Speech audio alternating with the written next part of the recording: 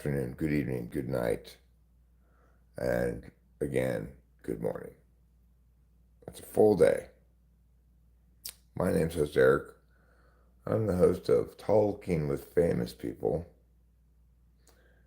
and I'm a person who's here to spend a little quality time with you.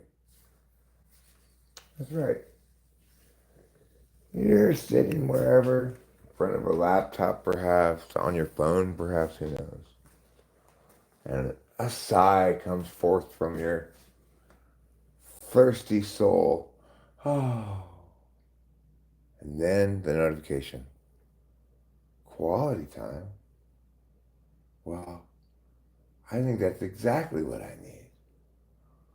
And then you come to, who is this guy?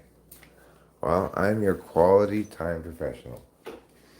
I'm here to make sure that the time we spend together is of exceedingly high quality.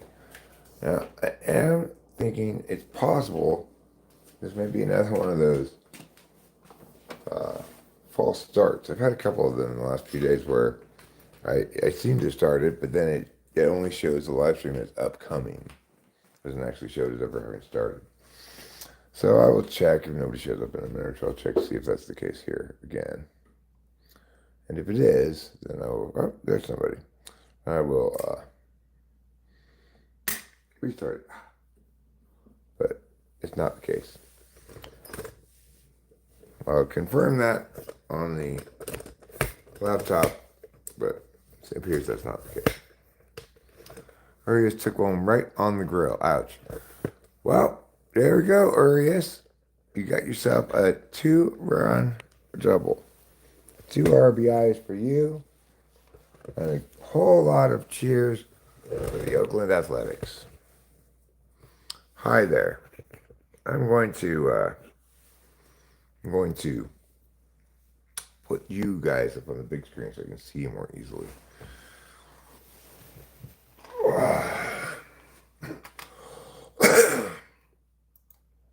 In order to do that, I'm going to go to chant, then to live, and I'm going to click on the live stream entitled Let's Enjoy Quality Time. Click on the live stream entitled Let's Enjoy Quality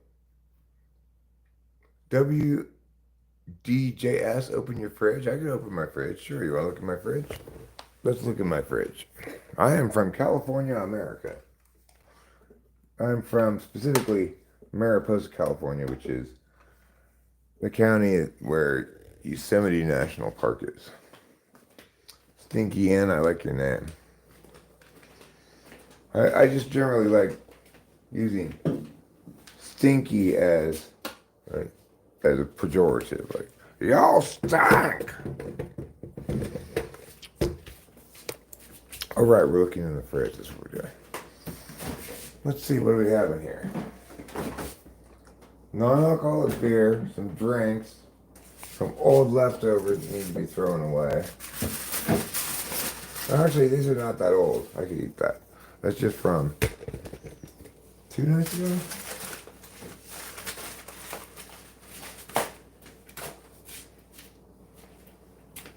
There's some leftover tomato soup. And this little cake might still be good.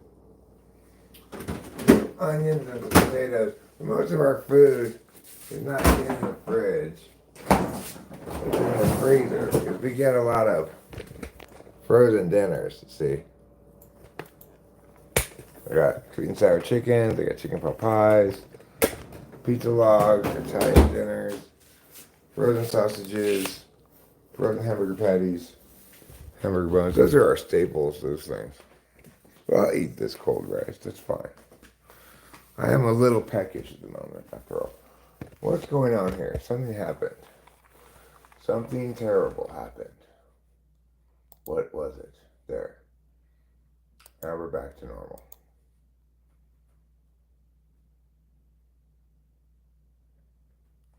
Hi, Winston's mom. I don't know how expensive the shutters were because when we got the house, it already had the shutters. I need a fork. I know that. So I'm going to find the most expensive fork I can find to eat with to make my food be better. Fortunately, I have a slightly more expensive than normal fork here because it's silver.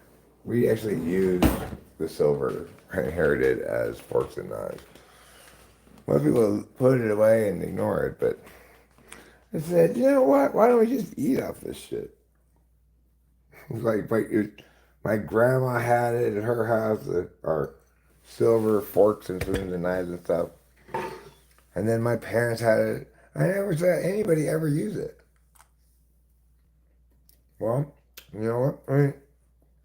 I remember polishing it at grandma's.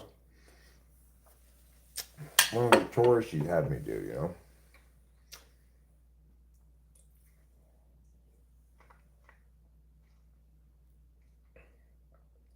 $2K a window. These aren't that expensive. Because we looked into getting some in Rachel's room, and she had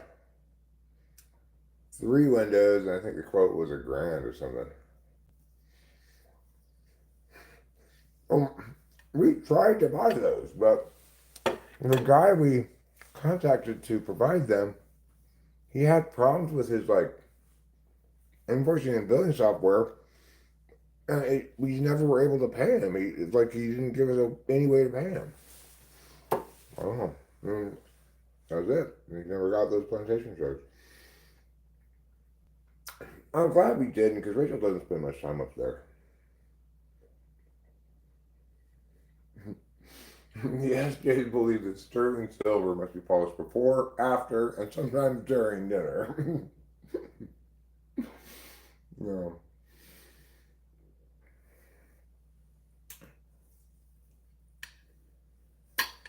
Well, I mean, you see that kind of quality a little bit in Cameron, certainly, with his bond that he keeps so clean all the time, man. But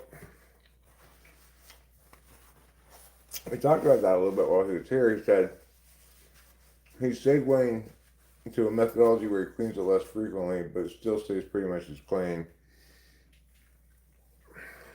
So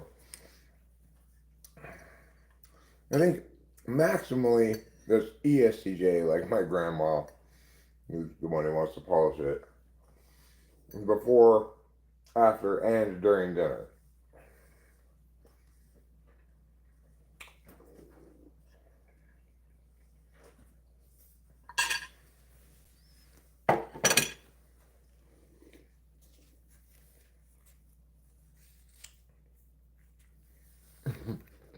Once watching astonishment as my eyes have chased sister-in-law held up a spotless glass and told me she worries her dishwasher doesn't clean glasses well enough. Well, this may be because she was anticipating having to do emergency surgery on that glass. She didn't just want it clean, she wanted it surgically sterile.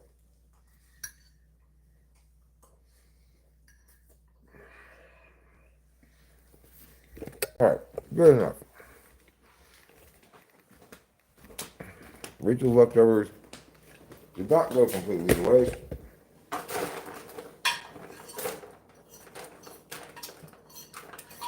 And now I don't have to make something.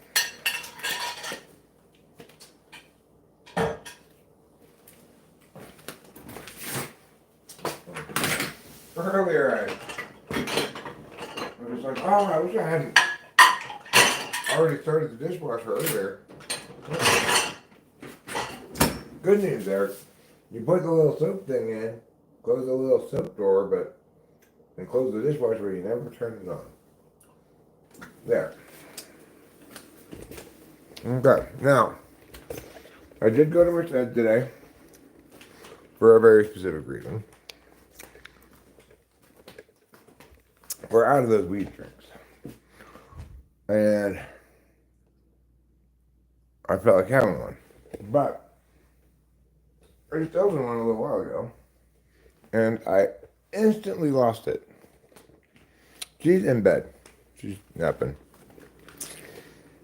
I don't think she really slept at all last night, compared to me anyway. I got pretty good sleep last night. But what matters is neither of us slept the night before.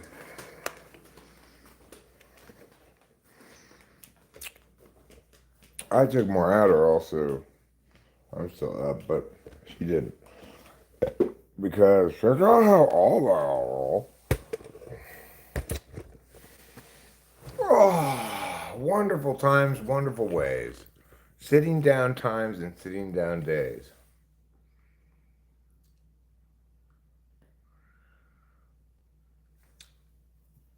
I don't remember what he was, but I'm guessing not INFJ. That was a while back. Because he told me that I could publish it, but I had to censor out his name and his last name, and I planned to do so. Then I just forgot about it, and so it was a long time ago that I actually did that typing session. He reminded me.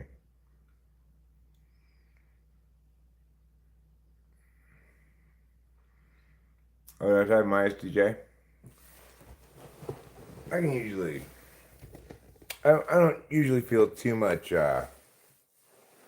uncertainty when I type an ISTJ, nor when I type an ISFJ,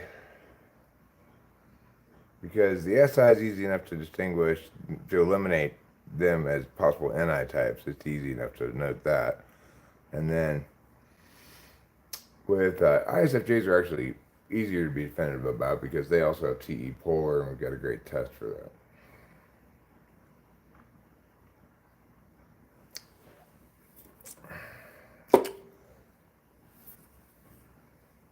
Hi, Gorilla Tag Pro. How you doing? Are you a professional gorilla tagger? And if so, does that mean that you run up to gorillas and spray paint them with your tag? SI is pretty recognizable. One can't really fake TI very easily.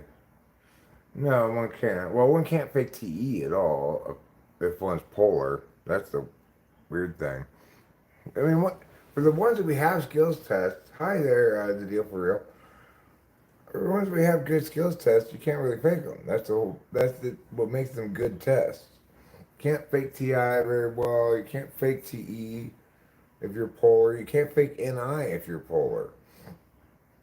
You can't fake NE if you're polar. Rachel's in bed. She got tired.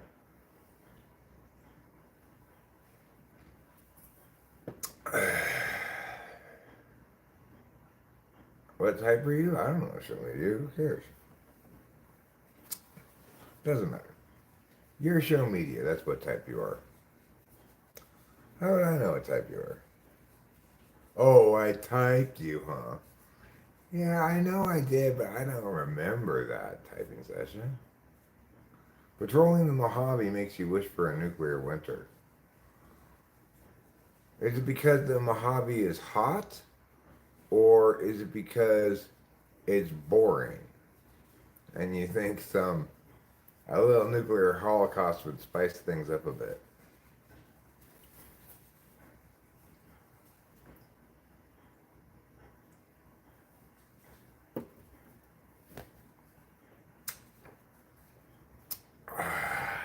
This is good. This is the St. Ives one, but I got 12 of these and 12 of the ones we got last time, so. Well, good for you, show media. Maybe you're an ISTJ. I've thought that on a few occasions.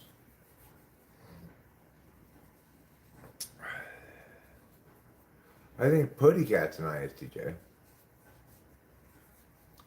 And for God's sake, will everybody please just accept that there's nothing wrong with being an ISTJ?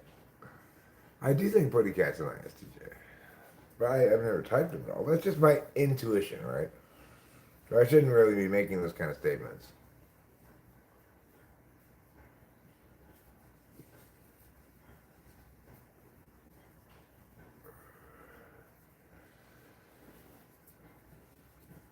I enjoyed making those videos in the car today. And I think could be ESTJ, sure, Winston's mom. But I really enjoyed making those videos in the car today, and and just this general ongoing recovery from an a state of extended non-optimality, right? Oh, you were in the middle of that one when I started this up.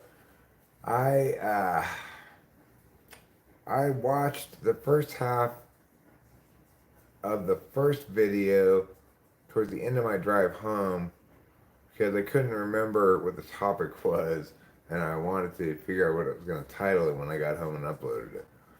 So I got a 15-minute head start. Then I watched the rest of it here once it uploaded. Then I watched the other two when they were uploaded. Otherwise, I too would still be watching those. Would have still been watching them. I'm interested in watching my uploaded videos, unlike my live streams, because um,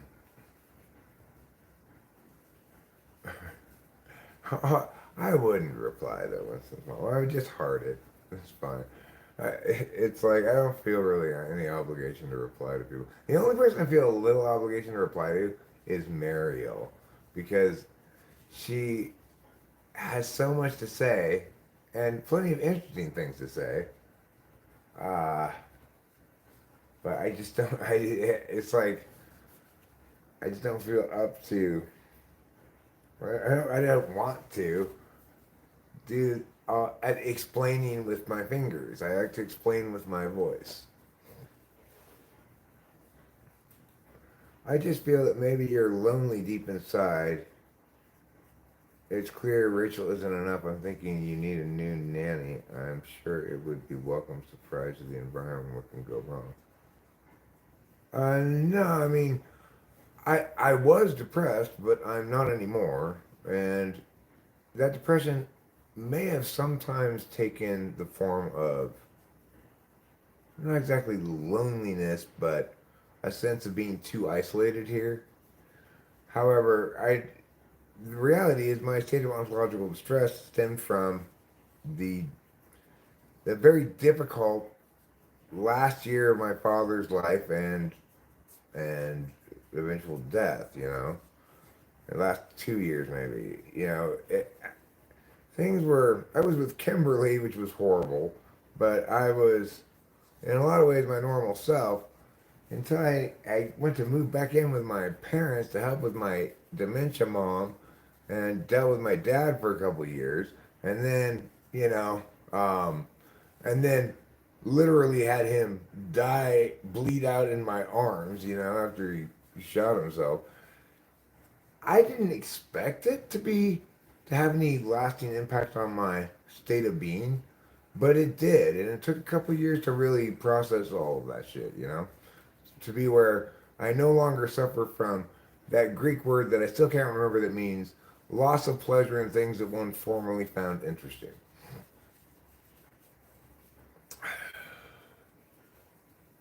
Adderall's not only for kids. That's crazy. Well, I mean, I don't really understand that clearly, Demetrius. I've learned a lot about it the last couple of years, but I have a very unconscious relationship with my own subjective feelings, and so I didn't really know what was going on. I certainly didn't diagnose myself as depressed or even necessarily in a state of distress while it was ongoing. There did come a point when I started vocalizing a lot of negative self-talk, and that's what caused me to mention it to my shrink, and he put me on Wellbutrin, and and that did help, but I just don't need it anymore. I'm not depressed anymore. I am somebody who does like to socialize a fair amount, and so you will see me live streaming quite a bit. It's very plausible that I might be lonely out here if I didn't have the channel and all this opportunity to talk to so many people all the time. But it's not the case because I have ample opportunity to socially engage. Um, but yeah, the thing that I've been processing through is really a lot of guilt and a sense of having failed to be there for my dad in a way that met my standards for what I thought I should have been in retrospect, right? And that whole stuff was kind of catastrophically magnified by the way of his death. Because, as Rachel pointed out, the reason suicides are so much different than regular deaths is that they're about unhappiness.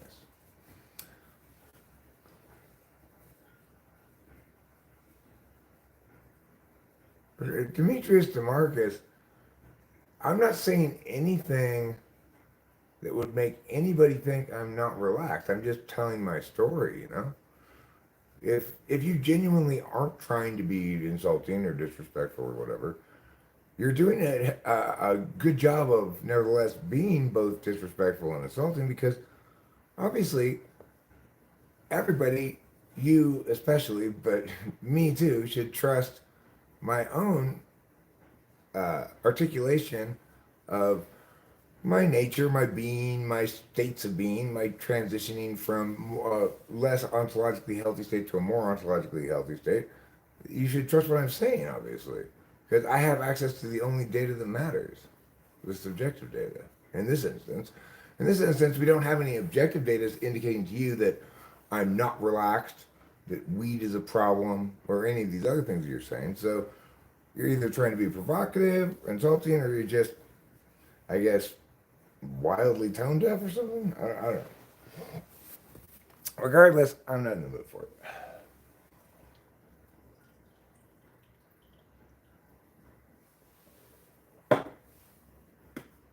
As well put, Winston's mom. I'm not guessing at my life. You are. How did I place in that poker tournament?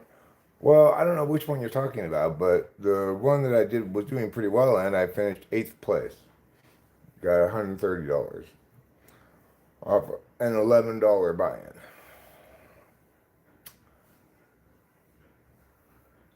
So the thing is, it was the case that I was sort of unconsciously guessing at my life during that stretch of distress, but I didn't really recognize it as such, you know. So it wasn't until I was able to make note of a specific behavior that I recognized as fundamentally undesirable and unhealthy, namely a lot of vocalizing negative self-talk, like pseudo Tourette's kind of a thing.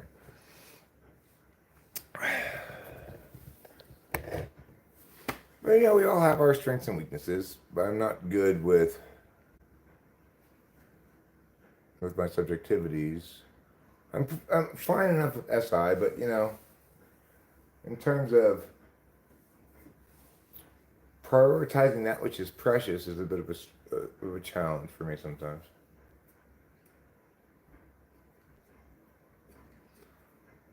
Well, I don't need to have any I don't need any inches off my waist. I don't want any inches off my waist.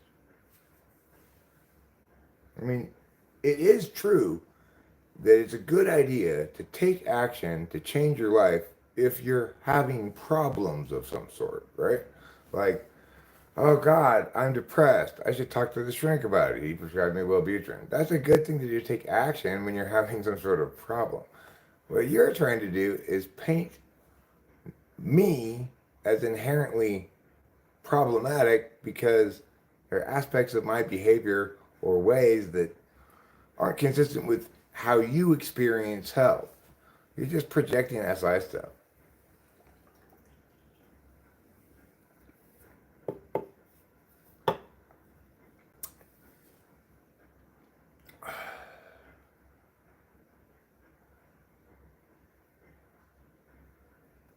I'm on what shit? What are you talking about?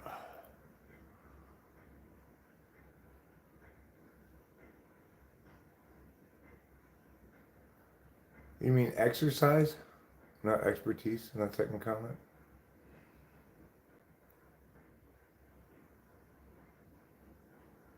On what stuff? Which meds?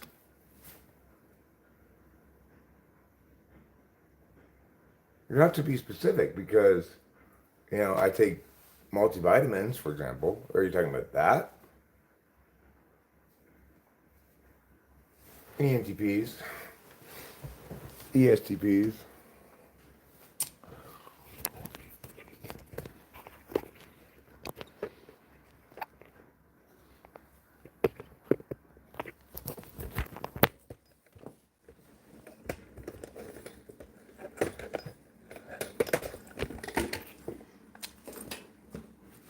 One thing that definitely has lasting side effects is um, unsolicited, ill-informed, self-righteous nonsense.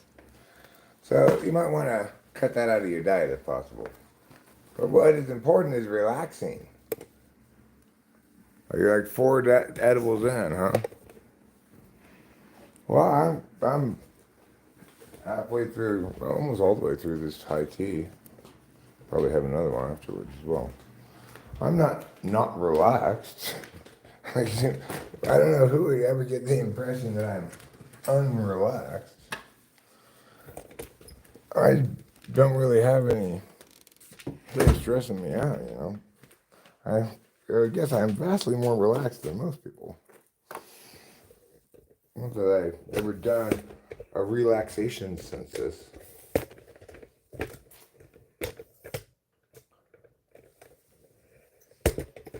But you're right about relaxing being important. I needed to have few responsibilities the last couple of years because whatever it was, whatever the thing was in front of me, I wasn't feeling it. Just like, ugh. But now I'm like back to my normal cheery self. It's been coming up around a month now that I've kind of been on the other side of this stuff, and it really makes me aware of how suboptimal I've been.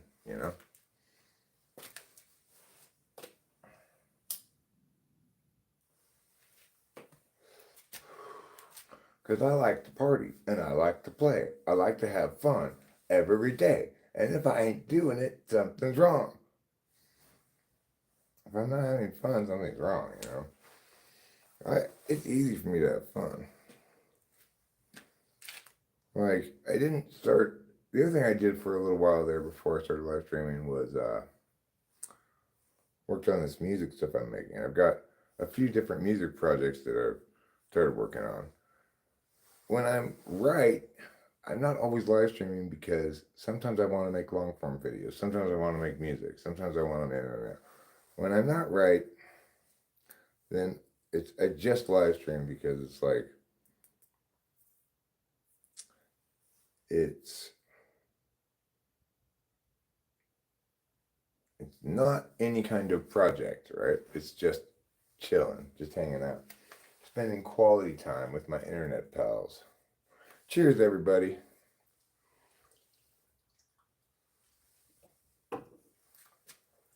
I'm pretty pleased with this bass line I got. Not sure if it'll turn into anything or not, but it's pretty good bass line. Pretty good bass and drums I got. One of the things that I've done bass and drums wise that I've made plenty of false starts on tracks as opposed to say recording songs, which is a little different. Making tracks in a multi-track recorder out of chunks of stuff is a different process than writing a song and then recording it. I've done plenty of both, but I no longer want to be making tracks like this because I feel like my ceiling's lower. with that kind of recording. And that my real talent lies in songwriting, not in multi-track crafting. But nevertheless, I like to do what's fun. And what's fun sometimes is just putting on some drums and jamming out, trying to figure out something. What am I hearing in my head? How do I make that go? And just having fun. So that's a great sign that, like, oh God, I want a live stream, but I also want to work on music. But I also want to go to Merced and get more readings. That's very distinct from a state of depression or distress in which that just doesn't sound fun. You're just not interested in doing this thing. It just sounds like a hassle.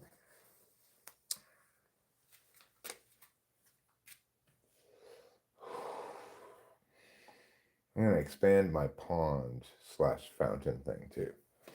I'm pleased with it in its current incarnation, but I've got big dreams. I've got big visions. Currently, it comes at the top, goes down a little waterfall to the bottom pool. I want there to be another pool below that, and I can either just get another stretch of tube that's like twice as long as the one I currently have, or I could do a 2-pump system where the one on the bottom doesn't actually pump all the way up to the top, it just pumps the middle one. And the one in the middle pumps to the top. I could do it like that too, So anyway, that's fun stuff, right? That's having fun. Of course, when I went to make this pond, I didn't do the sensible thing. I didn't go buy one of those pre-molded black kind of oddly shaped ponds that you're supposed to bury. It's like 3 feet deep or something. I didn't get one of those. I just said, well, I've got this awning that I tore down last year. Why don't we use that as a pond bottom? You know what? It works fine. I would probably like to pull that out and get an actual pond thing, but what ifs, what ifs.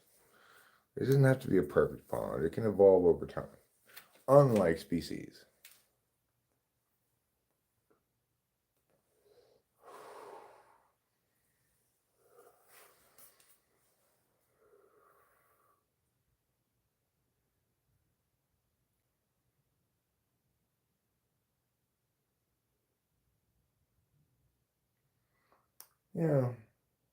Analogously, a species is like an individual.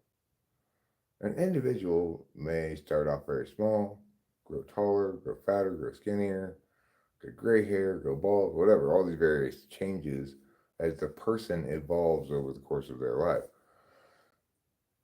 To say that species evolves to say, and in the process, they become a different person. They're no longer John Mulaney, now they're Julie Chen. And they're no longer 6'5" man, now they're a 3'2" Chinese woman. That's what evolution is trying to do. It's trying to take the thing that doesn't change, the set, species, and say that it changes over time due to variation of things within the set. It's just, it's so fucking stupid. I cannot believe everybody believes in it. I guess if I can learn to believe that everybody believes in it, then there won't be any cognitive dissonance. I don't know.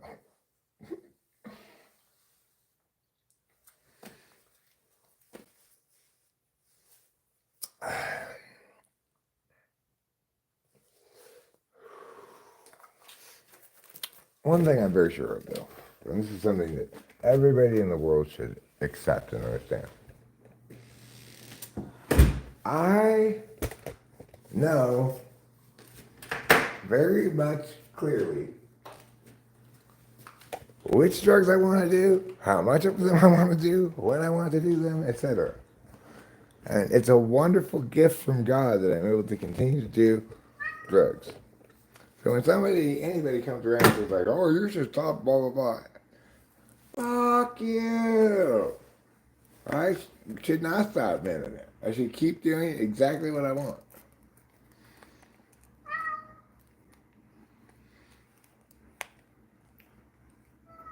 Do you think Winston's mom's on drugs? I don't think so. And if she were, that would not be relevant at all, right? Like, I'm on drugs right now, but it doesn't mean I can't make good decisions or have impaired judgment or anything.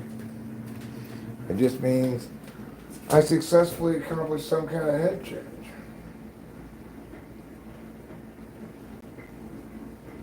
What do you want? Meows a lot? Want to go outside? No? Oops. Yes. Okay, goodbye.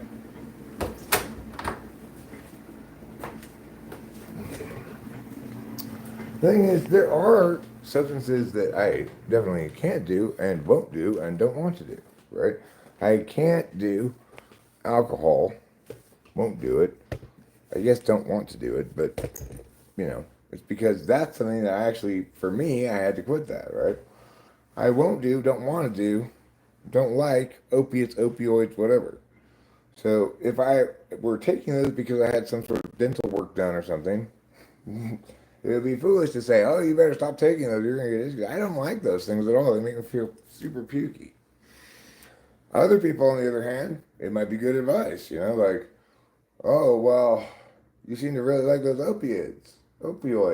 Are you sure you want to get addicted to those? But the thing is, regardless, we should all default to the assumption that other people know better for themselves what they want and like and should or shouldn't do than you could ever possibly know, or I could ever possibly know, right? We have to respect the jurisdictional exclusivity of other people's subjectivities.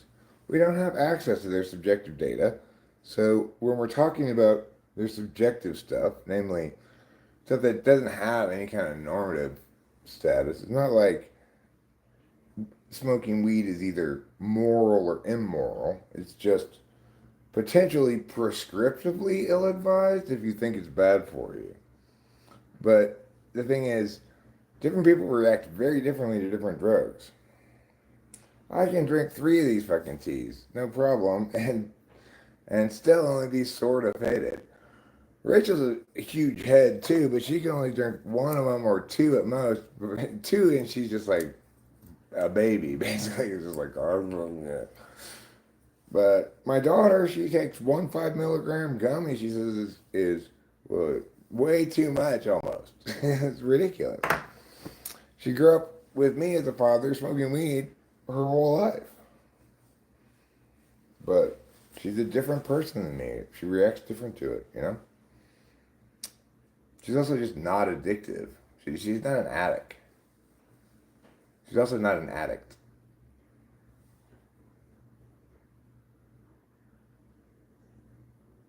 Sounds good, Dimitri. I'm not your mommy, but I do respond to that as a name. Mommy?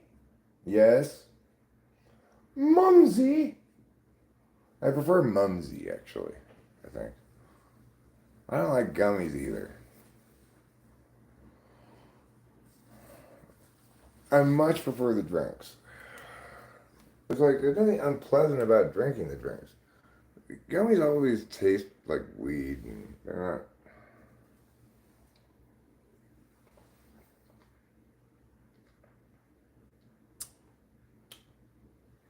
Thanks, Padawan Range Bender. Thanks.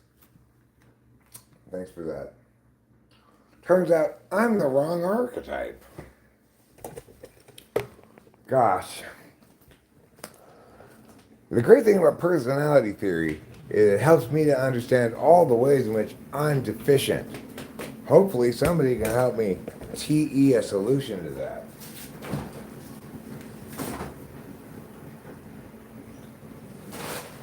Yeah. My pride cometh. Oh, that's right. They're not in here. I left them in the bag. I'll get one of these ones. California iced tea lemonade. California iced tea lemonade.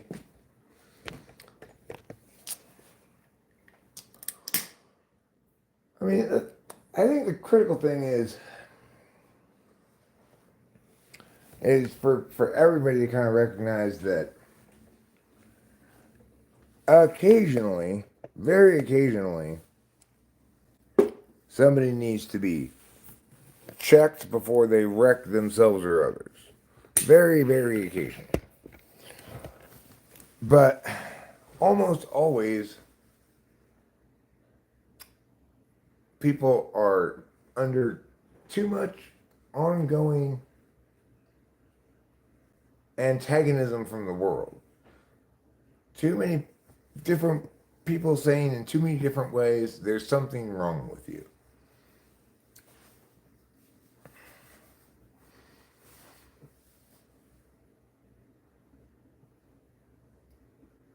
Show media poops as much as he breathes, but only by weight.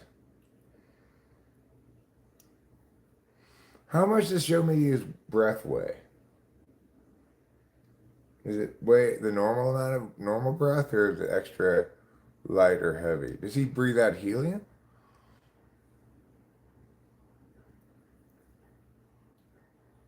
The dolphins swim along with the porpoise, huh? That's what your parents told you, Winston's mom. But those dolphins were actually raping that porpoise. What dolphins do.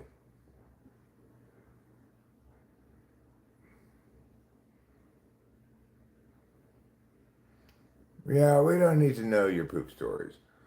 I'm the poop storyteller, okay? If there's gonna be any poop stories told, it shall be I who tells them. I'll try to keep them sanitary. Like a poop occurred, that's all you need to know.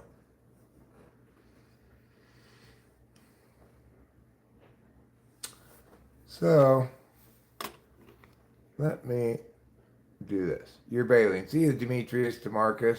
You have a great evening, and don't forget to eat plenty of cheese.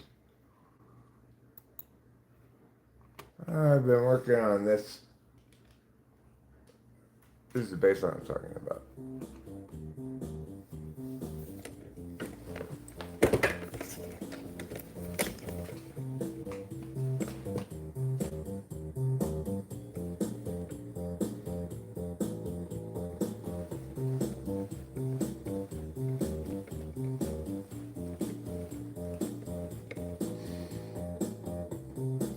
I like it.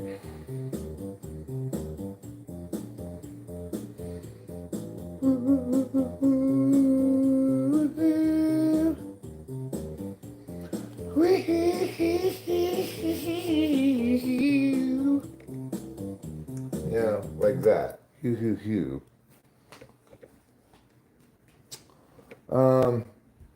Did I open that other tea? Yes, I did. It's over here. I started a load of dishes as well in the dishwasher. So I'm really winning some kind of productivity Nobel Prize. The Nobel Prize for kicking ass, the 2025 Nobel Prize for kicking ass goes to Eric Strauss. Whew, whew, whew. First, I'd like to thank Beyonce.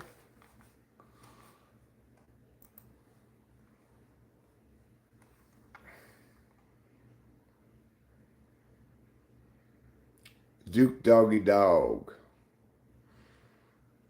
I'm not a horse. No. I listened to the Prof song called Horse.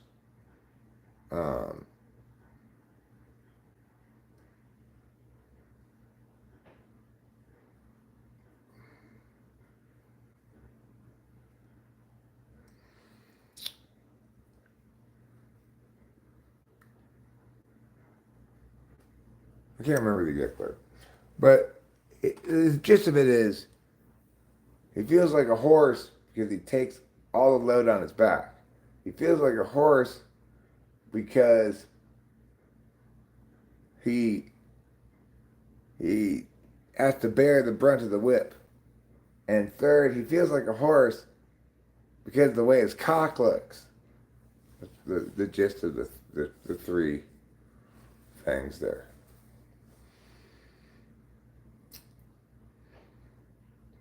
Apparently, it looks, his penis has an equine quality to it. I haven't spent that much time peering at horse cock, so I'm not entirely sure how distinct it is from person cock.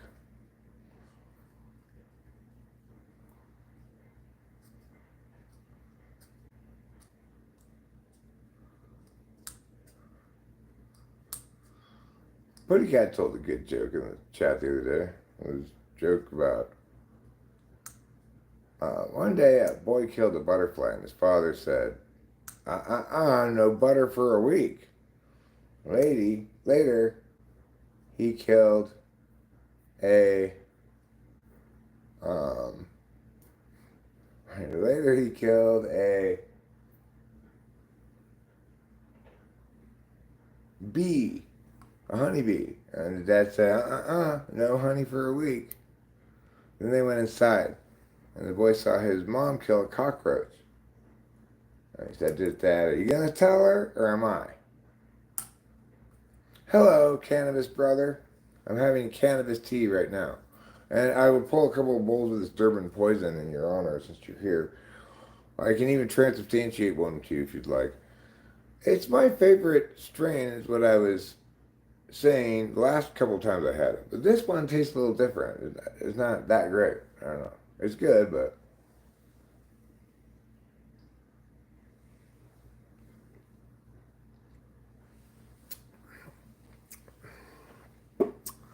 is your chart water heavy with heavy water?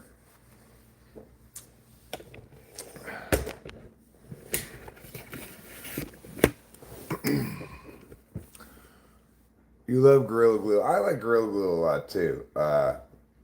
It was the best of the weeds I grew last year. Gorilla Glue number 4.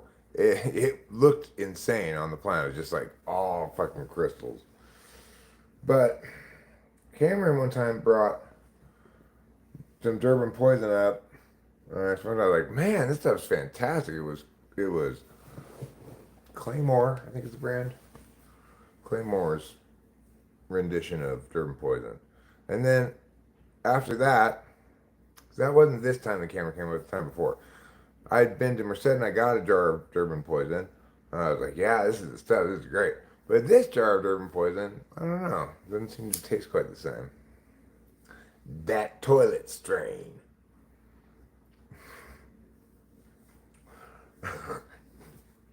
That's not a good name for a weed occasion. If you're trying to sell a lot of it, I don't think that's a very good name.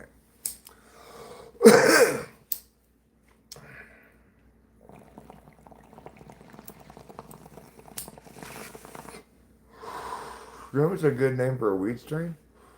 Talking with famous people. For sure. That's a great name for a weed strain.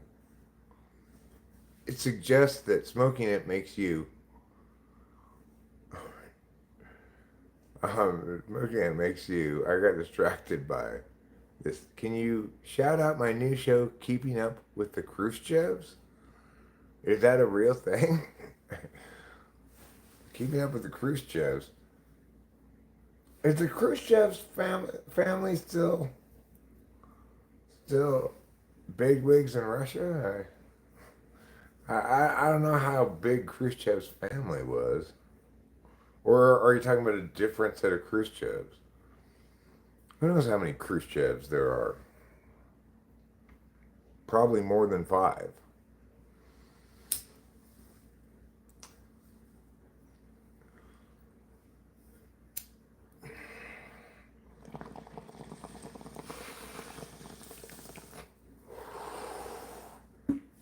Well, you want to hear some drama? My Mars and Saturn are not speaking to each other right now. Season 2, Real Housewives of the Soviet Union. Pravda. Здравствуй, Vladimir. I've been to Russia. I've been to Moscow and St. Petersburg. I was there shortly after last news. Riding that gravy stain. Oh, strain. I think gravy stain is a good name for a weed strain. Just gravy stain.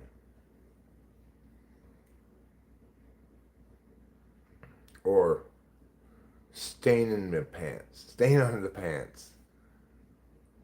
Stain on my crotch. Stain on my crotch is a good name for a weed strain. Have you ever tried Alien OG? I believe I have. I don't. It didn't make enough of an impression on me to remember much about it particularly, but I have had it. I can confidently say that.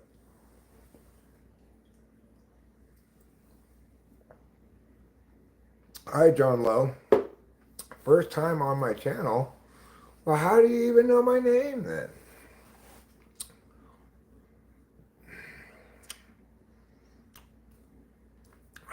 What about ACL tear as a name for a weed strain? Oh yeah, this weed is so good it's gonna make you tear your ligament. Welcome, welcome, John Lowe. I'm amazed at your name guessing skills. He never been here before. He just took one look at me and said, "That guy looks like an Eric." Well, you've cued in on my biggest shame. It's true, I do look like an Eric. You imagine? Doesn't that just seem like an insult? That guy looks like an Eric. I'm not particularly fond of the name Eric. It's not terrible. At least my parents didn't name me Enos.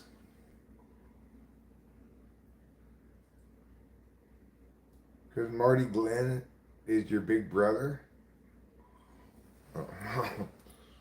Hopefully you're not as incredibly horrible and toxic as he is.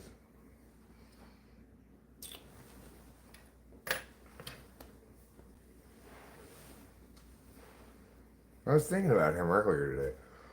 What a fucking piece of work that guy is. I was thinking about it in the sense of like, there's kind of a thing that's morally obligatory almost. That's not. It doesn't qualify as a rights violation. Which is to say, don't willfully try to exploit weakness in other people when you see it. You know. I smoked 18 blunts already this evening, all flushed down by a can of Coors individually. So 18 beers and 18 blunts. That's a lot. That's 36 things.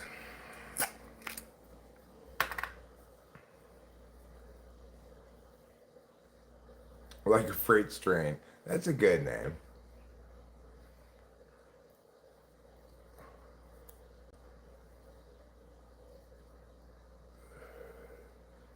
How about strain, go away?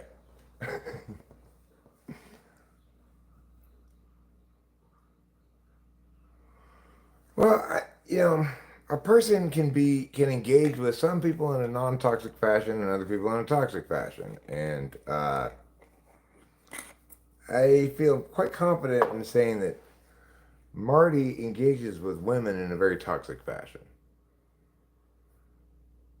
No, I mean there's no artificial equivalency that's going to be tolerated by me. I'm not critiquing the guy's wrongness about cognitive functions. That's not a moral issue at all. I just am aware of some shit that he pulled that is would qualify definitely as a person willfully exploiting a weakness they see in another person to that person's detriment and not even to their benefit particularly out of spite or a desire to be controlling or something like that. I don't know. Or just hating women or whatever. So I have,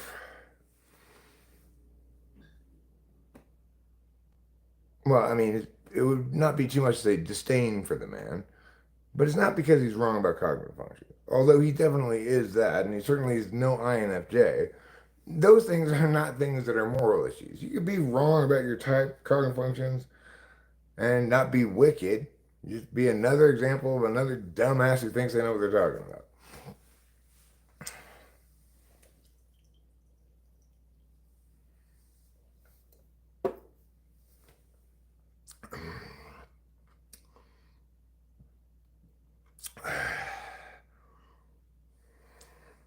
How about you can't constrain me?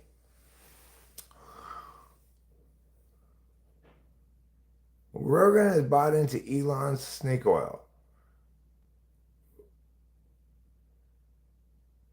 AJ is not an IFJ.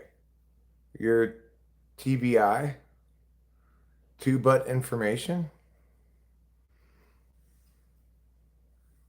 I don't know what that is. Well, I mean, Rogan is obviously not an intellect, right?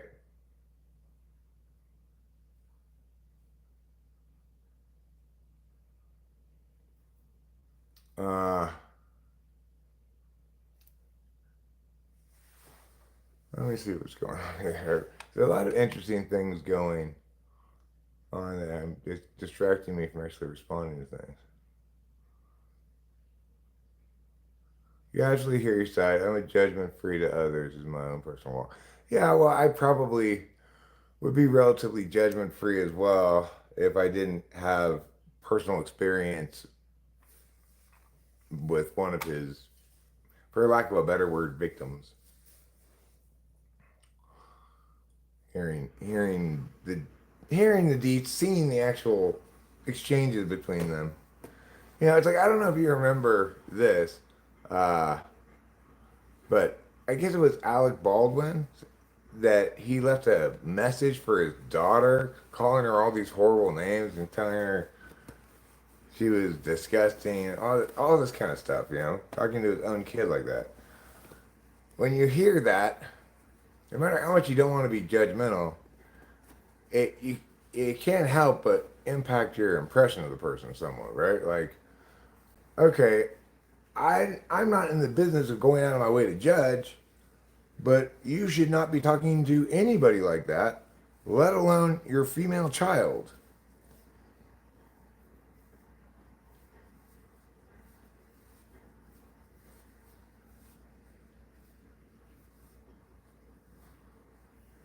So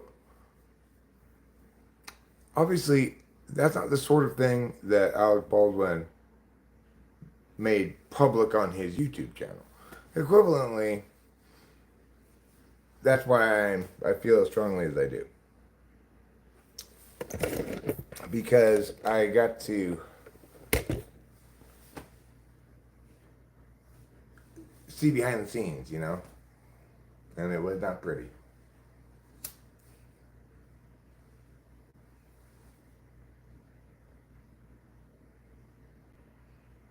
So even if, you know, who knows what Alec Baldwin's actually like? Maybe that was a one-time freakish, horrible, catastrophic error on his part. He never did anything like that before, and never did anything like that again. Is deeply ashamed of it, etc. Maybe all that stuff. I don't know. Or maybe we don't know anything about this kid he was talking to. Maybe the kid had betrayed him horribly in a variety of ways. Who knows, right? The thing is, it's hard to come up with a scenario in which the shit he was saying is acceptable. But the point is, it is impossible for me to not, now that I've heard that, to not have that impact my impression of him negatively.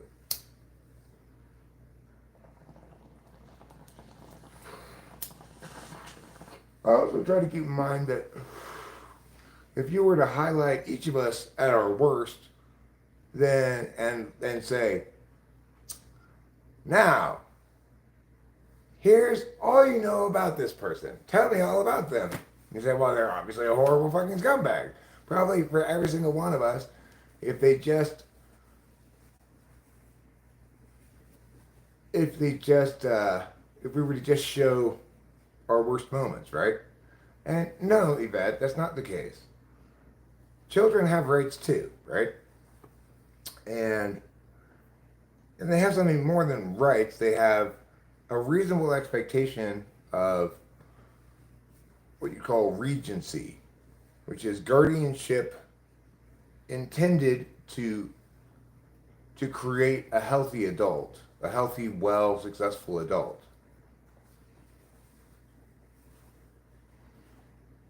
Okay, well, look, my point is, we're not necessarily disagreeing any bad, okay? What I'm saying is, having heard that, I think less of him than I did before having heard that. Before that, I just didn't really think anything of him. I just thought he seems like a fine guy. I don't know anything about him. Also, you know, I get that because I'm not a celebrity, my worst moments aren't made public. So you're gonna hook up with your GDP and blaze it up OG? Is that with your gross domestic product? You're gonna hook up with your gross domestic product? I don't know what else GDP stands for. I can't think of anything else that it stands for. Hook up with my granddaddy perp. Cool. Well, I'll tell you what. Let me transubstantiate a bong of this Durban poison to you. I have special powers. By the powers vested in me as the archpastor of God's Big Heaven Church and archpastor of the Yaylorian Church, and by the fiery flames of Yaylo's truth, do I hereby transubstantiate this bong rip from my lungs to your head, John Lowe.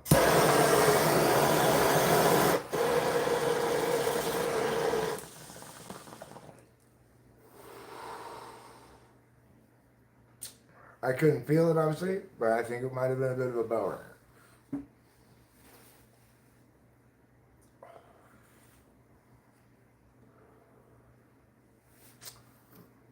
Yeah, just one of my many skills, bong rip transubstantiation. I can also draw a soulmate for people. Would you like me to draw your soulmate?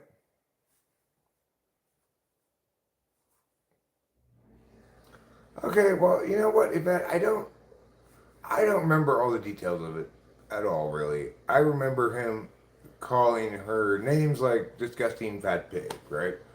To me, it's never acceptable to body shame somebody, especially not your daughter, who, as a female, is gonna have extra muggity meow.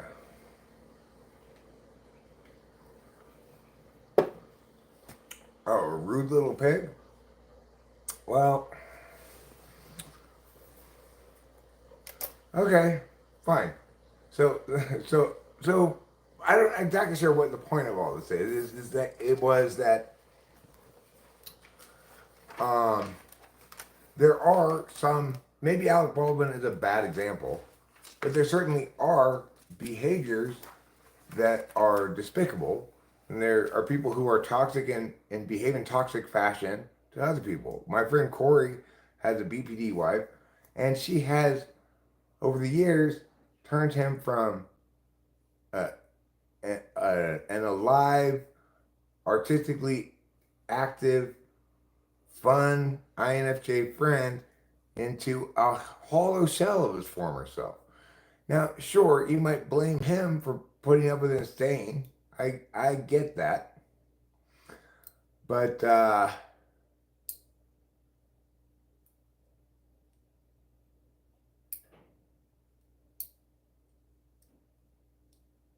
right. Well, and, you know, Yvette, it might be the case that we all wish that Alec Baldwin had said, hey, you know, this is really hurting my feelings. Which is what we should say when our feelings get hurt instead of voicing anger.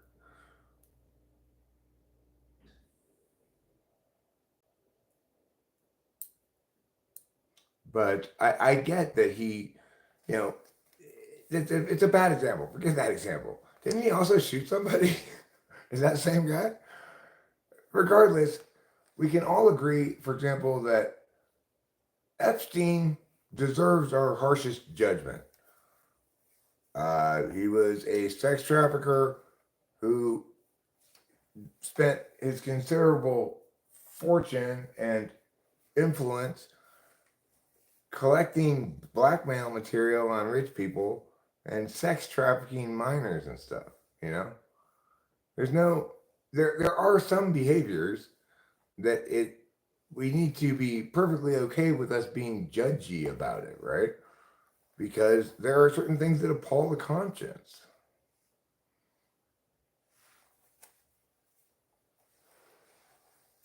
Okay, so I'm going to draw John Lowe's soulmate.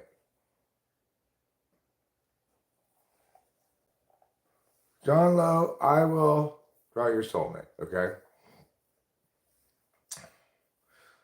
But you just have to tell me, is your soulmate a man, a woman, or androgynous? Do you think Alec Baldwin actually killed Alex Trebek rather than cancer? I'm going to draw your soulmate. I use my magic powers. I'm going to visualize what your soulmate looks like. And I will draw a picture of him, her, or the other. Your soulmate, your life's purpose, your soul's match. Okay. I will draw them, but you need to tell me whether they're man, woman, or androgynous. Okay. Well, I could possibly then end up drawing a picture of her, or it could be that in a future that you must admit has not yet happened, and a new soulmate might come. So I will draw a woman soulmate for you. John Lowe's soulmate.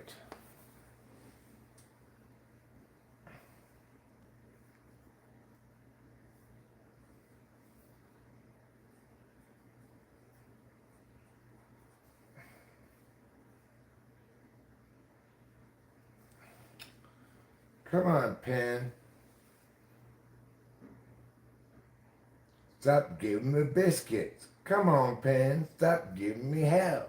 Come on, pen. Stop giving me biscuits. Come on, pen. You know it well.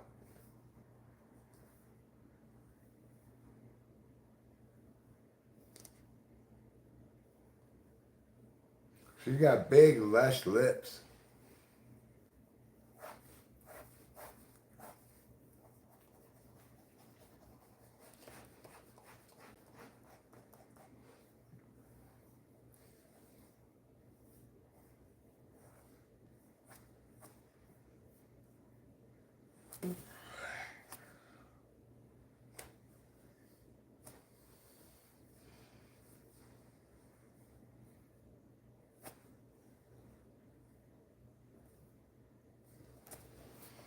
Okay, her name is Henrietta. Henrietta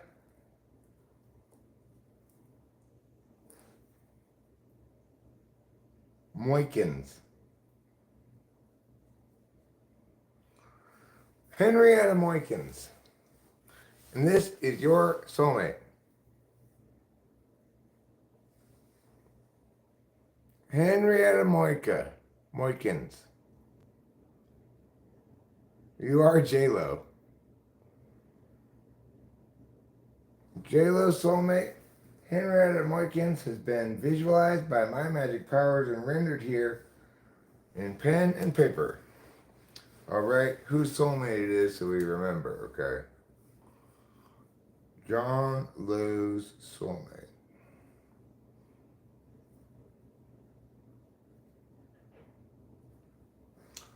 Actually, we write it so that we don't remember and nevertheless can find out.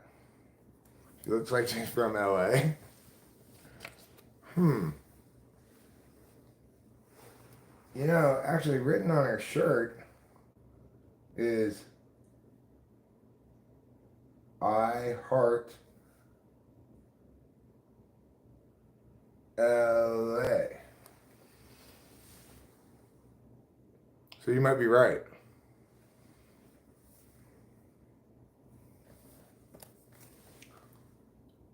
Are you giving me a stink eye, girl? Yvette, if that is your name, you gotta keep it to yourself. Before I get this old man to hold my bag, I get ratchet on your ass. Ooh. You better watch out, Yvette.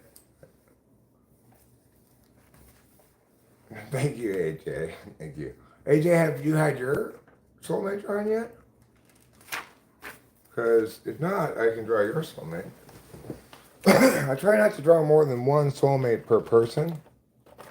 Because obviously, if I did that, that would falsify one of the two, maybe even both of the soulmates. You don't want to falsify them.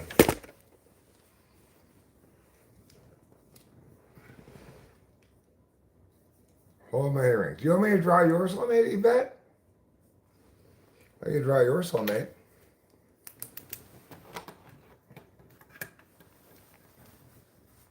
Hey girl, it's me, Porter Churchill Murphy, PCM.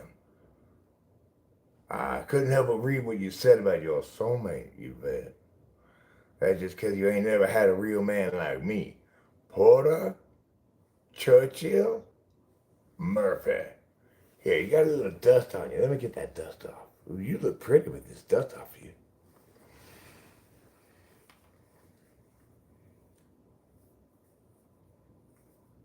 So, AJ doesn't want to know his fate. Understandable, acceptable. Because it is, in fact, this determines your fate completely. So once I draw your soulmate, you are stuck with that soulmate forever until he or she dies. I'm like a Southern Kojak. I mean, your soulmate's like a Southern Kojak, or I'm like a Southern Kojak?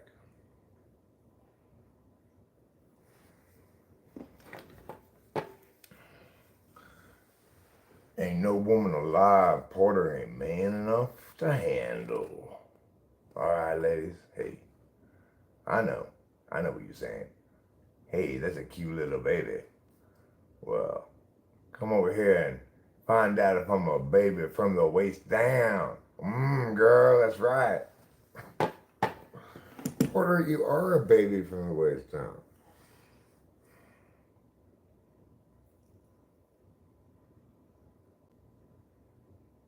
Oh, Porter is a Southern Kojak.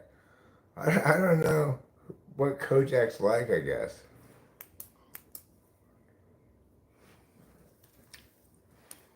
So I guess I don't have anybody else to draw a picture of his soulmate for. If anybody is here who's not had a picture of his soulmate drawn for them yet, and they want to know what their soulmate's going to be, let me know, and I will draw your soulmate. You just got to tell me if it's a man, woman, or androgynous. Those are the only three choices I do.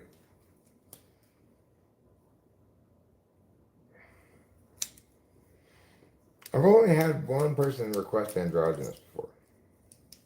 So I don't remember who it was, but me, Karma's Pimp, I've not drawn your...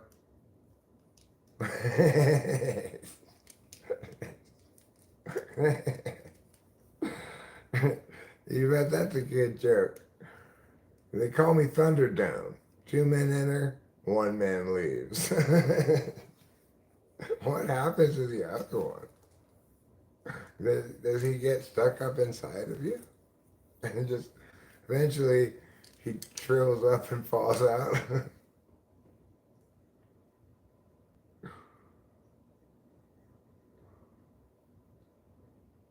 I never did yours. Okay, is your soulmate a man, a woman, or androgynous? Man, woman, or androgynous? Tell me the nature of your soul, man. Woman, mate, I mean, Effie and I don't know what we were talking about. Yeah, no, you never did mine. Karma's pimp is a woman. All right. Let's find out what Karma's pimp's soulmate looks like.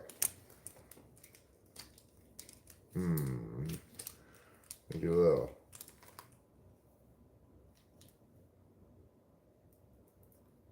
pen/pencil inventory here first to see what I want to use. This is a pencil, mechanical pencil. This one we've got. Okay, that works fine. Definitely use that. Is this a regular black pen? Or is it blue? Where's my glasses anyway?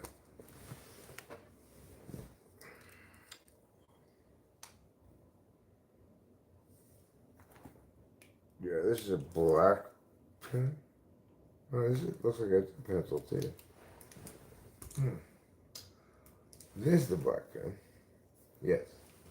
And do we have a blue pen too? No. Just black pen and pencil and pink Sharpie.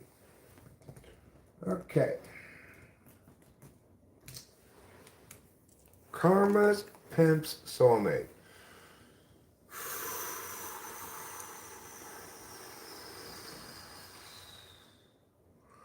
I'm channeling my inner cherub chakra, which is responsible for providing me the vision of the soulmate.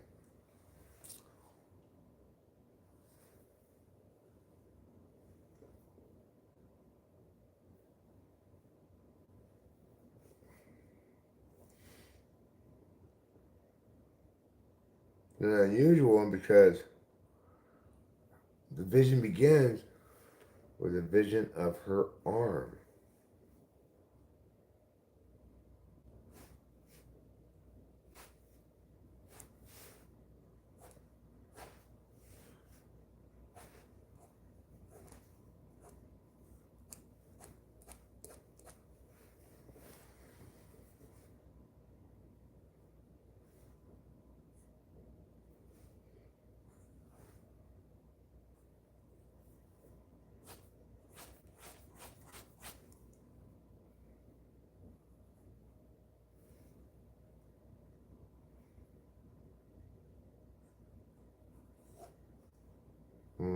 I see her clearly.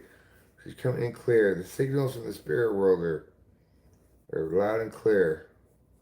It means I'm seeing her right now is what it means, you know? Like, this is happening in real time. The vision and the thing I'm seeing are happening concurrently. She's got this weird kind of, I guess it's a scarf around her neck. Okay.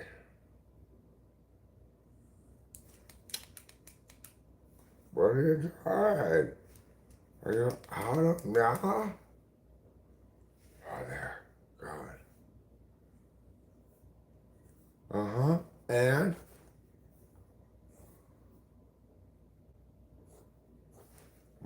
Those are interesting. She got on some interesting pants.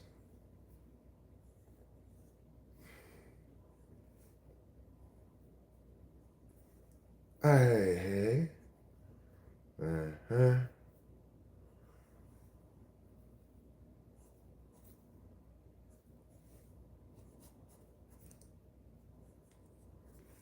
Mm-hmm.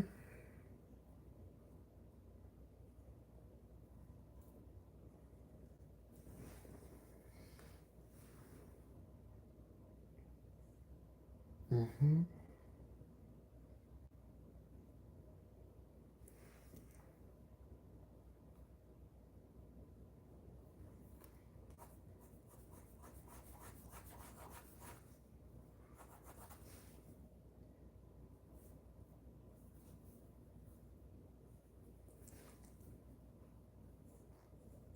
Mm-hmm. She's kind of got on like some MC Hammer pants. I'm not sure why she's wearing these pants like this, but I guess that's maybe her taste. Hopefully Karma's pimp is like a girl who's into MC Hammer pants.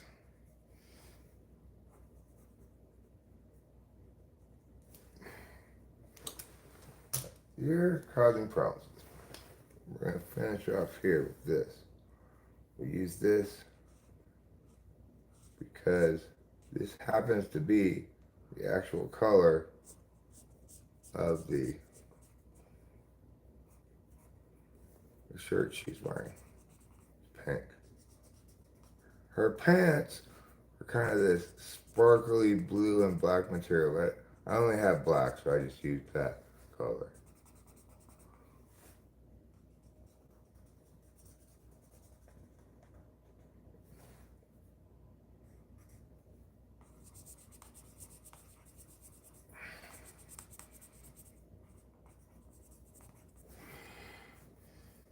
Mm-hmm. She's lovely.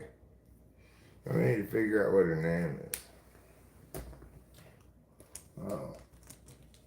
There's one thing I should almost, I should probably, well, you'll see it yourself. You'll see it.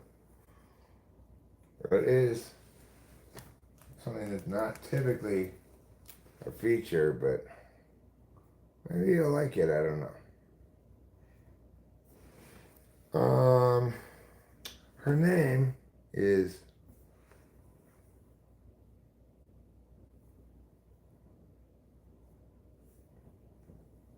her name is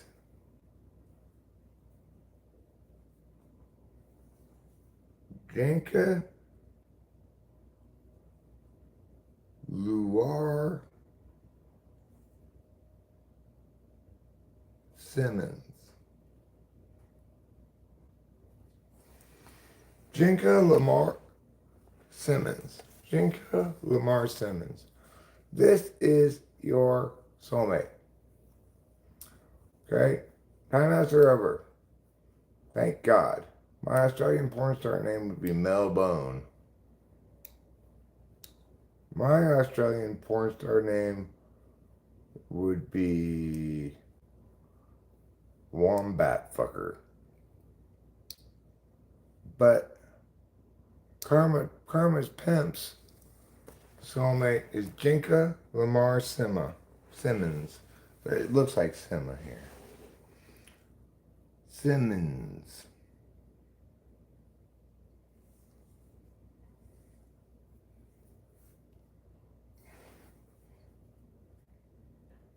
And you see she actually has JLS for Jinka Lamar Luar, sorry. Jinka Luar Simmons. She has it on monogrammed on her shirt. This you should be aware of. She had her hand cut off at some point in her life. And now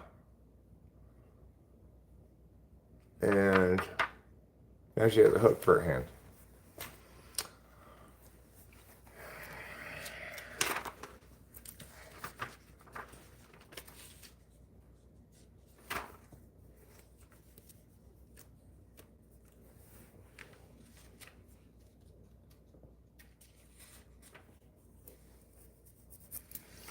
My name, if I were an Australian porn star, would, now hear me out, would be Shrimp.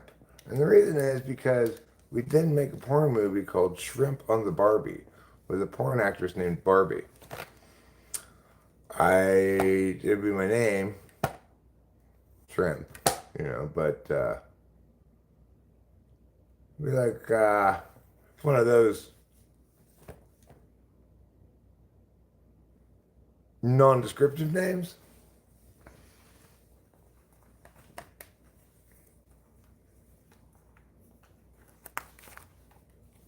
Who said she was a stripper, Karma's Pimp? I don't think she's a stripper. She has MC Hammer pants on and a modest, albeit tight-fitting, pink turtleneck, it looks like. And then she's got this scarf on, as you can see. She's got a bit of a long neck. No, she's not a stripper. She's holding on to a tree.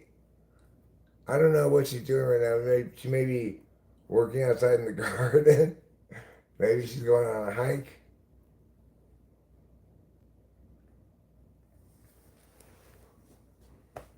big dog, listen, this is not me having or lacking drawing skills. I am merely faithfully rendering what the magic of the universe is telling me, okay? Now you can see it's more like a tree. It's not a baboon. She's Jinko Lamar Simmons, okay? She's 100% human, except for her hands, which is made out of metal, you know? It's not her fault she lost her hand in a childhood accident. How did she lose her hand? She was feeding bread to a duck.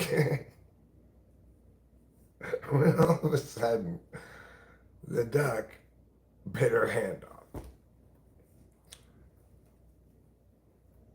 And it turned out that the duck was unusually strong and powerful.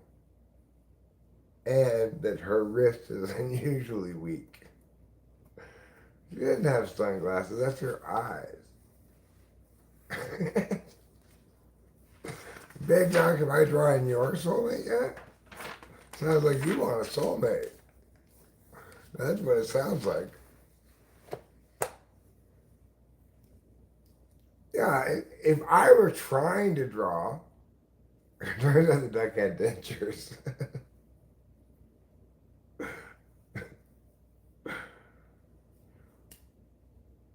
You didn't get androgynous, though.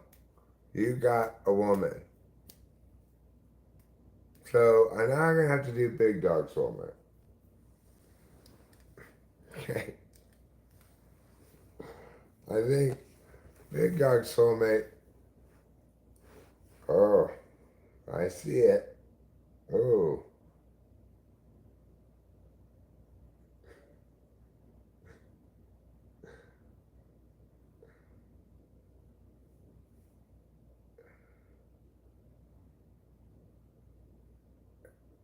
Wow, she's in a really jaunty position.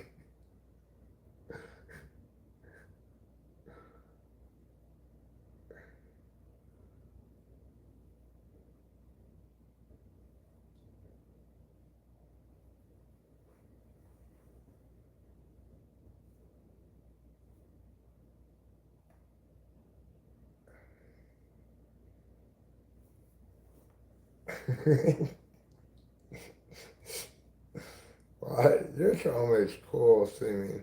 I think she's gonna be fun for you to hang out with.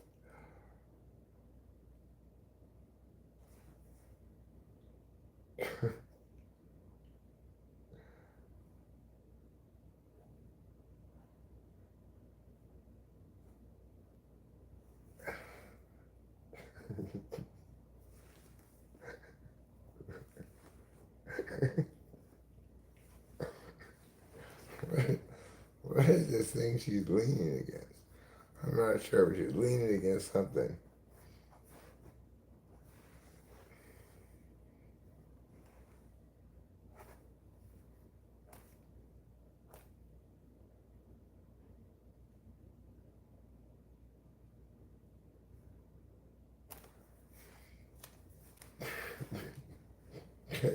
She's, she looks like a lot of fun, I must say. God, just hold on a second. Let me try to fix that. You know, she's gonna have on a nice dark shirt. That'll fix that.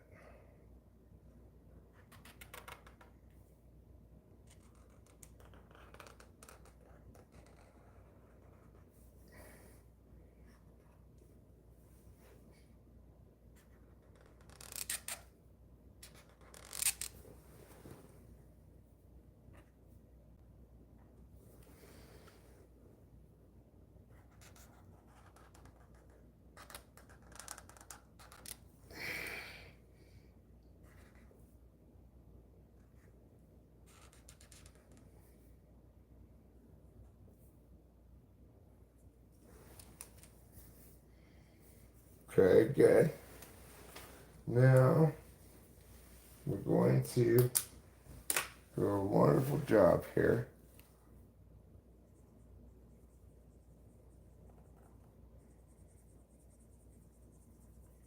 'Cause I like you, I feel so bohemian like you. She's got uh, fun, like, feather things to get out of her hat or her hair. I mean,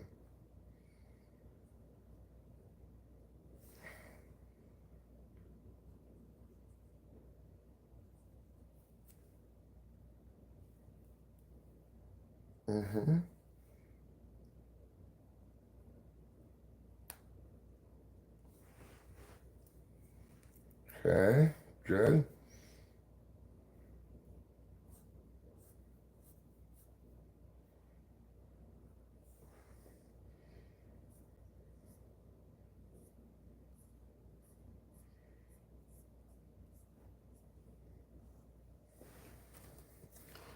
Okay.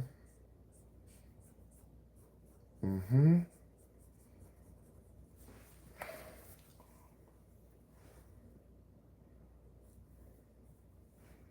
This is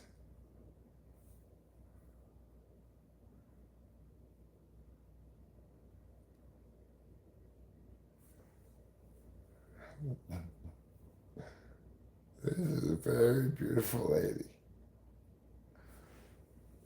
And her name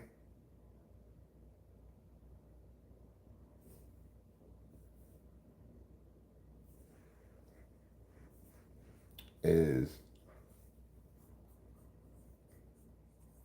Kelly O'Shannon.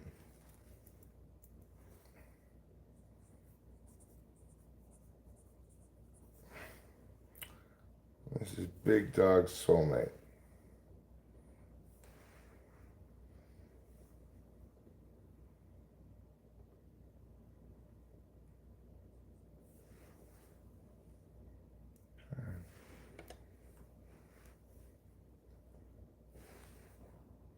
Big Dog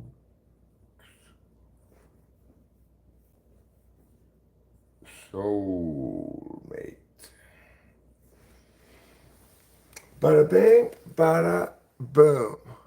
It's Kelly O'Shannon, Big Dog soulmate. What do you guys think? Mmm, sexy.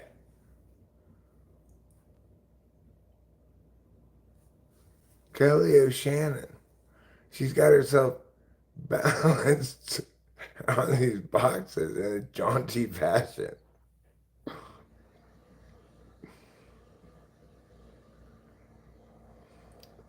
Kelly O'Shannon doesn't want to break you, Big Dog. Kelly O'Shannon just wants to love you. And have fun times with boxes at home, like, let's dress up and recline on the boxes. It's a textbook Kelly O'Shannon move. In a jaunty fashion, not a janky fashion. She's being jaunty. She's dressing up like a flapper and playing around with some boxes. She's fun. In fact, she's saying out loud,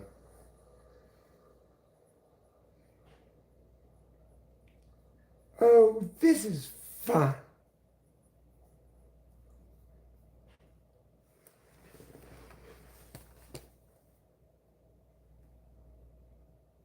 You want one, AJ? I will get you a soulmate, AJ, if you want one. I just gotta channel the spirits.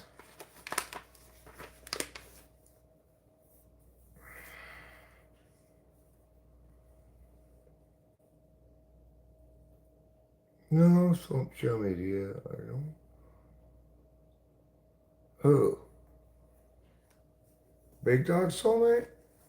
I don't know about your soulmate. I haven't channeled it yet. Do you want me to do your soulmate? I will do it.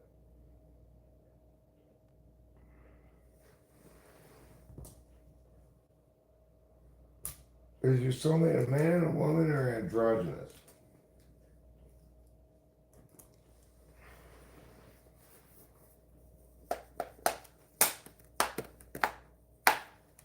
Okay, well, you're missing out. You are missing out. Okay, I'm not trying it.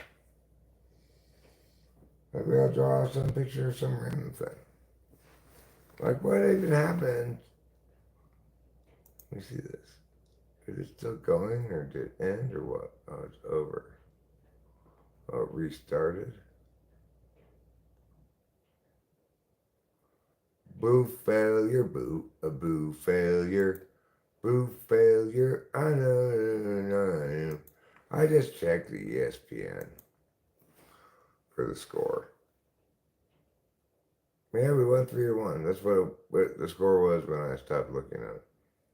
3-1. So we held on to the lead. Beating the White Sox 2 games in a row is nothing to be super proud of, given that they're possibly the worst team in the major leagues. But it's nice to take a series, you know. I believe in this team. I think we're going to make the playoffs. And we currently have a losing record, but we are 8-10. That's not bad. You know, a couple more wins and we'll be at 500. Took a long time for us to even threaten 500 last year. Many months. So she's coming together. Yesterday, Soderstrom, well, everybody yesterday put up a bunch of runs, and it's a game I didn't watch, of course. But let's see here. Soderstrom went 1 for 4 today. Blue Day went 3 for 4. That's nice to see him getting warmed up.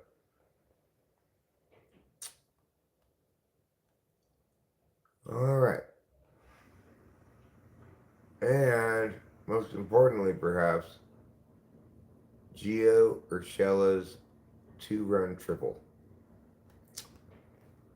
It gave us the lead. It was 1-1 at the time. Okay, excellent news, everybody. Excellent work. Excellent times. You're not a jerk.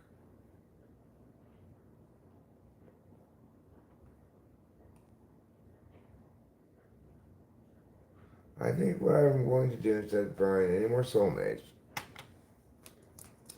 is I'm going to play a song on the piano.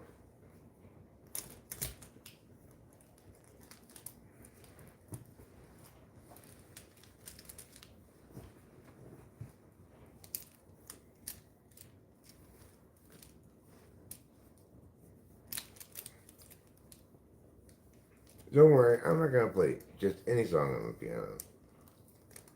I'm going to play the best song on the piano.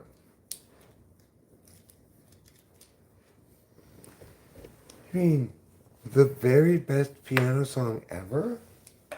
Yes. Is it even better than that other piano song? Yes. But what about that famous one? Even better than that. Okay. Maybe it's not the best piano song ever. But it's the best piano song I've ever written. Because it's the only piano song I've ever written.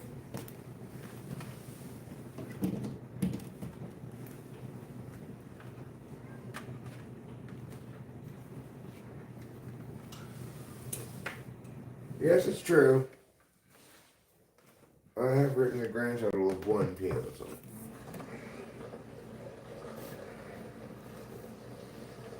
I've used piano in recordings before, but this song was actually written on the piano. I don't know how to play it on any other instrument, and I don't know how to play it well on the piano. But, I mean, I know it well enough to play it, but I don't know it well enough to play it well. Which is to say, I'm not good enough at the piano to play it well. That's what I should have said. I said, which is to say, which is not to say, though, so. What really has to call me today?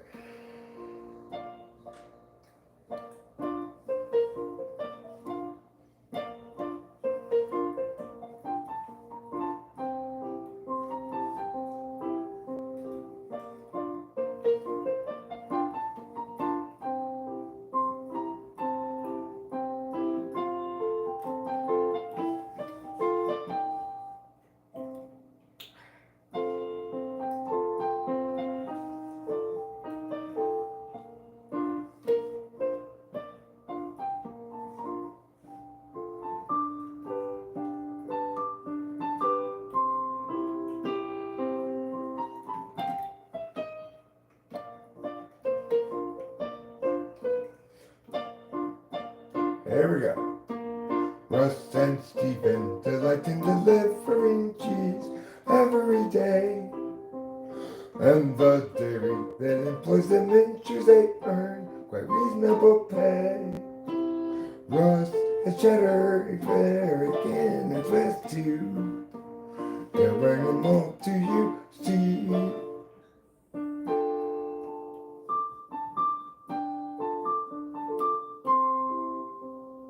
He oversees the cheese.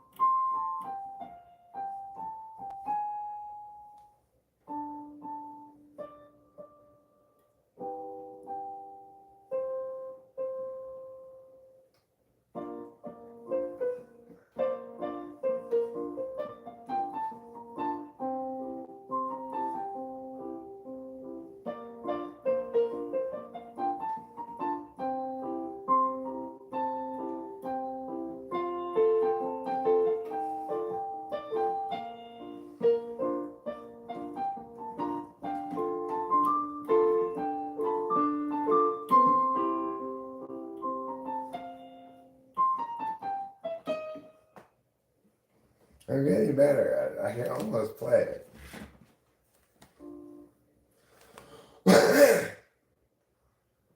Right now my voice is super shot, so it's like I kind of have no chance of singing it because it's high for me, you know. Russ and Stephen delight in delivering cheese every day. And the dairy that employs them in cheese they earn quite reasonable pay. Russ has cheddar, American, and Swiss too. They'll bring them all to you, Stephen overseas.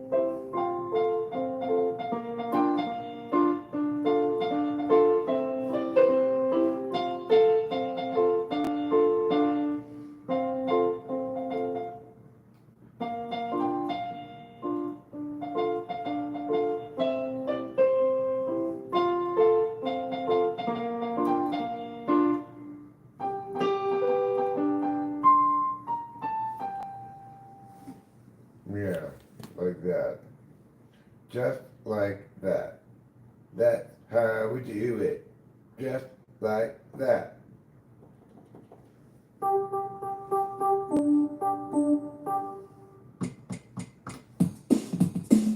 That's so fast.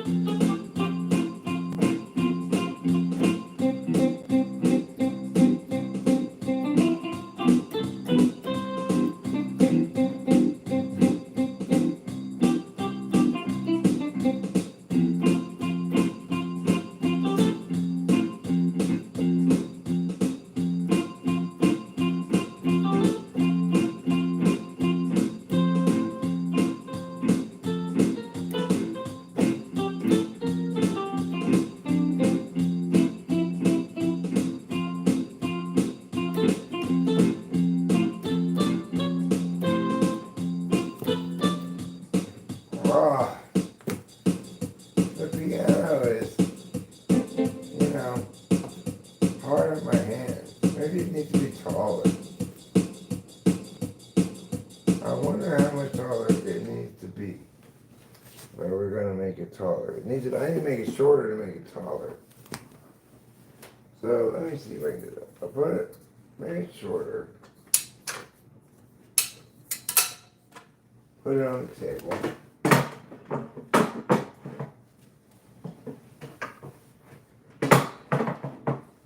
And thus make it taller. At the same height as it was, it's a little taller. I think. Well, we're going to make it taller. Still, by doing this, I'm going to take this off first.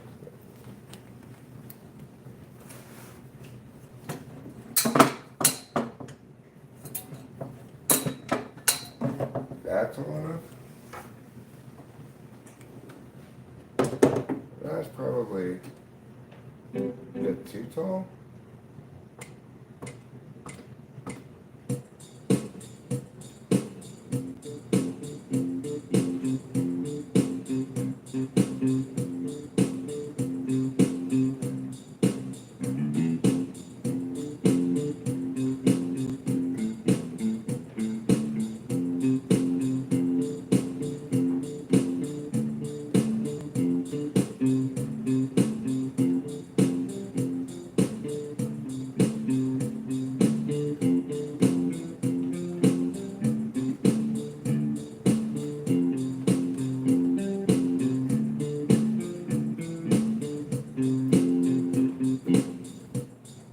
Okay, let's change this out.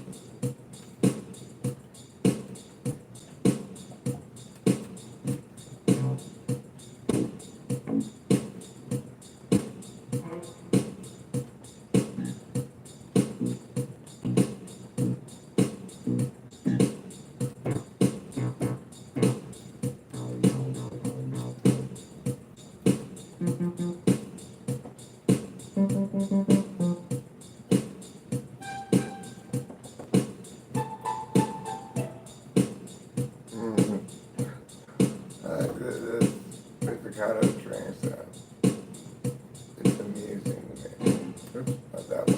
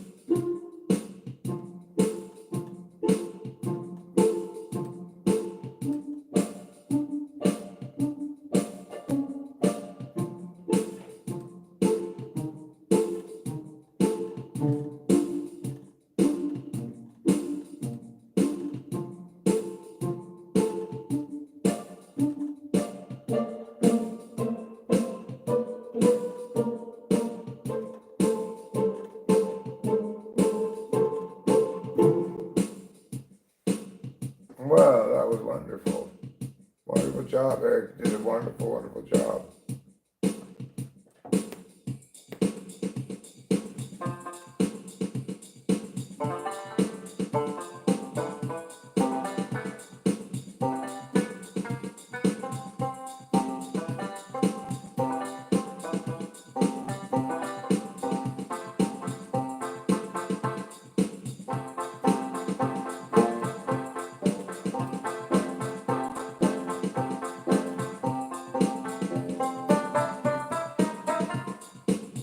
This is not a good time for this at all.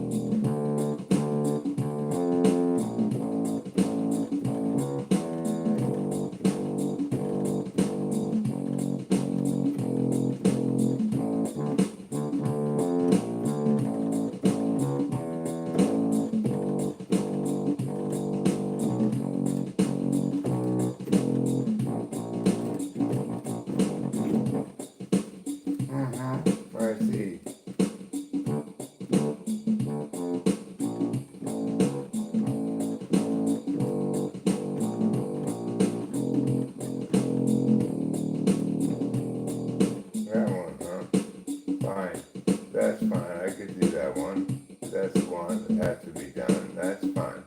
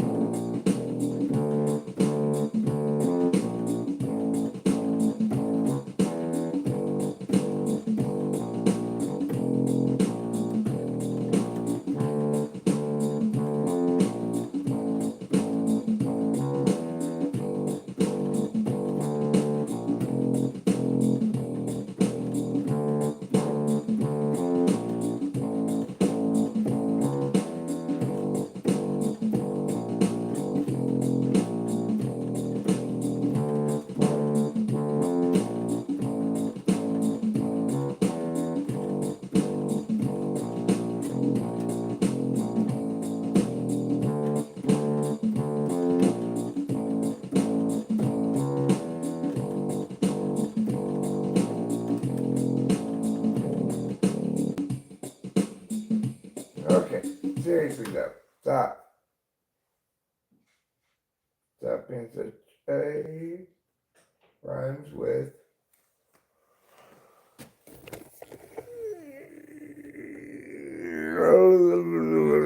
speaker, seeker, zeeker, weaker. Stop being so much one of those. I know, Eric, I get it. This is just you being you. You're back to normal. That's all.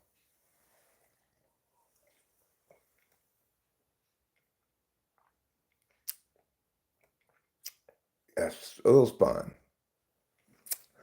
Well, but it's not really that I'm unusually spun. It's like this is how I always used to be before all of these life changes. Is I'd take some, reasonable amount of Adderall and I'd get all into something, right? But this is a recent redevelopment for me. It's nice that it coincides with the arrival of this piano, and I think that I actually ran through at least one or two good ideas in that set of things. Just feeling very creatively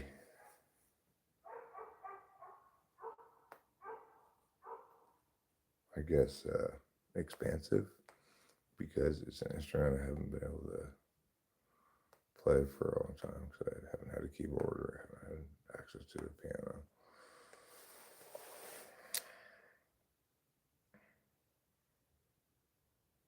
Anyway, now I feel weird. I don't know why I feel weird all of a sudden. Like, I don't feel these teas. I feel like it's faded, you know. I should be out here smoking a cigarette, not just standing around. What am I doing? Let me get a lighter. A cigarette. Oh.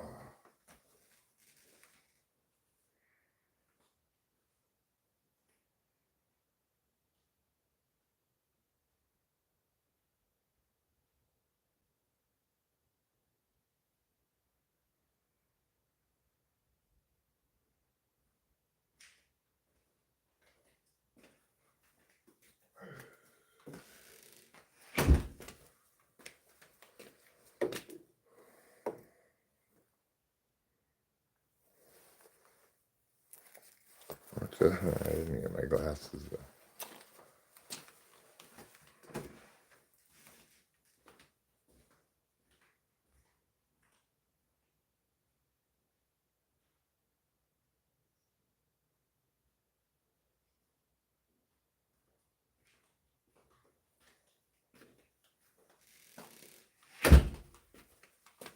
Amazing. It only took me 3 attempts to go outside.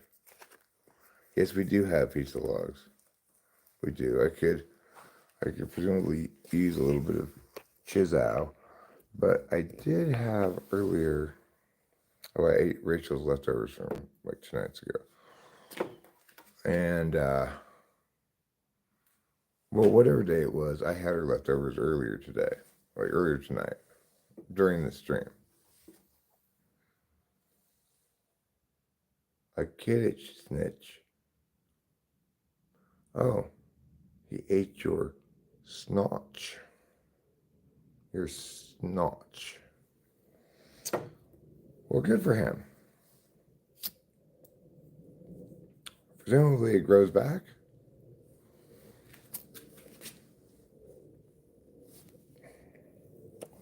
Sometimes I eat my fingernails.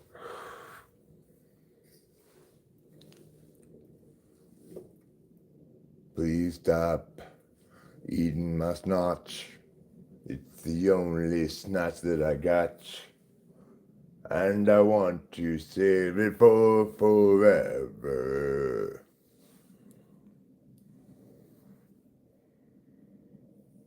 My snotty watch. Is that an Inky Pink? Something? Let's see, what would be a good answer for if that were the clue? Snotty watch.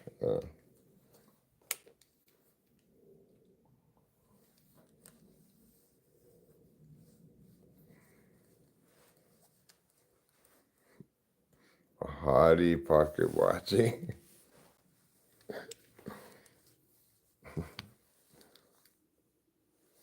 Botch. Now, Quidditch is a game in who are you talking to, me?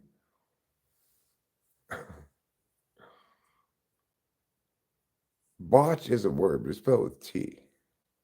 Quidditch is the game in Harry Potter.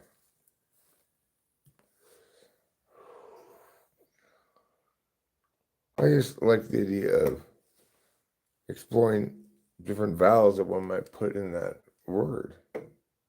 SN blank TCH.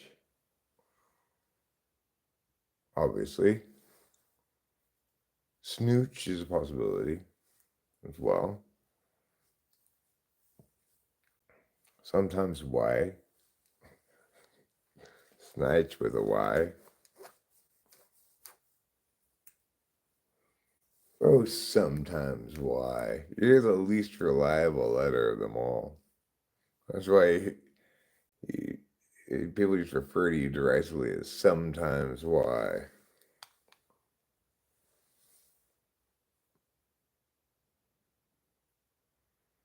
Well, as a juggalo, you may well be aware that I eat Monopoly and shit out Connect 4.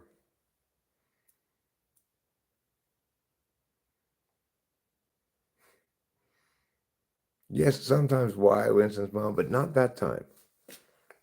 Why ask why? Bud dry.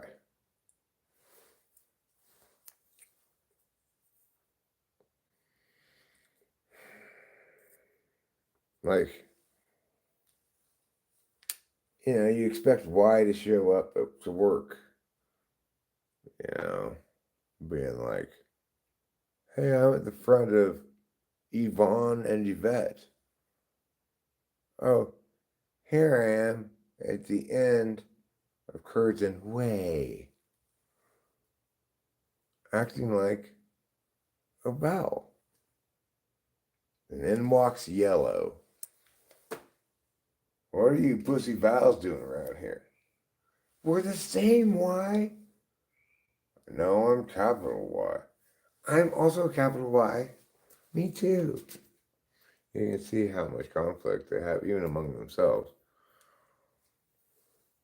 You could say that Y suffers from an identity crisis. Strong enough to be a consonant, but made for a vowel. Just like secret used to be, before they stopped saying that slogan.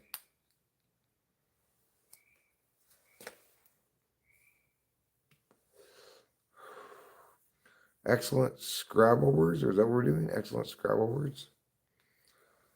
Things like Yule log, for example. Yule log has got to be at least 4 points. I don't know how Scrabble scored. I know it would be more than that, but it depends on whether you get double, triple, whatever word thing shit as well too. Somebody's got a better word for me than Yule log. You should be exochills. One time I was at the. I think I told a story on a stream the other night, but maybe I was just telling it to Rachel. I don't know. I was at the. I think I was on stream. The movie theater, and I think I was there with Delilah, and went to the counter. And the candy serving lady behind the counter, she had a name tag on. I looked at him like, "Your name's Exochilt?" I've never seen or heard of it before. She said to me, "It's pronounced Xochitl." I was like, "Oh, cool, okay, righteous."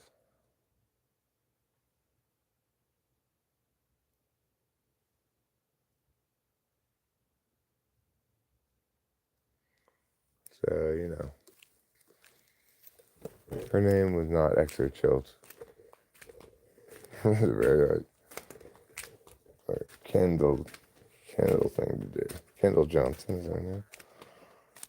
Kendall was this super dumb girlfriend that Will had in college. My friend Will had. When she read the answer to she's the one who read the answer to the Trivia Pursuit question. She said, the answer to the golf question, Chai Rodriguez? I would say it was Chichi Rodriguez. No. These are things I've referenced recently enough, but I thought I'd revisit in order to make sure the learning sticks. Okay, you gotta repeat things a couple times or else it doesn't stick.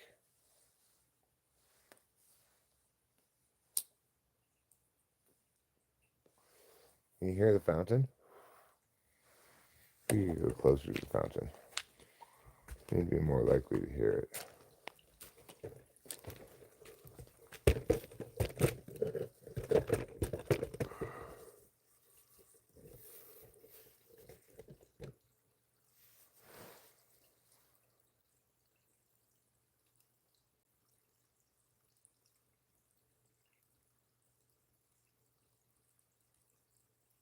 That's a nice sound, but then I also hear the whine of like maybe somebody woodworking in their garage or something. It's faint but annoying.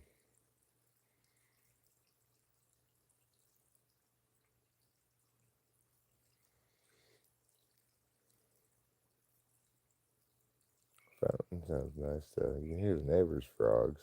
We don't have any frogs over here. That's fine. I don't necessarily want them settled in quite yet because I do plan to do a little remodeling.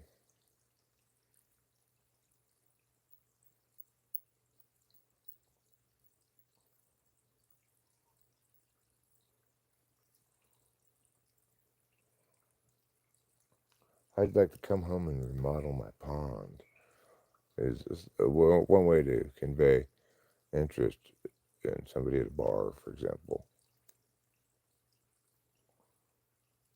It'll likely elicit the response, wait, what?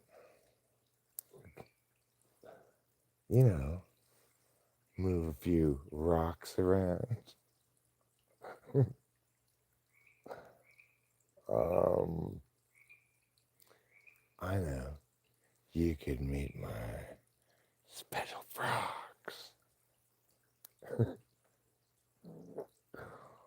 Wait, lady, you are confusing the shit out of me right now. You really want me to go back and remodel your pond? Ooh, yeah, baby. Remodel it hard. I am still unclear as to what's going on here.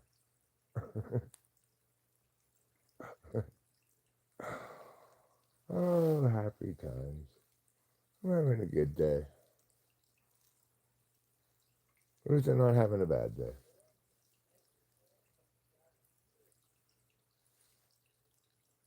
It's not like spectacularly good or anything. I didn't win the Nobel Prize for Awesomeness. Once again, they passed me up. Um,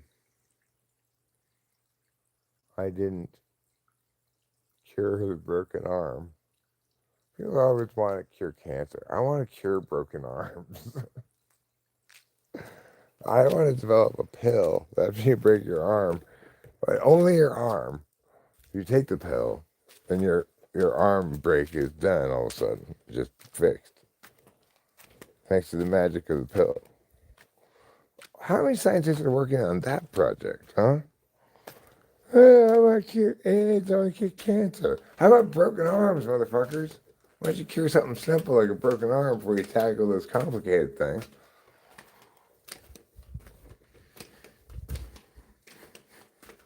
I want to develop a broken arm vaccine. It'll work just as well as the COVID vaccine. It'll make you slightly less likely to die from a broken arm under certain circumstances, as long as you look at a narrow enough time frame. At other time frames, there's statistically significant indications of the opposite, but that's fine. We'll just ignore those. Jagged little pill, a jagged little pill. Pie Time is my middle name. Yvette Pie Time Jackson? Is that your name? Yvette Pie Time Jackson? That's a great name. What's NDE? Non-disclosure agreement?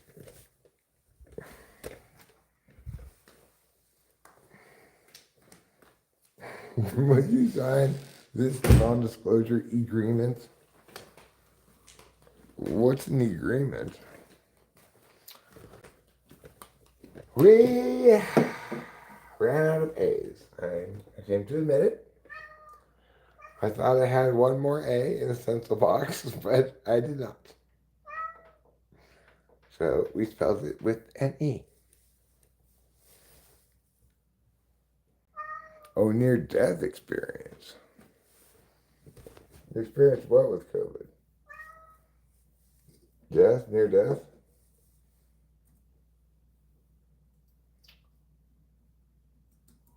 Yeah, Well, you hear your rhythm of them falling rain, OG, no hobo. I don't know what that means. Oh, I'm way behind. It's all of a sudden catching up because I was nine.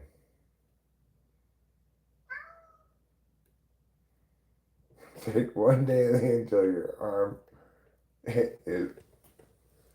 is unbroken.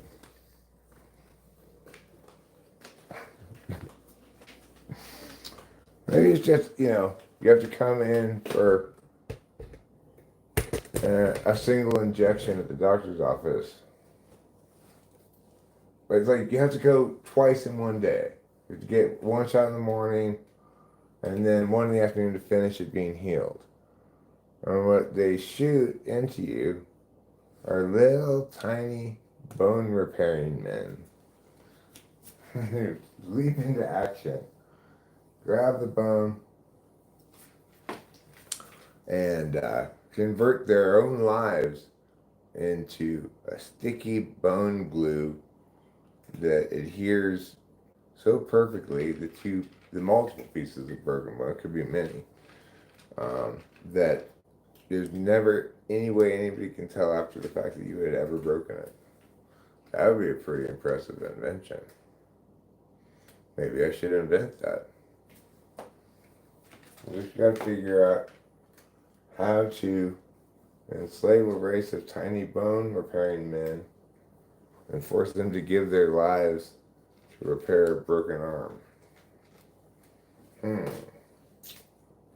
What do you mean, moral concerns? If bone repairing men, little tiny bone repairing men, weren't supposed to repair bones, why would they be called bone repairing men?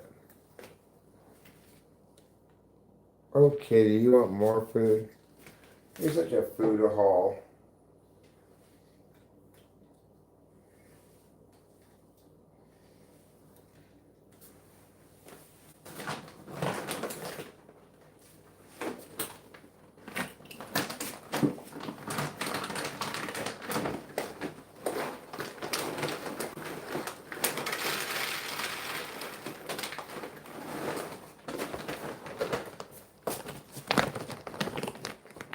Well, let's face it, you're addicted to food, Trouble.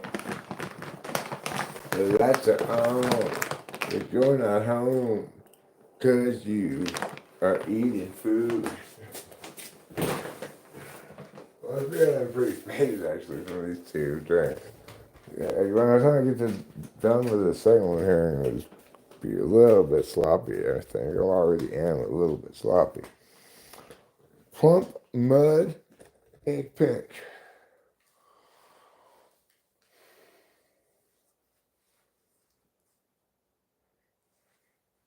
Grub chub? Chub grub?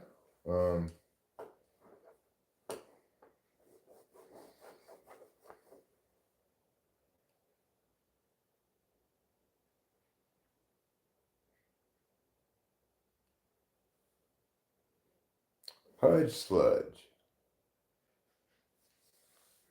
That's good. Good job, Carmstown. You get an award called Thumbs Up from Eric. You got Stretchy Eyes OG, Eastern Medicine, acupuncture. Oh. I've never tried acupuncture. I did get a massage when I was in China from a professional Chinese masseuse. It's nothing sexual. The masseuse was a dude. Anyway, even if he hadn't been, I was not interested in anything sexual. I just wanted to get a purportedly therapeutic massage, right? Man, I tell you, he really gets you. He really gets you. He bends you in all weird directions and gets all of you pushed on and turned in every conceivable way your body can turn. No, not boofapuncture. Nobody wants acupuncture on their bunghole, okay, Acacia? Oh, it's not for your bunghole. Your vision chakra is centered right here at the upper butthole. You can't trust a man with a ponytail or flip-flops? I mean, cut us some slack here. I'll go with the ponytail one, but it has to be ponytail and flip-flops. My flip-flops are not indicative of any kind of a statement, all right? My flip-flops are indicative of the fact that I don't have to do much with my feet. Sometimes I wear my boots when I'm working outside or something. And when I do, they call me Puss in Boots.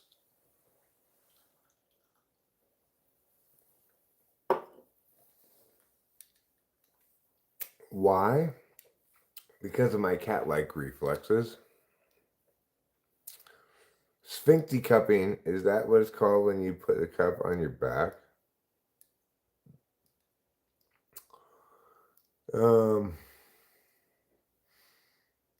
Bufo puncture.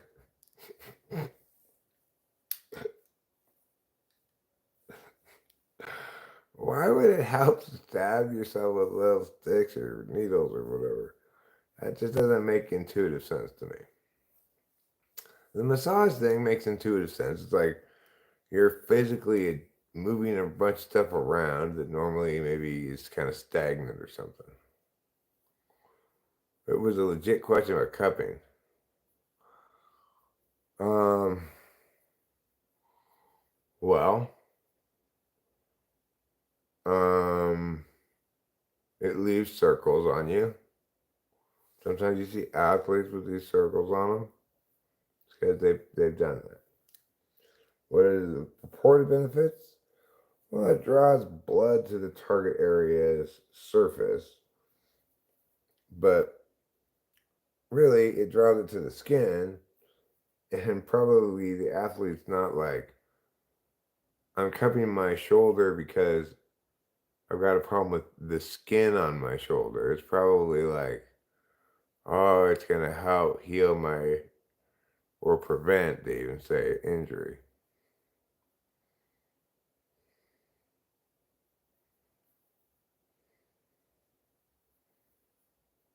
Your father passed away when I was a young man. Was he wearing flip flops? If so, I guess he proved himself right. Yes, they did. 3-1. Putty cat. 3-1. I had to look the score up because when I stopped watching it, it was 3-1. I got sidetracked, and by the time I got back to it, I hadn't paused it, and it was over. But I had to look at the score on the on ye old ESPN. Well, thank you, Mr. Tahoe. Mr. Tahoe, you have the rectangle and check mark of importance. Congratulations. That if I had that, I might go check out other live streams occasionally too, and have people be like, "Oh, look at you." I think I've looked at you before. Maybe I don't remember for sure, but I think I have. You do a bunch of shorts. Was that your channel? Let me see.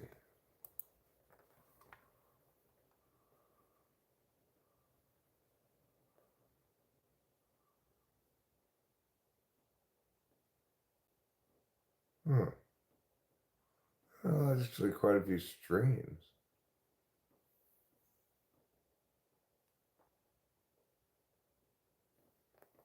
I don't know. I don't know. Like, where'd you get all those subs from? The videos, shorts, live streams? You do a variety of different things.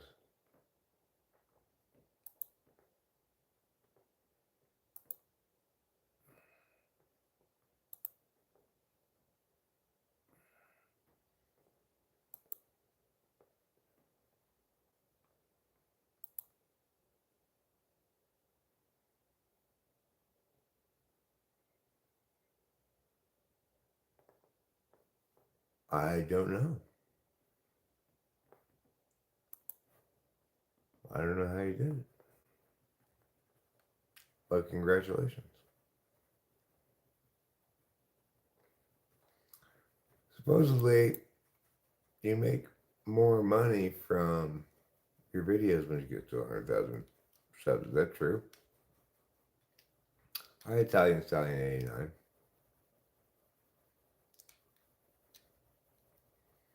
Tell me more about it. Like, what's.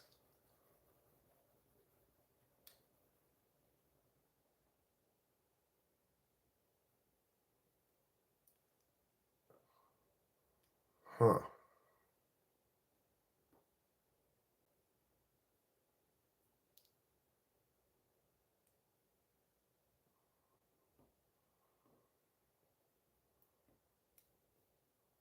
It's true. If you don't ask people to sub, they won't. Well, sometimes they will, every once in a while. Like I never did. I never really have asked people to sub, and yet somehow I've um,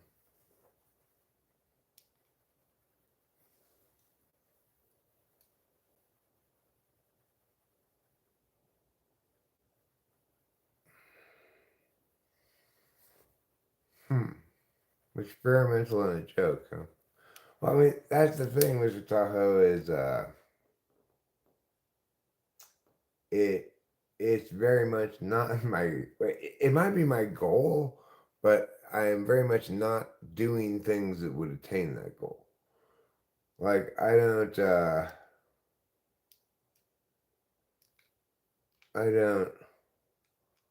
really ever ask people to sub or like almost never. It just doesn't even occur to me at this point. You know how to make a bomb out of a 2 liter bottle? Not off the top of my head. I could probably come up with some possibilities, but I'm not going to. If you have 100 subs and they all watch your content, they will push to new potential people getting more views. Well, yeah, the thing is, YouTube has been very strange in the way that it's behaved in terms of sub acquisition by me. There was a stretch of time, like for a while, it comes in bursts. I get bursts of subs, and then it was stagnant for a long time at like I don't know, 8,000 subs or something. Then all of a sudden, I had like 3 months of insane growth, and I got to 18,000, and then it hasn't changed at all since. And I didn't really do anything different during any of those periods.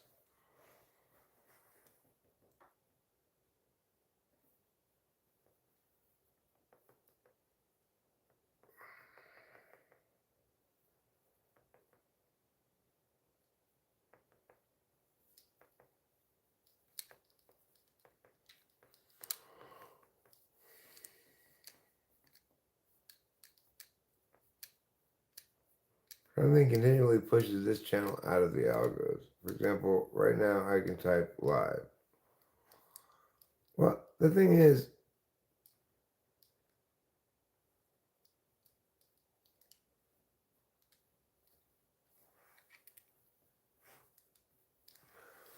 I mean, okay, I'm reading what Winston's mom is saying. Like, you could type live in this YouTube search bar and scroll down through many lives, and this one does not show up. Um, but you get a notification for it, right? So maybe it purposely doesn't show you something you've already been notified for. I don't know how that works, right? How many communities can have maybe 10 people tops that are actually part of my community that always help and show up? I mean, I agree that having a community is key. Is what I it's the reason I YouTube is because I have direct connectivity with other people and and I get to chat with you and other people about interesting things on the internet and socialize in the way I want to. Because I'm not I'm not a loner by nature. I would be lonely if I didn't have this socialization forum in addition to my relationship. But it's also the case that if I didn't have this, I still wouldn't want to really go out and do a bunch of shit. I just have no other choice, right? Because some people might frame it as uh, you get lazy and accept a less real kind of interaction rather than going out and doing stuff. But I frame it as you pay attention to what matters and interact with people that you actually want to interact with. That in a community like this, I have the opportunity to have a fair number of people at least pass through once or twice. A tiny fraction of them may find it's just a cup of tea. Well, that's the kind of matching up of people that just doesn't happen that easily when you're geographically constrained. Like, you've got to hang out with like when I was a kid before the internet and stuff, obviously the only friends one had were friends that live near you. Am I from Iraq? No, I'm not from Iraq. Why would I be from Iraq? I look like I have Iraq in my blood.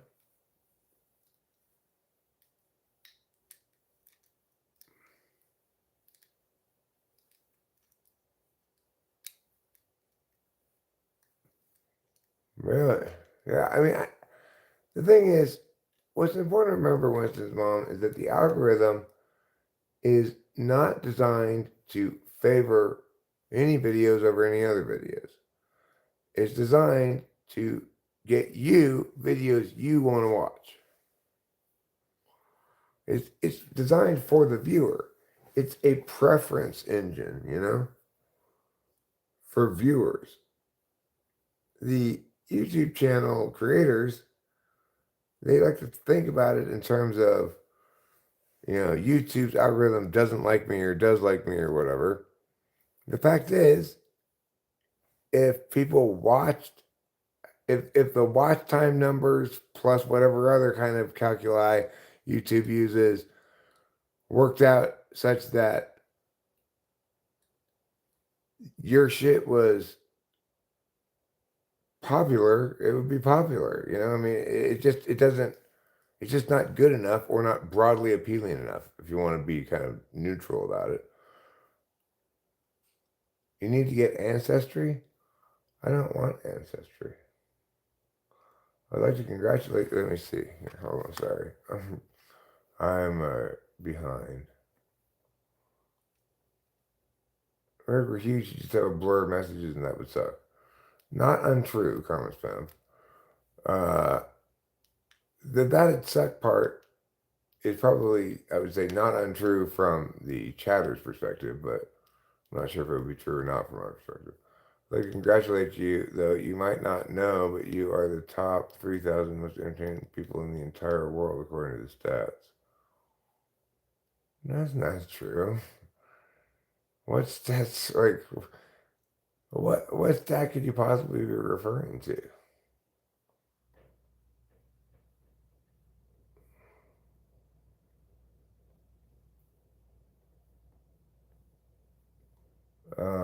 I'm interested in what you're referring to, but, well, sure, mostly it's designed to make YouTube money. But it makes YouTube money by pleasing the actual customers, who are the viewers, not the creators, who are working by and large for free.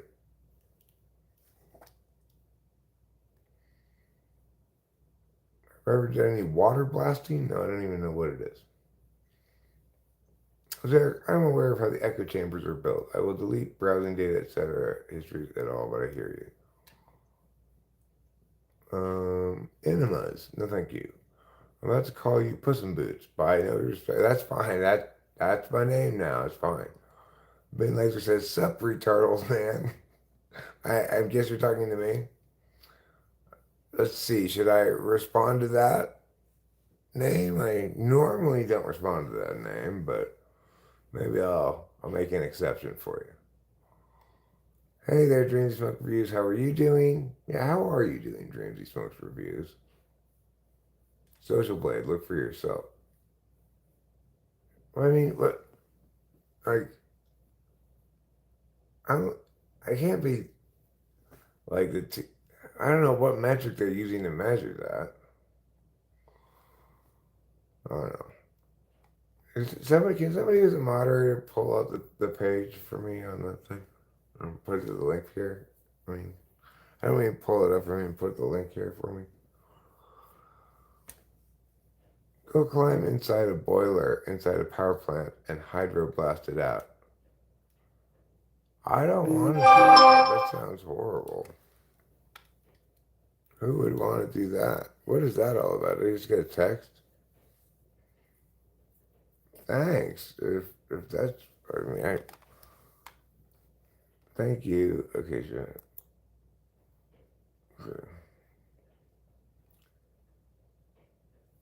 That's not possibly correct. Subscribers rank 3013. I, I only have 18,000 subs. I could not possibly be the 3013th biggest YouTube channel. That's, I got a C. You know, how can I be the 3,000th biggest YouTube channel if I got a C?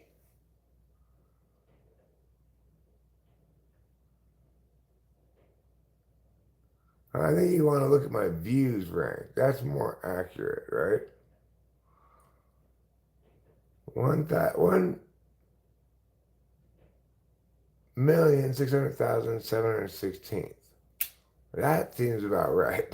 Okay, that seems about right.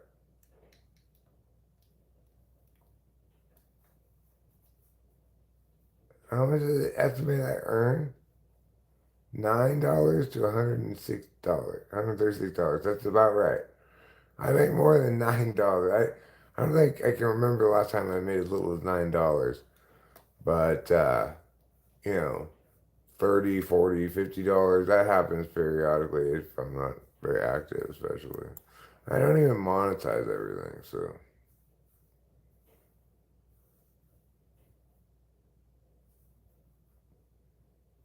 But wow. Well, thanks for sharing that information with me. I I think that doesn't make any, none of this makes any sense. Like, these things are all inconsistent with each other.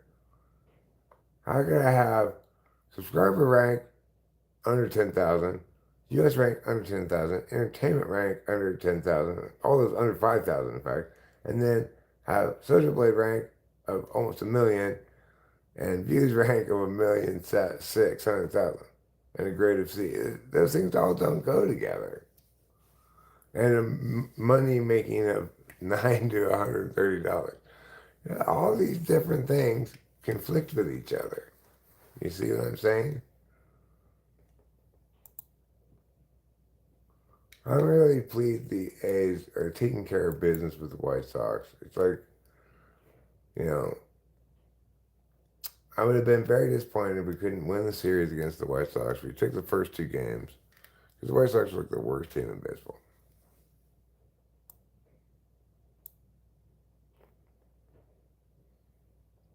Well, look, it says 0 subscribers for the last 30 days. It's not like I haven't made plenty of hours of live stream. I have live streamed many hours in the last month. Maybe not as many as maybe historically I once would have done, but close enough.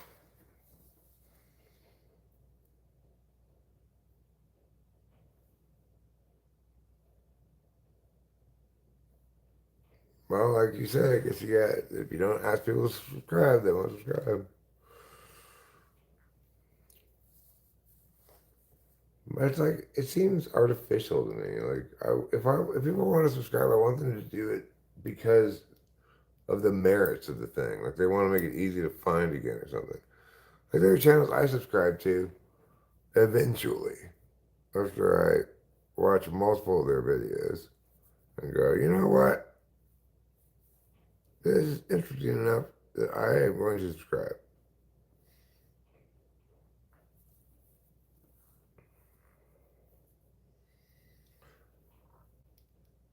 It is the case that I am often enough, maybe even almost always, at some point, responding to them prompting me to subscribe. I'll withhold judgment for a while, and then eventually, one of the times I say, like and subscribe, I'll be like, I don't know what the hell subscribe to this. So, but I never say that, so of course, I would never subscribe to me, is the gist of it. For those who have subscribed to me, kudos. Bravo. Good for you. Good for you so much. Wonder how much coke it would take to blow your heart out.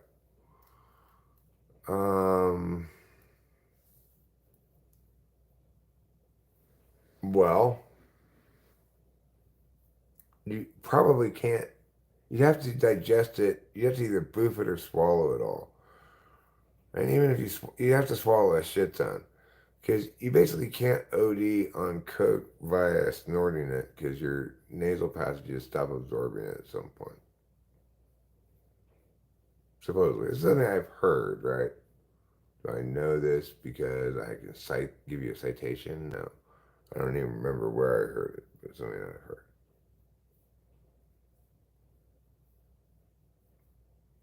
I wonder how much blow it would take to coke out your heart. I'm puffing on my dabs, puffing on my dabs, puffing on my dabs to catch up to OG, puffing on my dabs, I'm puffing on my dabs. You're puffing on your dabs, John Lowe, trying to catch up to me, OG? Hmm. The original guy. The original Godzilla.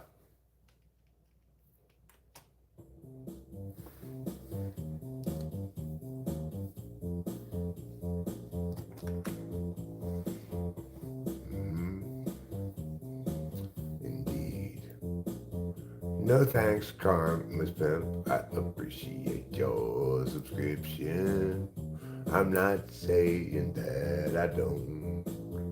I'm lamenting perhaps my decision not to say subscribe to my channel. Remember I should have started doing that years ago and not have accumulated lots of subscribers. Instead, here I sit going boo hoo. This is how the doves cry.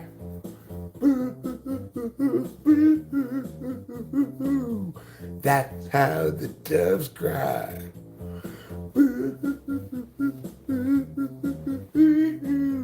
That's how the doves cry.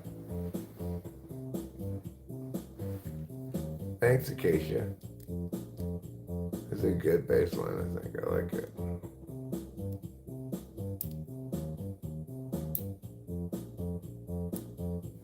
Of course, it's played on the piano, not actual bass, right?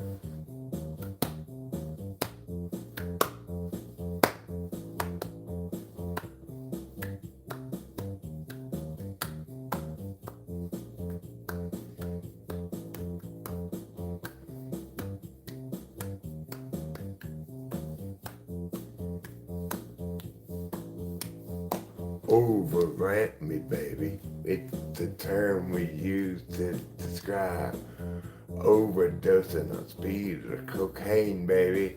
Let's go. It's party time.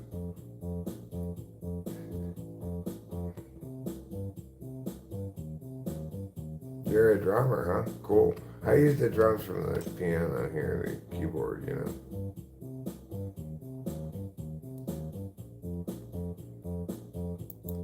Well, I normally play the guitar, not the piano so much, but I don't know if you were here earlier. I was playing it.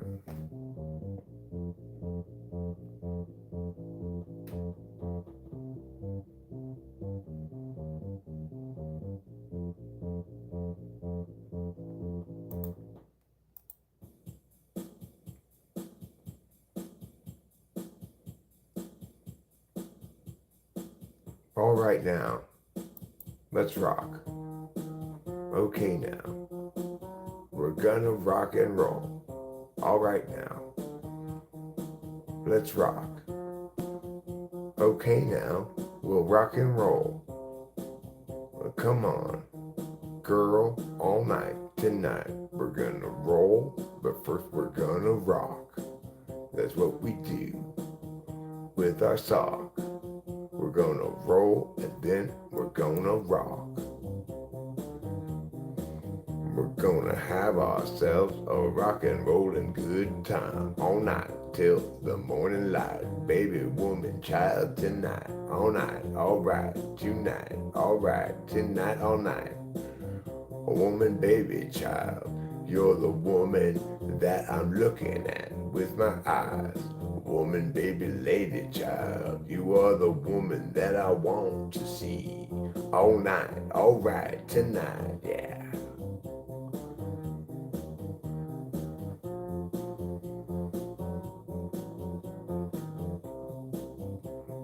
I come up with the next part of it, obviously. I don't know what the next part of it is, but I'm pretty pleased with the bass and with a little more work, the guitar will sound good too. Right now it sounds kind of, raw. Nobody want to eat that raw guitar. That's how you get salmonella, you czar. You are the czar of food poisoning. Why is there even the czar of food poisoning? Who wants to get some leadership in how to get poisoned by the food that they eat and shit? That doesn't make any sense. To have a czar of food poisoning truly is an example of federal overreach. No more czar of food poisoning, please. Get out of here with your foodborne disease. No more.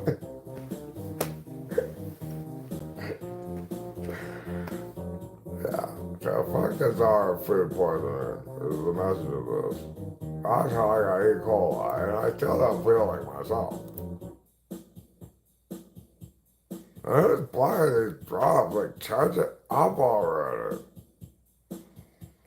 You're making me sick of it already. It's just like barely even started. Oh, yeah, you think of it, you're sick of it now. What are you doing? I put them all on at once, all together.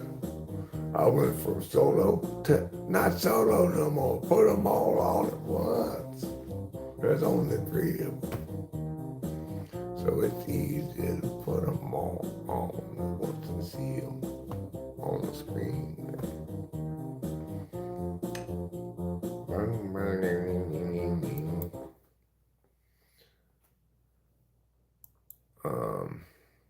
It just seemed like the guitar thing to put over the top of that. Sometimes I like, usually I would noodle around on the guitar, but in that instance, I had the bass line and the drums in. It seemed very clear to me what was supposed to go there with.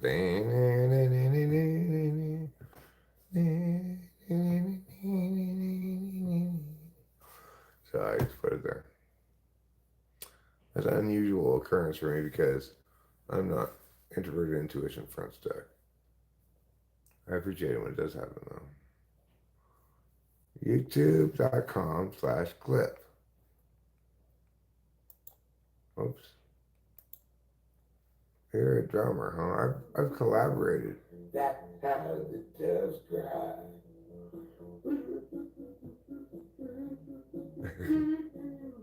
That's how the doves cry. That's how the doves cry.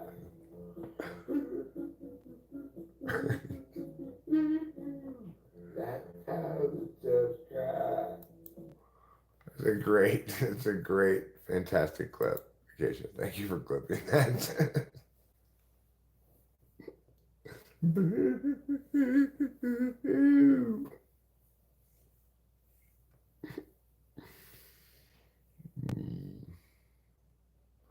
When you noodle on the guitar, is it a wet or a dry noodle?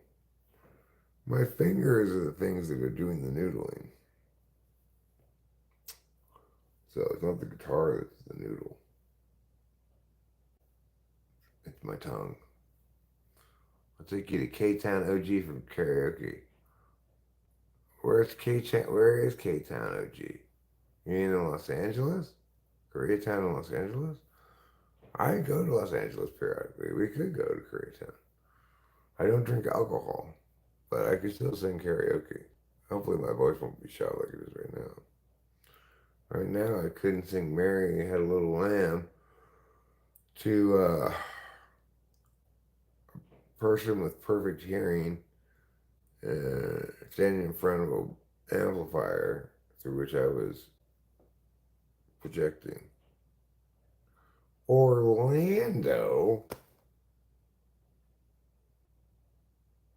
That's the wrong side of the country. If you wanted to meet in Koreatown, Well, I don't even think they have any Koreatown anywhere west of the Rockies, east of the Rockies, I mean. As far as I can tell, there are no Koreans east of the Rockies. Meanwhile, we have here on the West Coast lots of Asians. Not a little bit less. Oh, you are talking about LA. Oh, well, that makes sense. Koreatown in Orlando, like, that just sounds like some kind of Disney theme park, not a real Koreatown. But yeah, I've been to K-Town. K-Town's got the the good karaoke. We are dust and bones. Why do the blonde women have bruises on their belly button? Because blonde men are stupid too.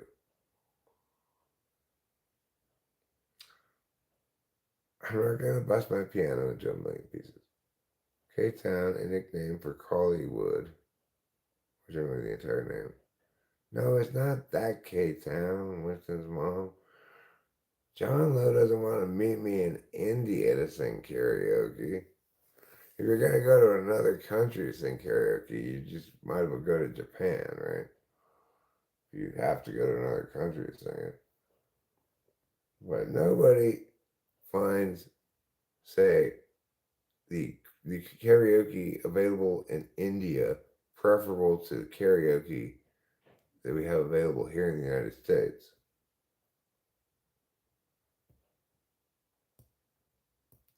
I know what's his mom, and I'm just playing with the thing that you brought to the house. You brought me a dead animal, and now I'm playing with it. And you're like, hey, that's my dead animal. I'm like, not anymore. Now it's my dead animal. I'm gonna chew on it and get my spit all over it. Welcome to my world, OG. What world is that? Koreatown? Did you know that I can say something in Korean? Do you want to hear what it is? Dambe pinan shiganija means it's time to have a cigarette. Time to have a cigarette. Or, as I like to say, it means it's smoking time.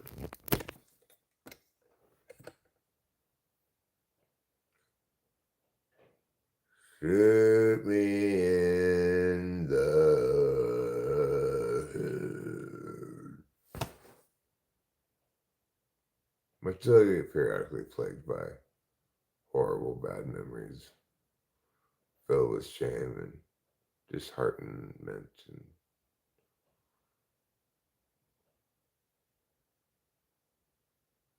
But it's sporadic, occasional, that is, rather than ongoing painful memories.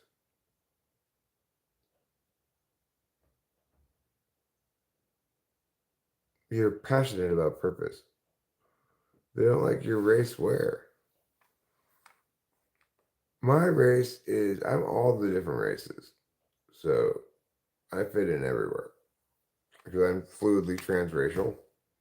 My race changes from moment to moment. I do find that I spend an inordinate amount of time being French Canadian. I'm also frequently Guatemalan. So, oh, you're not Korean. I didn't think Lo was a Korean name. It sounded more like a Chinese name.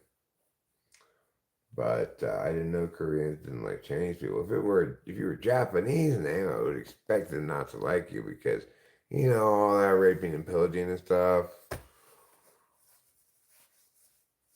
We're dying tomorrow. What are you gonna do? I mean, I'll probably just keep doing this. No point in getting anything accomplished.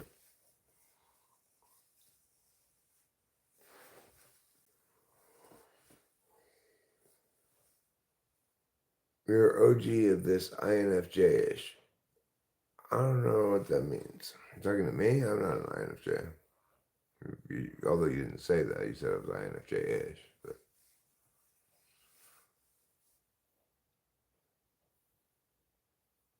I'm going to die tomorrow. What are you going to do? I said, this, because why accomplish anything?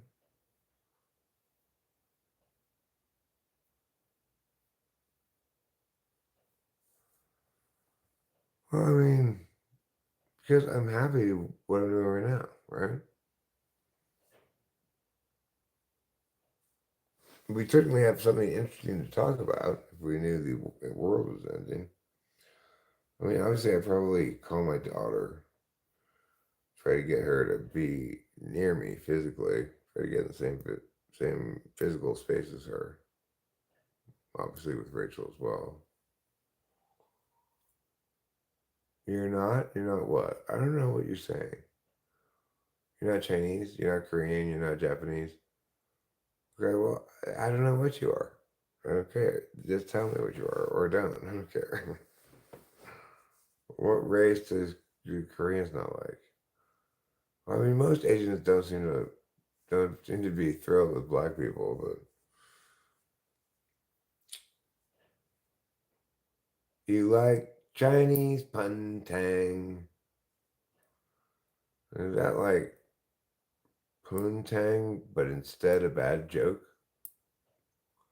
You're a Pacific Islander, huh? Taiwan, hey, right on. I like Taiwan a lot. I lived in Shanghai for a few months, but I stayed in Taiwan for work purposes for a couple of weeks. And Taiwan was great. I love Taiwan. It's wonderful. Strangely, there aren't any birds in Taiwan that I could see ever. I found that odd. But I love Taiwan. Civilized, clean. Well, things are done well. Then I went and stayed in Shanghai for 3 months, and at some point, and I supposedly had like this. I mean, it was. I lived in this fancy apartment near the expat center of the city, and like people in their carports there, they had things like Mercedeses and BMWs and shit. But the workmanship on the apartment was so fucking shoddy. There was like this huge gap between the door frame and the door at the top of cold air would get in. The the bed that came with the place, it was the most insanely uncomfortable thing you could even conceive of. And one of my most commented upon videos, although it seems to have been successfully suppressed by opponents of its message, is this video where I'm explaining to this Chinese girl who's a student of mine, who it was at the time, why why the United States should side with Taiwan in its autonomy and independence from China and be willing to use military force if necessary to defend our ally in freedom and civil society from the unwanted advances of China. Because you want to know who should be ruling whom, just spend some time in both the countries.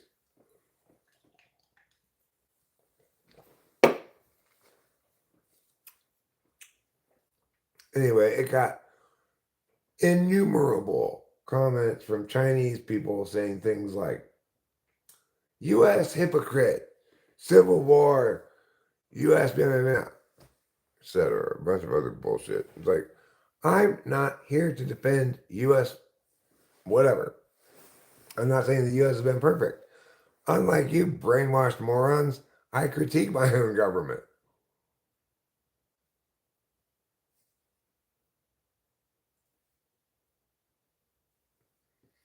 Hi, Raoul viewer.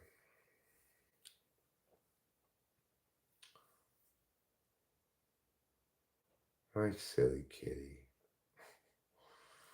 Oh. he's got such bad SI because he's an ENFJ. You might say, how do you know your cat's an ENFJ? I just do, okay. That's how.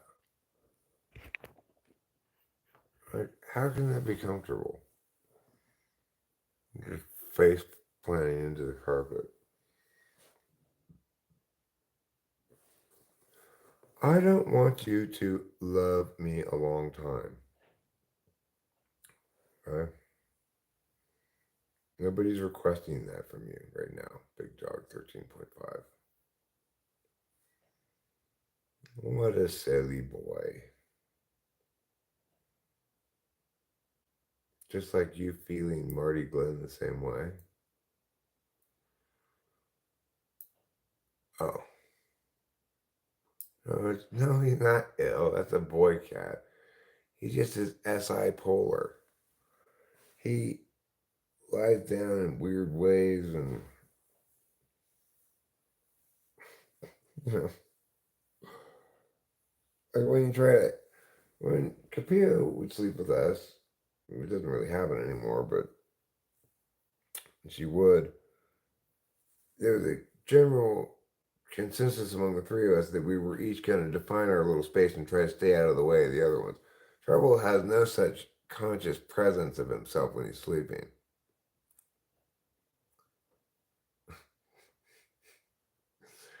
What did Snoop Dogg buy in Chinatown? Faux shizzle. Okay. I feel like a mummy that's still breathing. Why do you think that is? Because you think death is imminent, or because the inevitability of it is oppressively on your mind? Do I feel like a skeleton? No, but I do assert that I have a skeleton. That part of me is skeletal, I guess I should say, to be maximally correct. I assert that part of me is skeletal.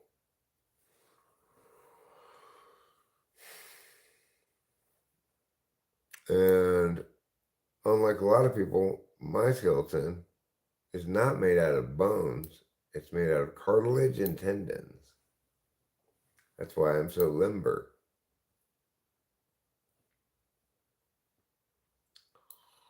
Oh, putty cat, schmutty cat, woody cat. I'm getting super tired. I should go to bed. I guess I'm high as much as I am tired, but I'm also tired. And if I'm not mistaken, Big Dog 13.5 was requesting that I play another piano song before I put it away. That's what his expression really means deep inside of his heart. Or maybe he doesn't even know that it means that. What if alternative perspectives to narrate a better conclusion? About what? What alternative perspectives?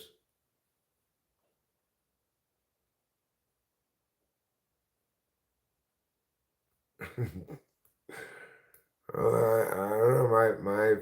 My fingers are really starting to feel like tinkling the ivories again, Big Dog. Just like how when Boba Fett's here, I had this irrepressible urge to play Poker Turn Lemon Squeeze. Purpose, legacy? Whose purpose and legacy regarding what? Once you go Chinese girl, you can't go back?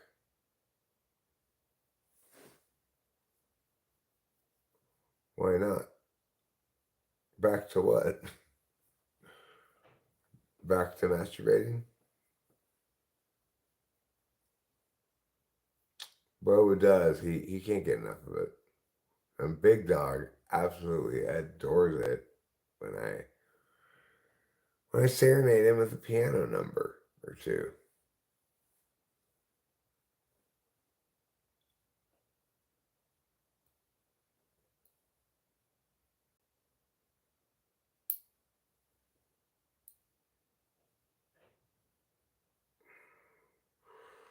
Yeah, there's that old saying, once you go Chinese, your twins become Siamese, which I'm never really sure what it means. I'm thinking, I was just trying to imagine if there were a song that Big Dog wanted to hear really badly right now on the piano, what it would be.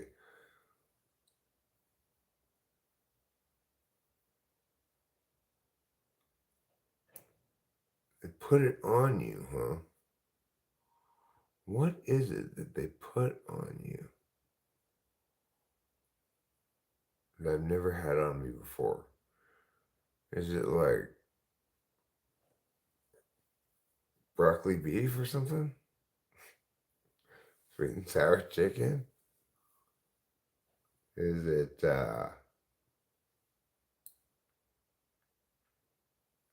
it's not fortune cookies, is it? Because I don't want crumbs on me. I'm sorry. On Easter, what happens? Jesus, he was punished by some bad people. He wasn't punished, he was persecuted, I guess would be the best word for it. To say somebody's punished is to acknowledge at the kind of frame level that they've done something wrong. I guess you could argue it just means that they broke some rule, but I'm not exactly sure what rule Jesus purportedly broke. Oh, you parked too far away from the curb. We're gonna have to crucify you. But my buggy is but 6 cubits from the curb. No, that's a tall 7 8 cubit.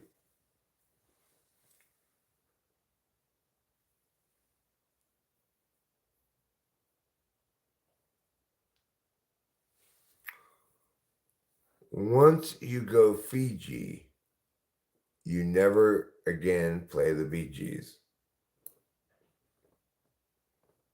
Play Seether, Tied My Hands on YouTube. I don't know who that is. I could look it up. Let me see what it looks like. Well, let's see what it says here. Cow.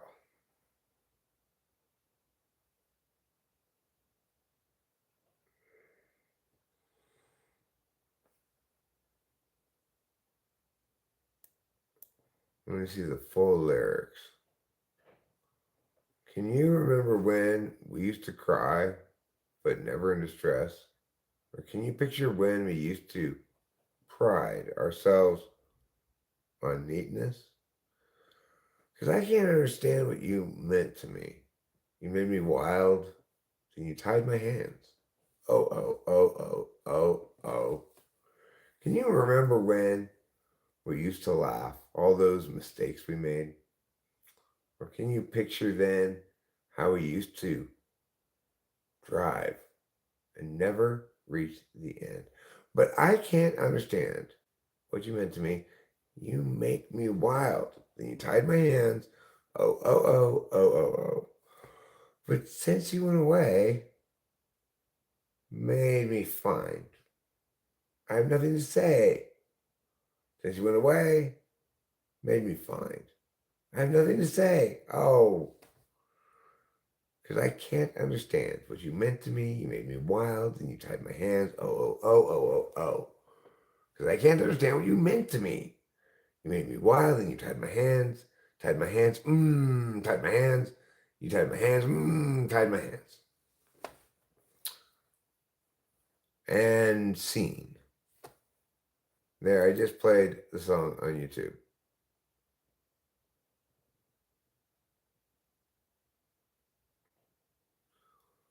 You never read a squeegee.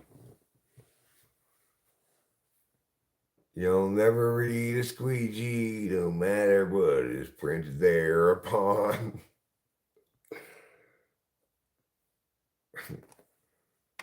I picture like a musical almost, which has a song in it called "Ain't No One Never Read No Squeegee," and it's a worker at a squeegee factory instructing the foreman. The foreman comes by and tells Pearl, that's the lady who works on the line. Pearl, you need to add an additional safety sticker to this squeegee. Put it right there on the handle. And she says, "I'm sorry, Mr. Jackson, but ain't no one never gonna read no squeegee." And that's how the song starts.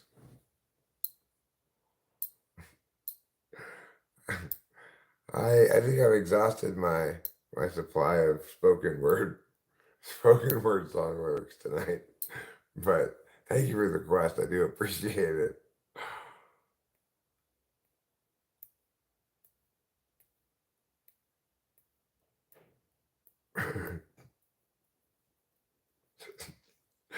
When my wife sends me to the supermarket to get a cucumber, I also buy Vaseline so the cashier doesn't think I'm a vegan.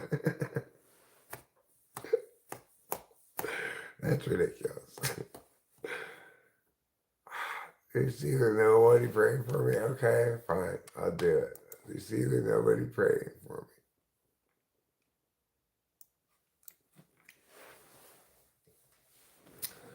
See there nobody praying for me lyrics. Here we go.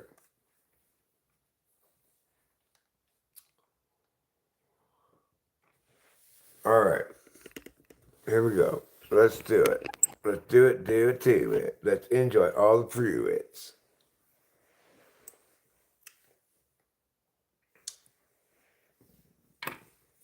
I am a whisper lost upon wind. I'm the ember that'll burn you down. I'm the water that'll drown you. I'm a star that's just a black hole now. I'm a terrifying danger. I'm a fruit decaying on the ground. I'm a swallower of anger. I'm the tree that falls and makes no sound. I make no sound. And because if I stand up, I break my bones. And everyone loves to see a fall unfold. Ain't nobody giving up because nobody gives a fuck. Stand up, break my bones. Everybody wants what they just can't hold. There's nobody praying for me. I am a fungus in the forest. I'm a lizard with a poisoned tongue. I'm that child in the manger. I'm the one who sacrificed his son. Rust is showing on my armor, and I'm wheezing like an old man done. I'm a product of my anger. I'm the bullet in a loaded gun. Stand up, I break my bones. Everybody loves to see a fall unfold. Ain't nobody giving up because nobody gives a fuck. Stand up and break my bones again. Everybody wants, but they just can't hold. But there's nobody praying for me. I want to reiterate that if I stand up, I break my bones. Because everybody loves to see a fall unfold. Ain't nobody giving up because nobody gives a fuck. Stand up, break my bones. Everybody wants, but they just can't hold. There's nobody praying for me. There is nobody praying for me. The end.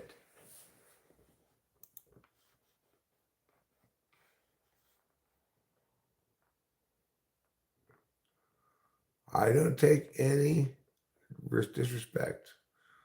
After all, I was the one who suggested the name. They call me Puss in Boots, Queen of the Puss. No one is more queen of puss than he.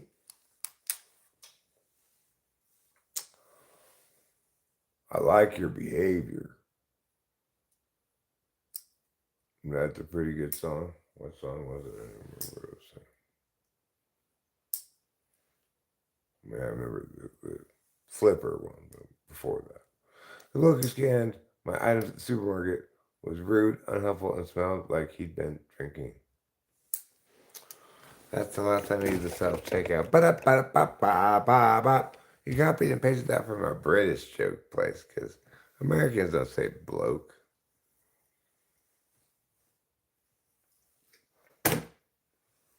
So they're like, oh my God, I broke my tooth. And they might say bloke.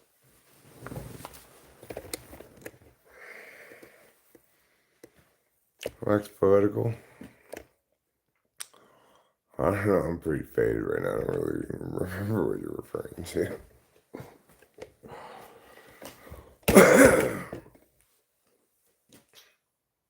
But it's good to get actually like high, because just pulling a few balls doesn't do a lot.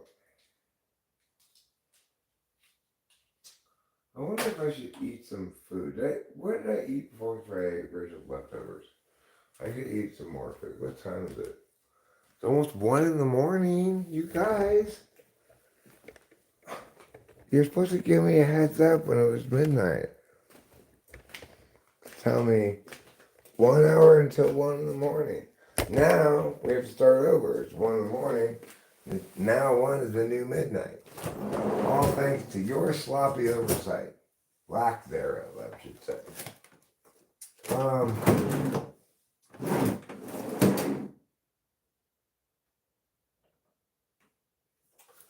Okay, I am just the thing for a hungry boy on a Wednesday Eve. Is it Wednesday Eve? Let's have some classic bacon. This bacon is a real classic. Farmer John bacon has been called the death of a salesman of bacon. That's how much of a classic it is.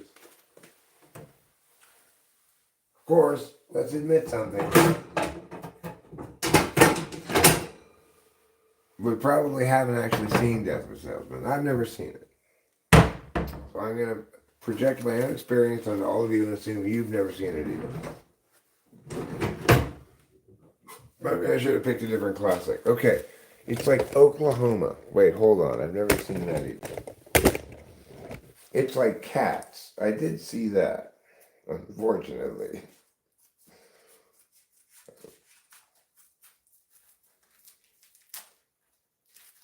Pretty much sure.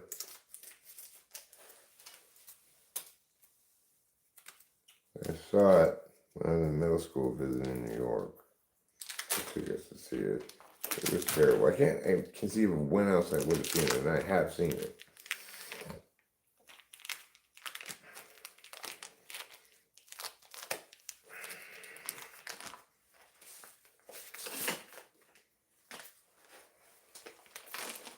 Looks like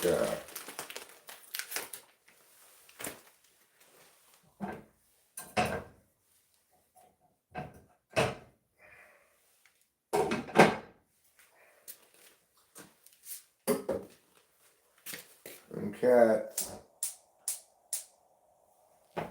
They do a bunch of this stuff. It's horrible.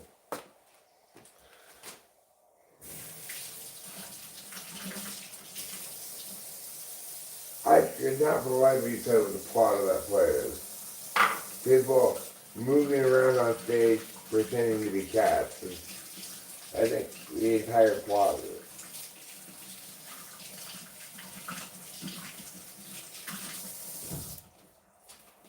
I couldn't tell you if the play is 15 minutes or 15 hours long, but either way, it could have been shorter by a lot.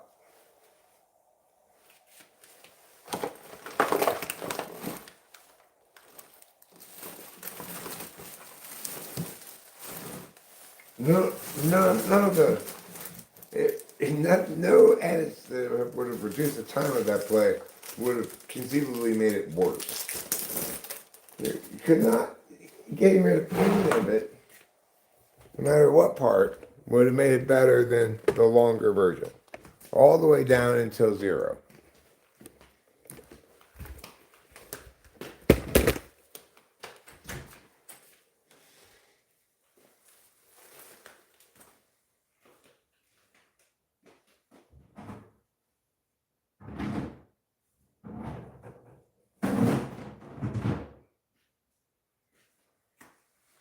I guess cats should be put in some kind of hall of shame alongside Menopause the Musical, which is another horrible musical I saw. I think Cats is a musical. Seems like they were singing it. Do I like sex? Yes, of course I like sex. I'm a normal person.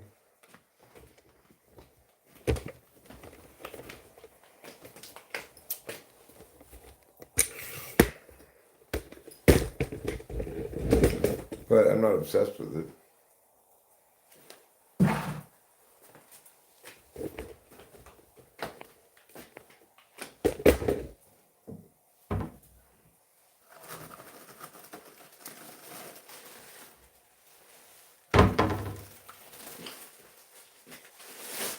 A lot of people seem to be kind of obsessed with it.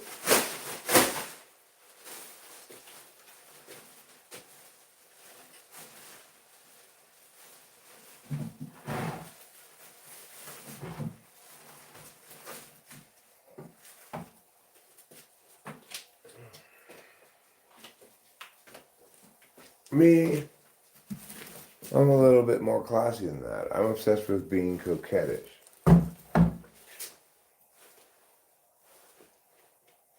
Like that. Isn't that better than sex? It's a lot less messy. Alright, how's clean das Wasser? Alright, alright, das Wasser gotta haben.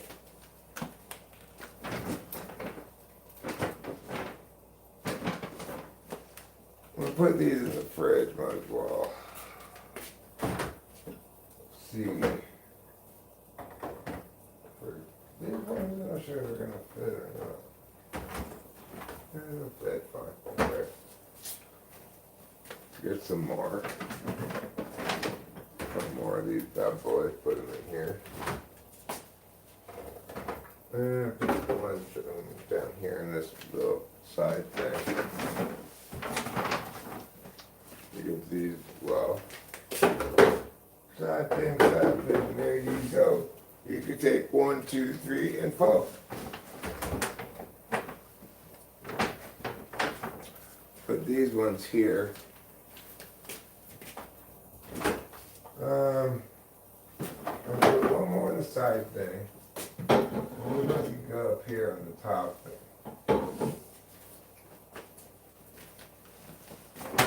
I always try to hurry because like I feel really a lot of FE pressure if the fridge beeps at me. I don't like it when the fridge beeps at me. I try to get it done before it beeps, saying, "You're leaving the door open too long there." I almost want to apologize to the fridge. Sorry, I'll close your door right now. That's the tyranny of FE. I feel hurried by the fridge because it has the capacity to beep. There, I got it done before you gave it to me. Aha! I did it. Victory is mine. These bags, unfortunately, now that they're empty, they're not useful, but they are nevertheless mine. So, I think maybe I'll make a bra out of it. Can't really tell with this jacket on, but I got a pair of Knox on me. A real pair of Knox. And these about my size. I think these are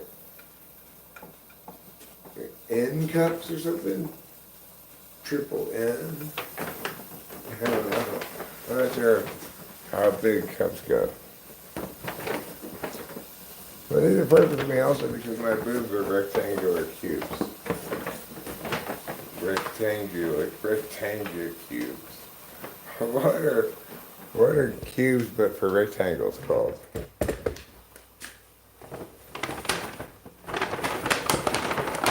You know, like sphere is for circle, cube is for square, pyramid is for triangle. What's for rectangle? Anybody know what that's called? Let's go with rectangular cube. I like that. Alright, bags. We're going into the trash. Yeah. Take that. I shed those bags. Alright. It's starting to smell good. It's starting to erupt with the aroma of flavor. All up there. We're going to get these handy tongs. Begin to separate the bacon. It went into the pan and frozen, so the outermost bit becomes pull-awayable first, and you have to give some time for the inner bits to get the same one. This one here is the last one that I can get, and it's kind of a bit of a challenge, right? Now, turn this up. Yeah. Give it a flip and a yeah. Then we're going to pull this off. Yeah. It sounds like that. It's just like karate. It helps you do things.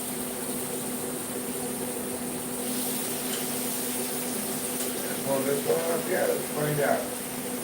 Yep, that one's good. Good to go. BTC down to cook.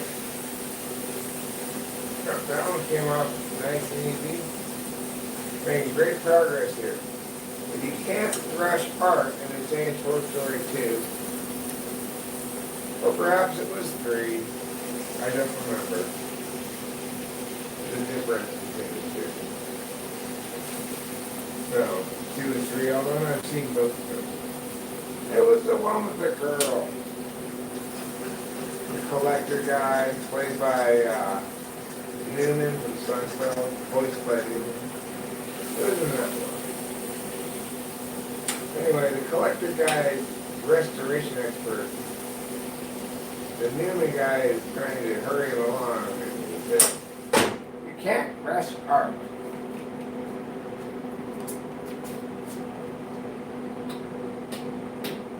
He's wrong about that. You can rush art. It's just that it'll almost certainly turn out terribly.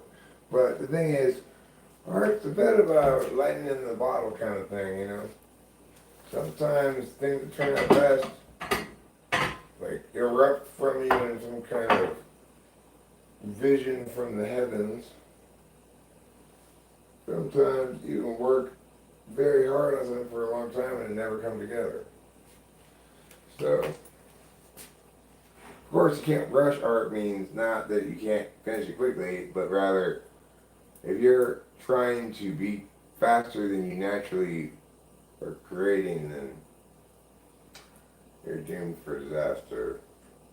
But of course, he's also talking about detailed physical art, like painting figurines.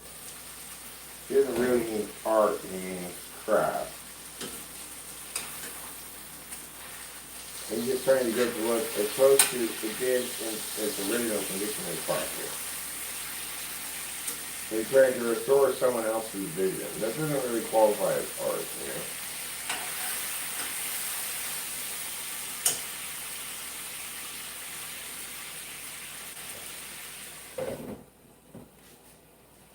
you know? No. On the other hand, this bacon is the finest of art. Cooked by me, Chef Eric. My gentle touch applied to the sizzling bacon will make it come out fantastic. So we're gonna let that go ahead and, cook a little bit more. I'm gonna pull out a couple of these bad boys.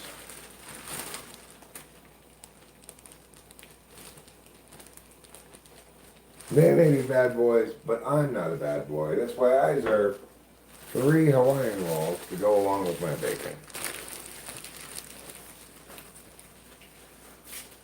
Well, Eric, what if you wanted to get like super fancy?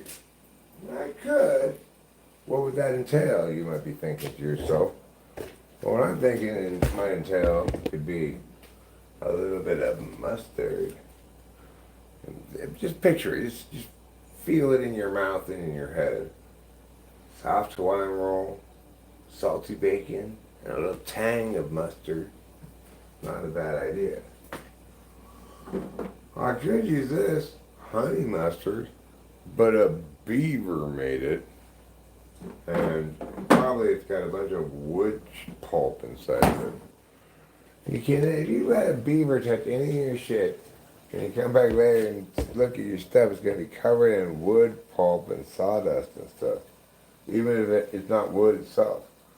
Like, you could put a beaver in a room full of nothing but plastic objects.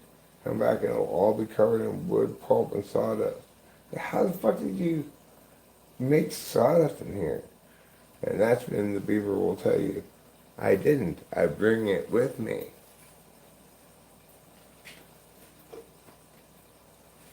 That's why you should never trust a beaver to keep a clean room clean, Beavers should not be invited into rooms where surgical procedures are being conducted. Should not be anywhere where there's wet paint, where you're going to have all of a sudden textured wall or a new paint job, one of the two, on your hands.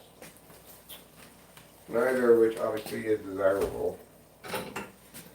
But you've probably read the book as well. Reasons Why You Shouldn't Let Beavers Do Things by Jane Austen. There's her one foray into the world of naturalism. Oh, Jane Austen, we are community.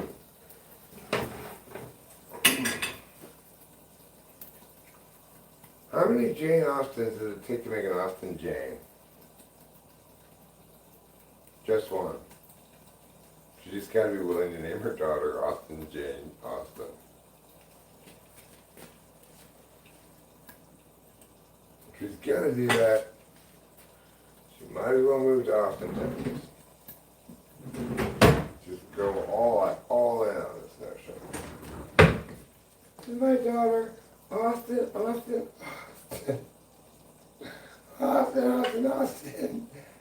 And I live in Austin, Texas. Jane Austen. Why did you name your daughter Austin? Sorry, it's actually Austin. Oh. I can say her middle name, you don't hear about my middle name. I'm Jane Austen over here, right? What is your middle name? It's Austin. Interestingly enough. So you're Jane Austen, and your daughter's Austin? Yes, correct.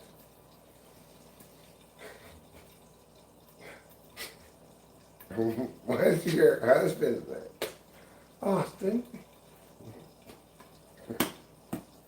Well, I mean, that isn't kind of a normal guy name. He's a normal guy. Like most guys, he loves Austin. He's called Austin. He doesn't like it when people put a G at the end and try to say it's Austin. That's not right. Of course that's going to make him mad. He took on my name as his last name, hyphenated of course. His last name is also Austin. That's why our daughter is Austin. I see now it's all coming together and making sense.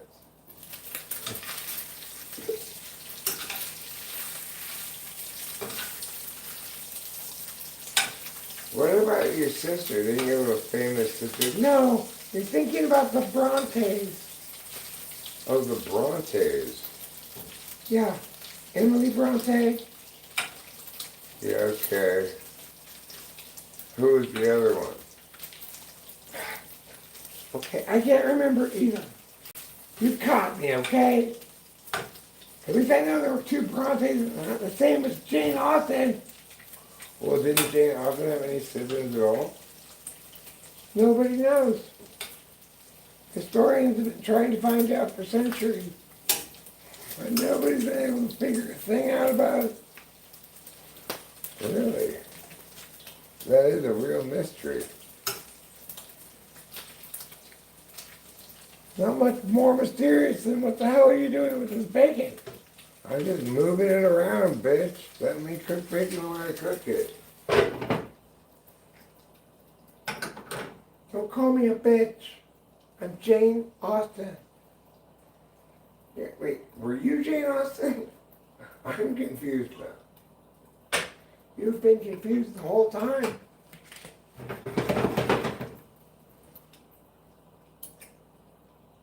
Okay, fair enough.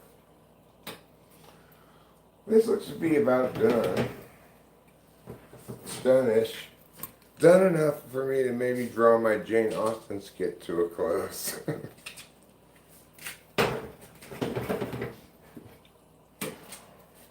Oh, please, Eric. Let the bacon not be done yet. Continue. We want more of your Jane Austen skit. In the next bit, it starts to segue into Laura Ingalls Wilder. I don't know if you really want that. Laura Ingalls Wilder? Is that her name? Wild or Wilder? Well, regardless, she's a lot wilder than Jane Austen. Whose only wild qualities are the frequency of the word Austen in both her name and her life. Why won't this bacon come off? Get off of there already. This bacon is getting super stubborn. You get it. Come on, you get it. There. Okay. Oh, I guess I'm pretty high from this cheese. I'm feeling kind of giggly, you know. Which is not normally how weed makes me really, but... Alright, this bacon looks done. This way, you gotta pick them out one at a time. Is it really done, or is it just pretending to be done? This one's really done, I think. Now, let's move it around. Move it along, nothing to see here. This one's close, this one's close. This one's probably done, yeah, that's done. Now, I don't like to put down a paper towel because then it's just, I not I don't like to, just I don't. I just don't. I used to, and now I don't. I don't know. I just figure you got to shake it off. Just like I tell players on my fantasy baseball team when they go on the 15-day disabled list. Rub some dirt on it, pussy bitch. It's time for you to get back in the lineup and make me some fantasy points right now. Right there, Andrew Prime, I'm gonna drop your ass, you know? I don't even know why I put in Freddie Freeman instead of Tyler Soderstrom when Freddie Freeman came off the disabled list. I subbed him in. I said, okay, well, you know, Soderstrom's having a great start, but he'll probably cool off. Let me just give, Freeman's the better player ultimately, probably. Let's put Freeman in. Guess what? Freeman did whatever. Tyler Soderstrom got like 18 fantasy points by himself. And he's sitting on the bench. Thanks a lot, Freddie Freeman. There's nothing free about all those fantasy points he cost me. I mean, yeah, it was free in the sense that it doesn't cost anything to play fantasy baseball on ESPN. But that's not the point. Not the point, Mr. Frederick Freeman.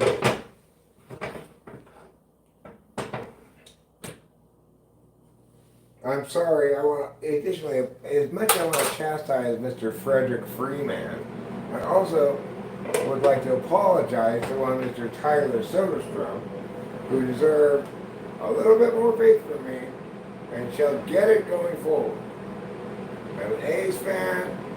He's lighting it up like Vegas on Christmas Eve when there's a fire going. Alright, my bacon appears to be done. Done being cooked, but not done with its process of being, as it chemically develops by the heat and cooling and other stuff into some smoke and some grease that stays behind. Look at this feast of wonder. I think you're going to really like it.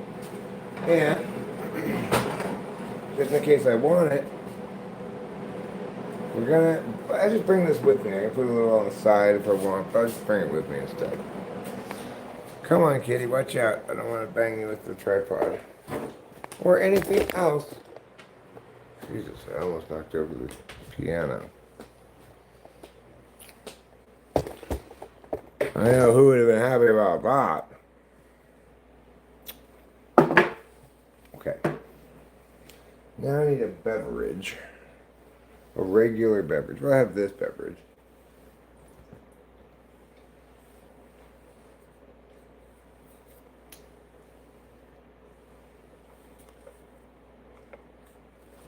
Okay, kitties. This is not bacon time for the cats. We got one cat here trying to interfere with my bacon eating. Another cat here trying to interfere with her attempt to interfere with my bacon eating. And me not wanting to deal with either of these cats while I'm eating this bacon. Okay, good. Kapita got down. No, she didn't. She just moved over there. What tyranny these cats wreak upon me.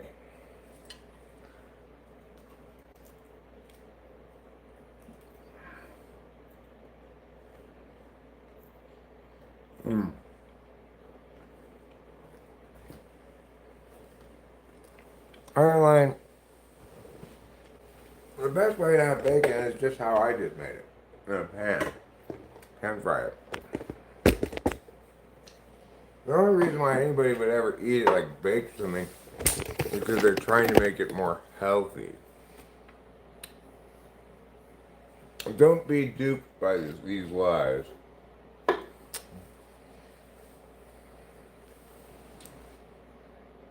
The healthiest bacon is cooked in a frying pan where it can retain all of its delicious greases.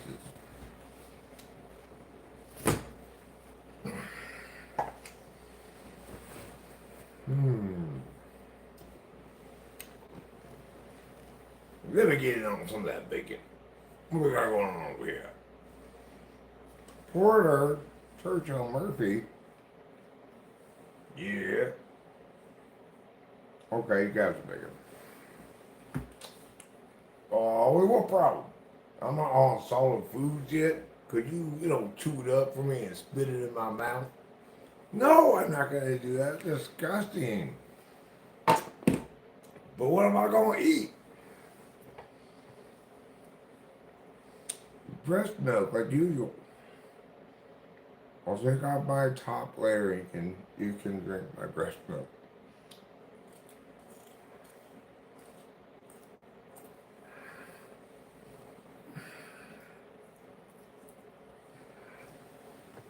Here's trouble.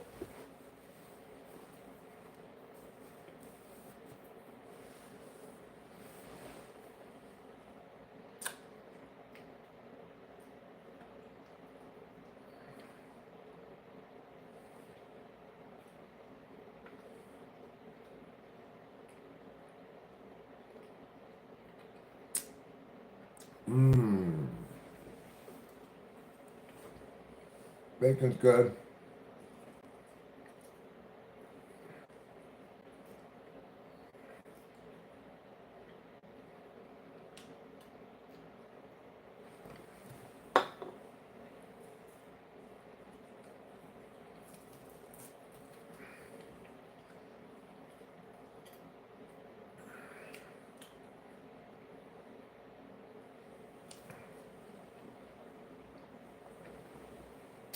me another beverage.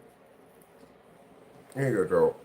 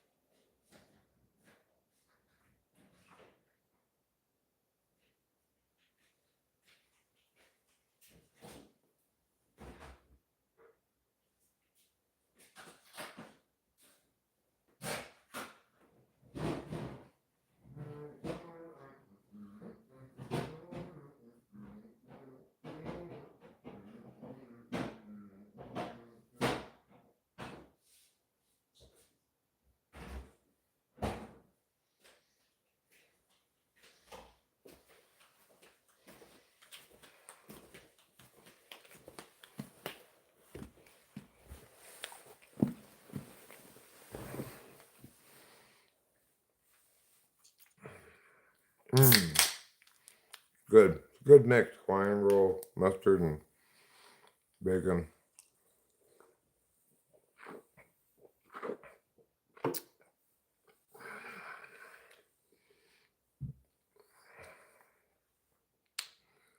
Goa? Goa lives in the Taj Mahal.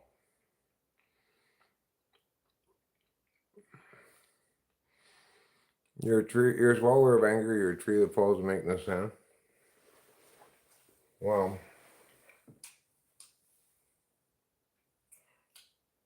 you think that's a good thing to do? Swallow your anger?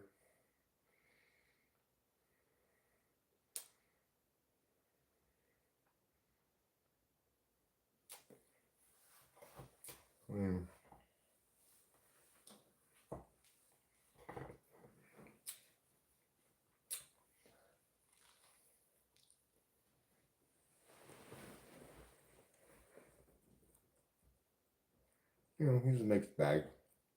Could be worse.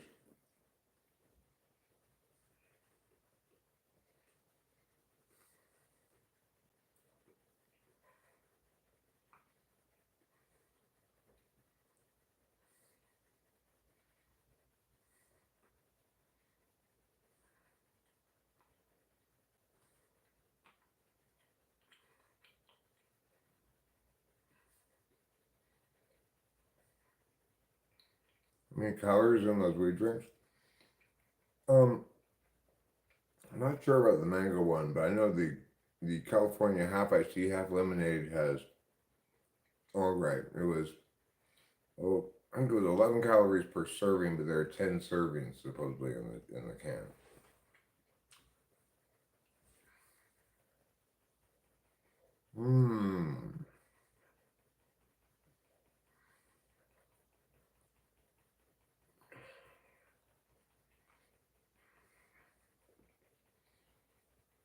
This was a much needed feast.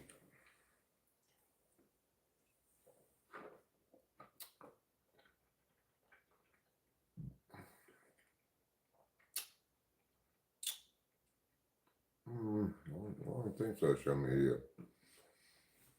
I don't think we want any housemates, really.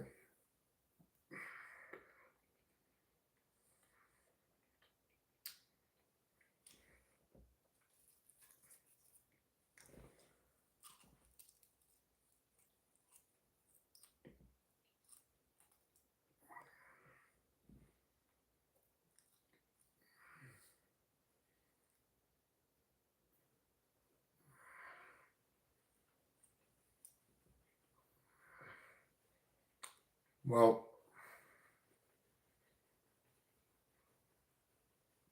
from what I understand, India is just their mispronunciation of the word Indiana.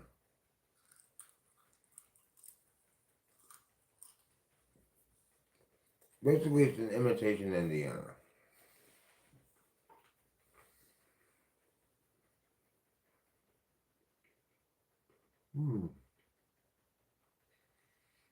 Well, I got 24 of these drinks, not this, here.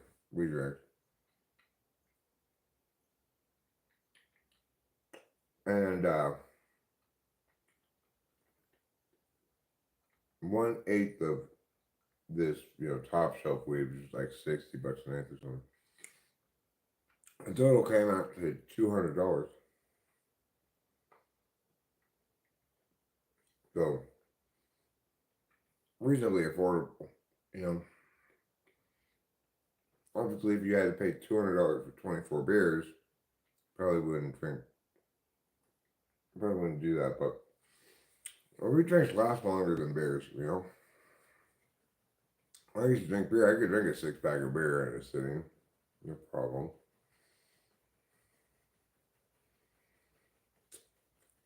Well, please don't poison me with your tongue, lizard.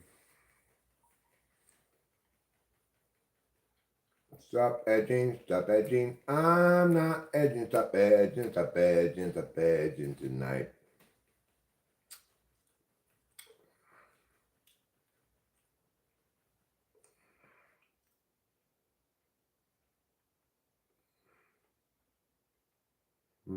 Well,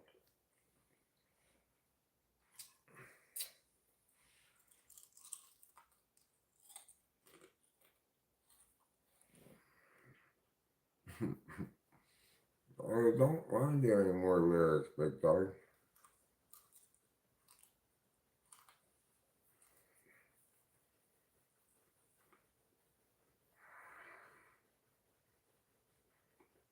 It's almost 5. Yeah, I'm gonna get ready to go to bed here pretty soon.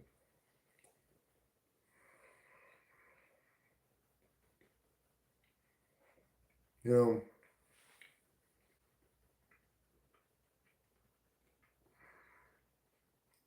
life can be a real challenge sometimes, for sure.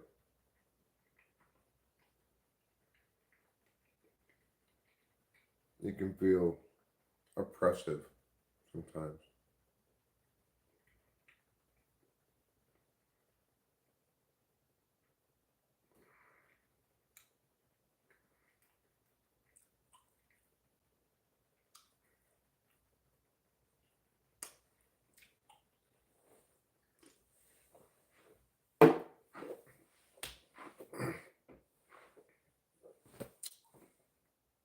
Alright, I drop, I'm gonna be sorry. Hey now, hey now.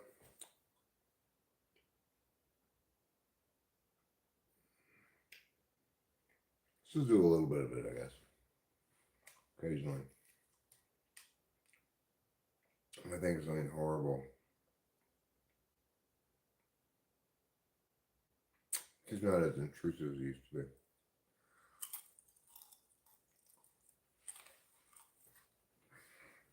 Not for me, of course. I need sleep. I'm underslept, to be generous.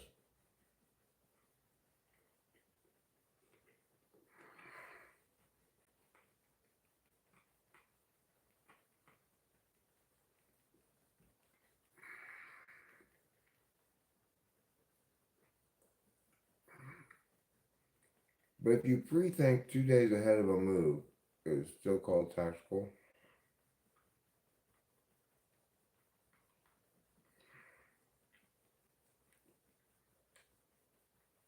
Well,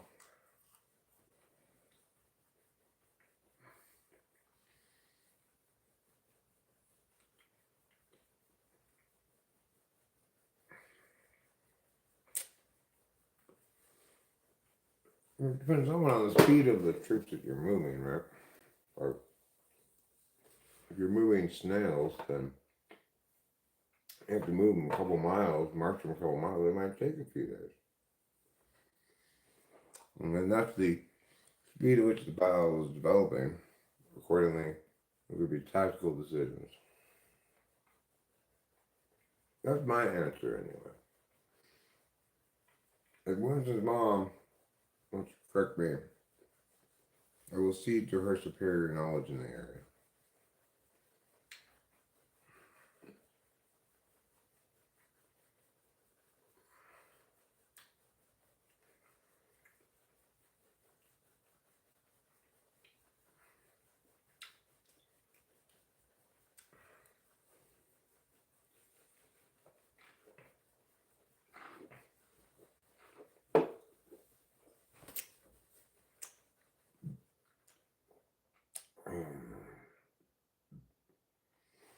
Well, that was enough food to satiate me. So I think I'll just put these things on the bread as much as possible. Fold it a little bit. We'll just leave it like that. And put this on top of it. Ta-da! Ta-da! Then I'm going to put this in the fridge.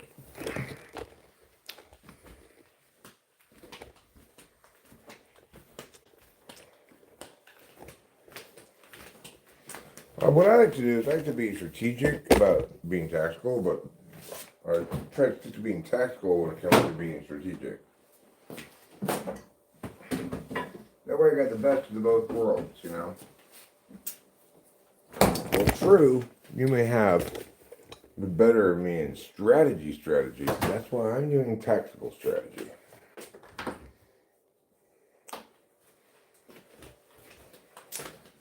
Let's grab a cigarette, Princess beverage, come back inside, share a few parting moments, just discussing what really needs to be said before we bid each other adieu.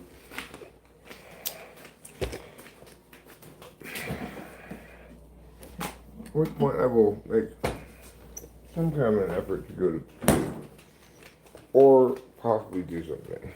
Like I wouldn't hate myself for going over to the other house and doing a bit of cleaning and kind of shit, joining Team No Sleep. How about a Manu John? Once I get you talking, you're an easy guy to talk to. Me? You want me to come up with a Manu Johnism?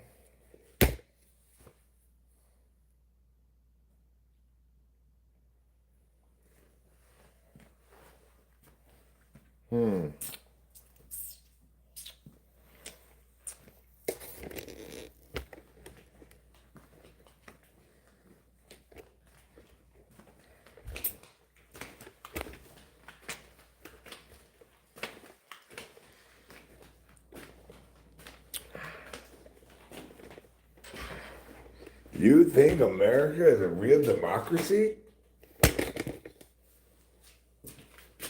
Laughing emoji, crying emoji, laughing emoji, crying emoji. If you want to win in America, you have to be in a fake democracy.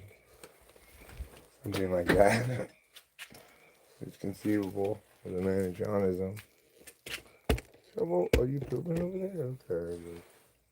I did change your cat litter today. This is not in the garden. If you want to poop over there in the red part, that's fine. Okay. You scoundrelly boy, you walked right across the bed of seedlings.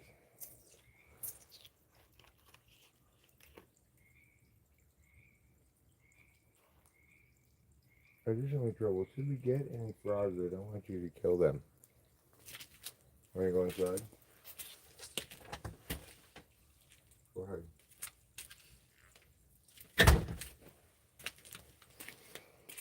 Oh, that silly boy McGilly boy. Let's go get the flashlight from outside.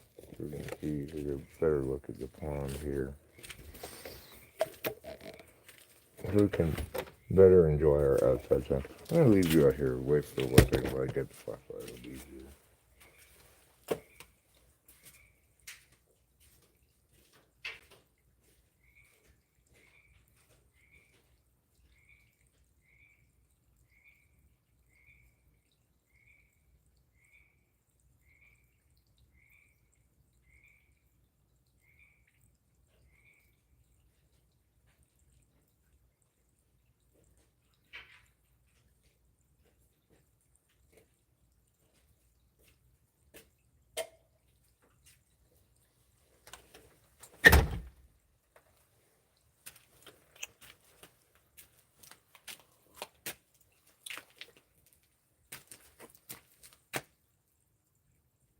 My mother had 3 units of anger. My father, 4 units of anger.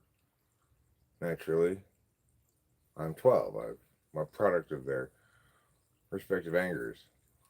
And that's why they named me 12. Or as they say in Espanol, doce.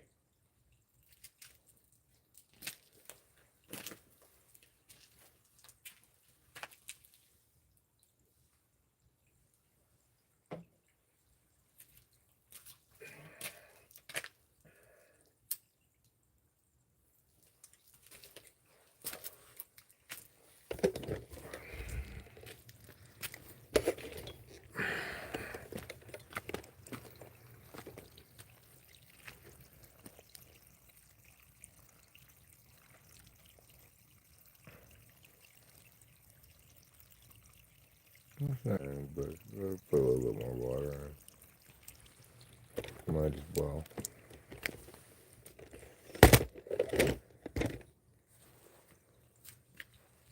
I put this bucket over the rock that's over the plug because okay, it's gonna rain tonight.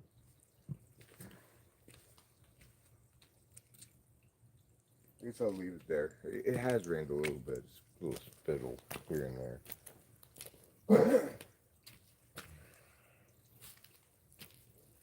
But even though I don't like the looks of it um, there it shall remain until the threat of rain has passed.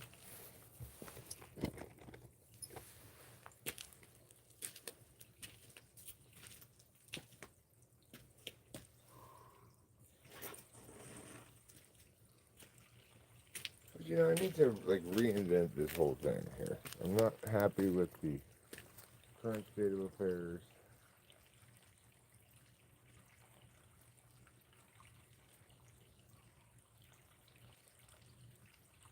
Maybe I could do a better job. I think I take Cameron's original advice, which was to make like steps going down. So it's less like a big pile of rocks, you know.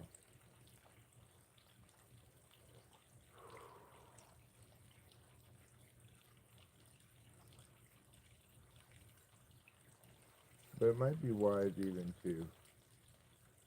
um, to just invest in one of those plastic uh, ponds that you can get. Or if you just get even one of those blue circle things, like the neighbors have, and bury it. You can't see the blue part. Fill the bottom of it with rocks. Put a little dirt in there and stuff maybe. But have the same setup as the with the pump going up and dropping down into that, but do the waterfall in a series of steps, you know, straight down, then straight down, rather than just angled like that.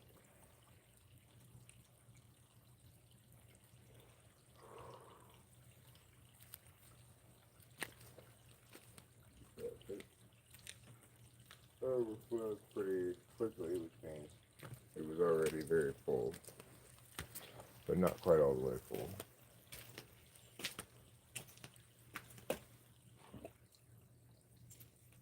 Regardless, I probably shouldn't get too attached to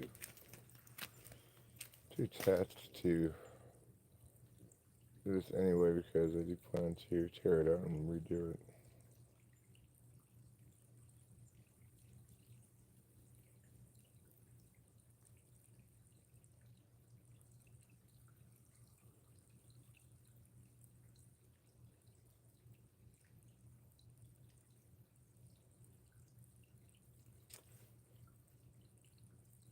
It's been a good evening. It's been a fun evening.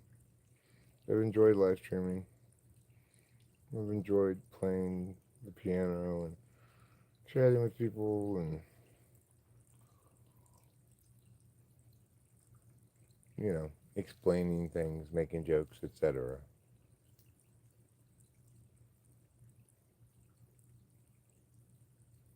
been a good day. Been a just, fair, and true day, you could say.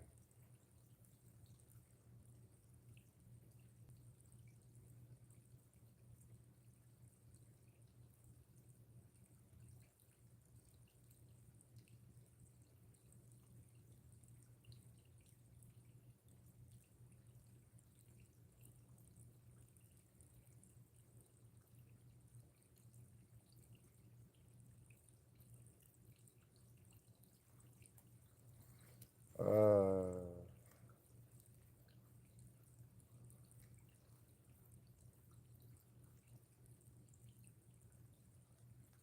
uh,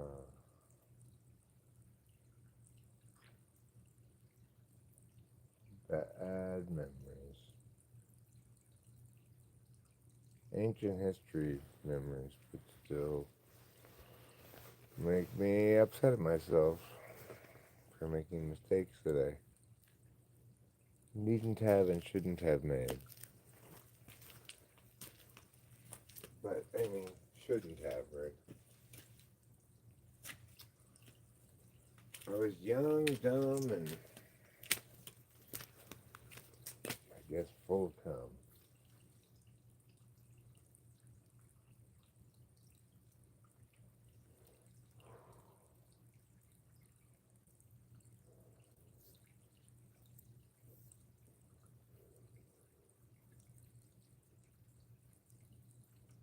We're all but wretched sinners, ultimately. And despite that, you know, at our best, we're creatures of light and goodness and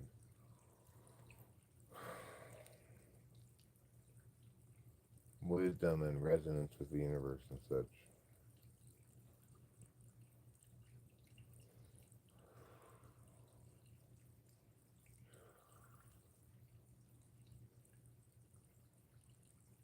I don't know if it's a type thing. It might be for me as an ENTP, or might be specific to the more communicative types. But I find developing into slash growing a slash accepting an identity, well, that whole process is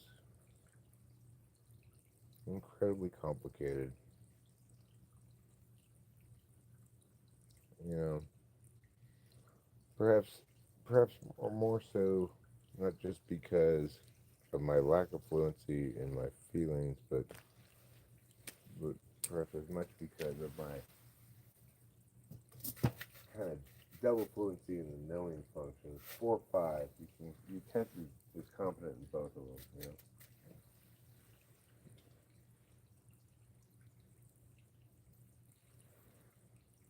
I think SI people who have weak NI benefit from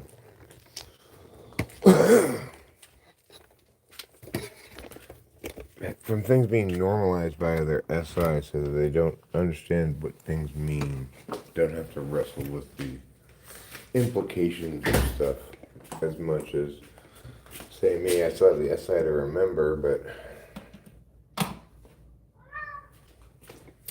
you know, I'm going to intentionally, by reflex, cast things in the most self-condemnatory light. TI tool and NI fizz absolute value and the reality of things, you know.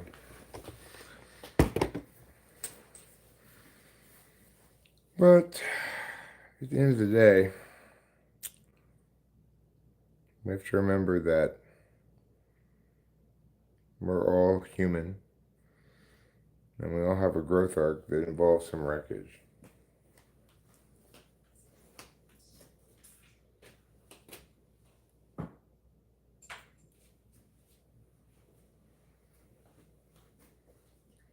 You know, I almost think that I've said it before, and I believe it to be the case. The highest virtue is forgiveness. But when I consider applying it to myself, it would seem to run afoul of my value of justice. And I feel some kind of obligation to apply justice against myself in order to incur the consequences of my own bad actions. But one can only punish oneself for so many years about the same things, you know? At a certain point, it might be the case that as you grow, you understand in more depth and detail how fucked up a thing or things you did or a person you were at a certain time or whatever. But I guess maybe that's the bottom line is when you fully understand how fucked up everything you've done is, then you will incur the suffering in full in equal measure, or perhaps more, to that which you conferred. And only once you experience that will you no longer be plagued by those memories. In other words, as long as I can understand in increasing depth and clarity my own fucked upness, then I'm not done processing it because I'm still learning new things about it, right? Anyway, on the other hand, you could, I guess, argue that the SI is non-discriminant, you know.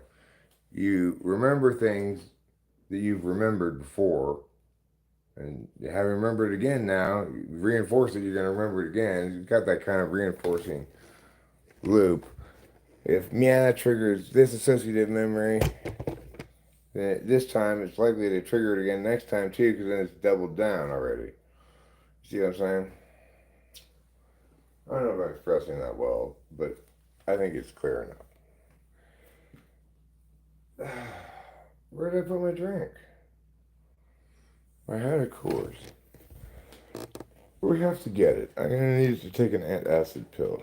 I'm gonna need an antacid pill because I got stomach acid, and that's why the woman swallowed the spider, was to eat the fly that had flown inside her.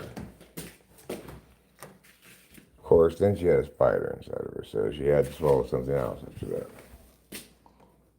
I believe it was an elephant. But elephants cannot get enough of spiders. They just eat them by the trunk full.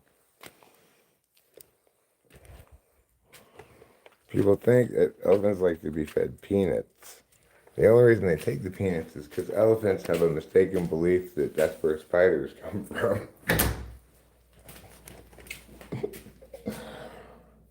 If you ask, if you can translate some elephant conversations, when they find a nest of spiders to eat, you'll often hear them saying, I don't even see the peanuts anywhere nearby. I guess they must have devoured the shells. Weird, like, kind of concentric circle kind of reasoning to justify what they already assume is a foregone conclusion. Elephants are like that. That's why we have to take their precious ivory.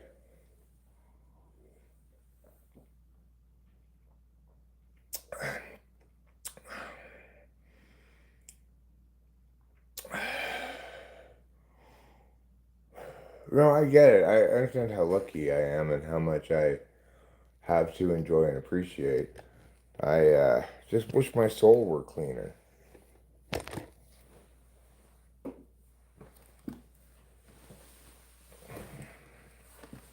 And you'll note that I don't say things like, I just wish I weren't on drugs. It's just, that doesn't bother me because I'm not doing the kind of drugs that are going to cause me problems. But what I am saying instead is I wish I didn't have these bad memories, regrets. I wish I hadn't hurt people. I wish I had been more aware and also more willing to put others first. But it's also made you more capable of that. There's the bipolar thing, but it doesn't. it doesn't excuse anything in the sense that my failures still existed, you know, and people still got hurt, and I was still just a, not necessarily a good person. Or not, I mean, I wasn't a terrible person, but I can think of plenty of instances where I didn't behave like a good person. Does it make it worse if you're an FI dom? I don't know if it makes it worse or better. like, I think that an FI dom is equipped intentionally to process data through that deliberation function. So it's like I can explain to you, and therefore I understand how to parse things with TI. Again, maybe not explain it holistically exactly, but I can give you the gist of what you're doing, which is to say, trying to establish relational levels between different kinds of things, and I could give you an explanation, right? In other words, I feel like I understand how I process things with TI. I don't feel like I have any understanding of how I process things with FI, although I believe I do process things because I eventually get over stuff sometimes, or at least it becomes because there's a difference between a present throbbing wound and a scar that hurts every time I touch it, right? Is there anybody hiding in my bushes? You talking about my pubes?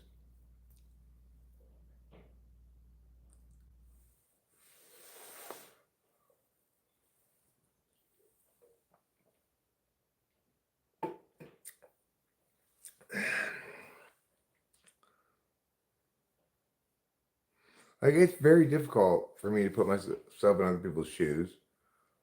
I don't know if it's less difficult now or not, but I can think of examples of,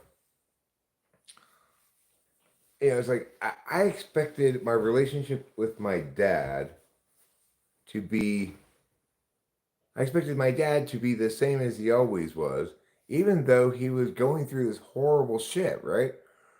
I was somehow like, just on some level, it was so deeply unfair. Like, it didn't validate on TI grounds, right? Yes, your father was being short with you and or dismissive of you, not listening to you, or the various things that bug you, Eric. But put yourself in his shoes. He's, depending on when it was, possibly had he just put his wife in a nursing home uh, under the assumption that he could visit her all the time there. And now he's forcibly separated from her because COVID shit and a bunch of other things I could think about, right?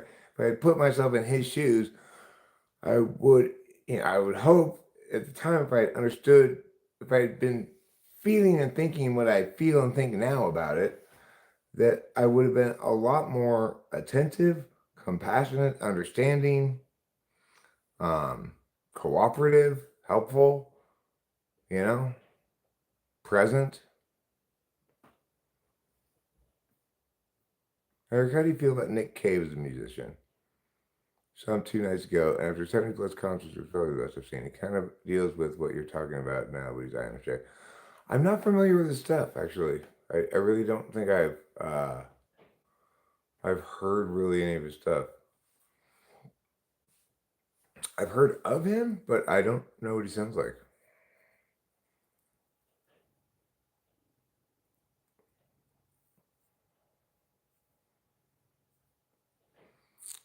Well, I don't even think they're feelings of me hating myself. I think that it's a habit of trying to solve problems, trying to address things with TI, you know?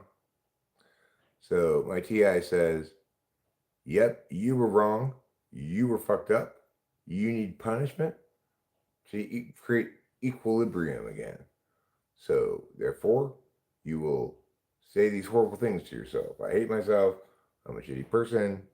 I wish I were dead. Shoot me in the head. Various other stupid things I say, right? Fuck me in the ass and call me Tuesday. There's another one I say. Um, so, I think that's what's happening basically. The feeling is probably guilt rather than hating myself. And the words I say are hating myself because it's like I don't want that chapter in my story. I don't want this chapter. I don't want this scene. I don't want these things in my permanent record, which is my autobiographical memory. Unfortunately, the bad shit, has much more stickiness memory wise than the good stuff in general. For reasons I've articulated before. Oh, Mr. Kitty. What a silly boy. Oh, yes.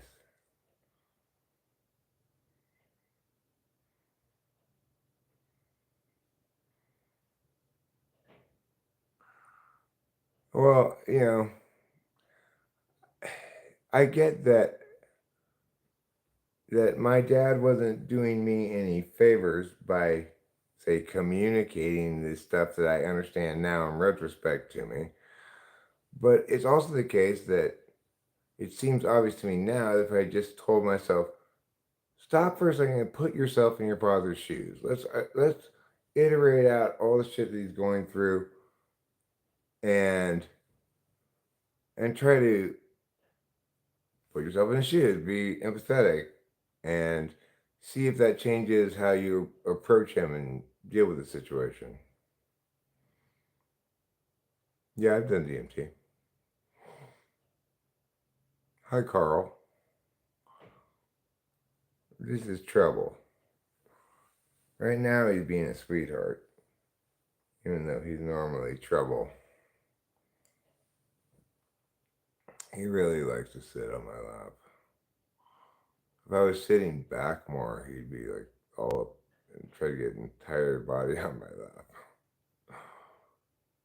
From a frog's ass, no, I never done that. I never licked a frog anywhere, even not on the ass.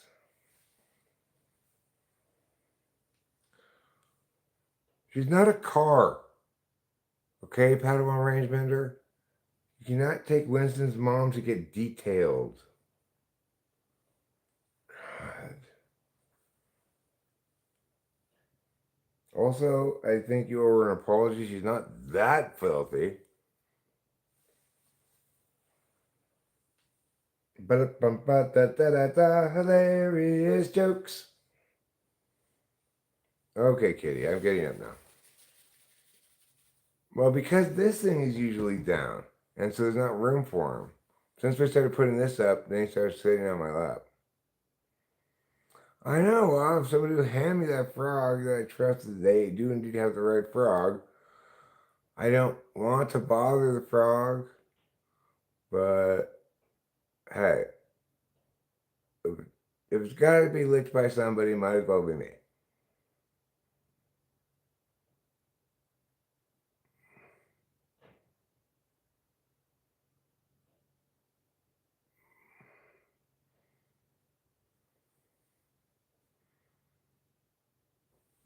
Okay, Kitty.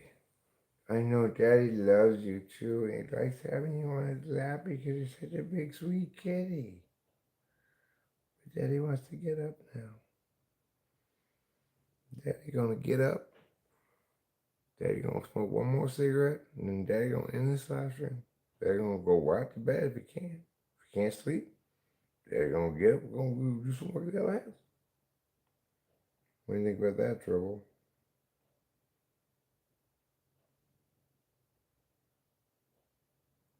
And you're like, damn, dog, you the shit. Is that what you're thinking? Oh, yes, what a handsome boy. Yes, you're a good kitty.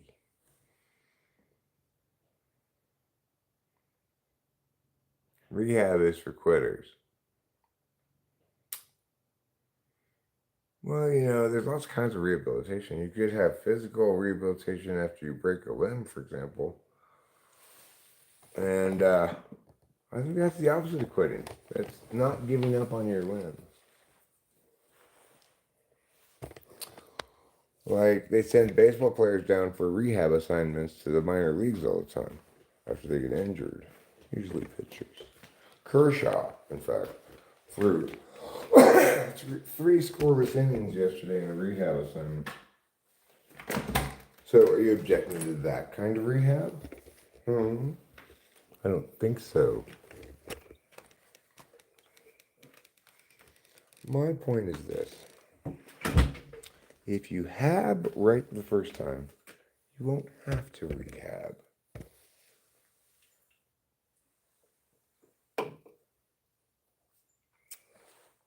So keep that in mind if you don't mind. Keep it in mind in your mind. If you are mindful not to mind that.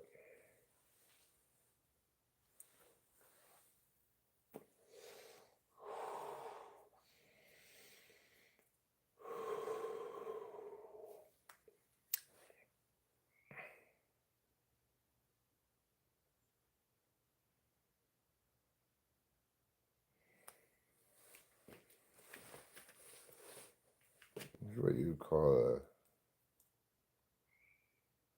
kind of a moment of reckoning. A bottle of Adderall. So I really hope I'm able to go to sleep for a good chunk of time when I go lie down. If not, and if I get up and do something productive, then not the end of the world, but I'm not going to be as productive as I would be if I got a good chunk of sleep first.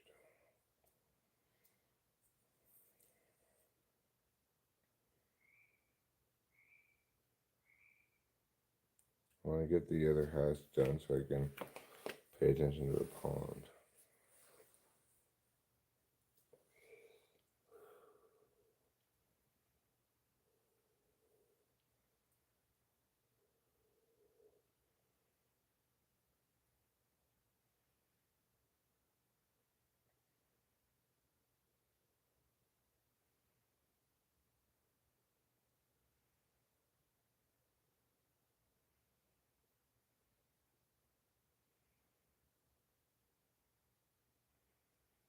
I've got a vision for my pond. Well, it's an evolving vision. It's not a singular vision, but I've got a couple of visions possibly that I might execute.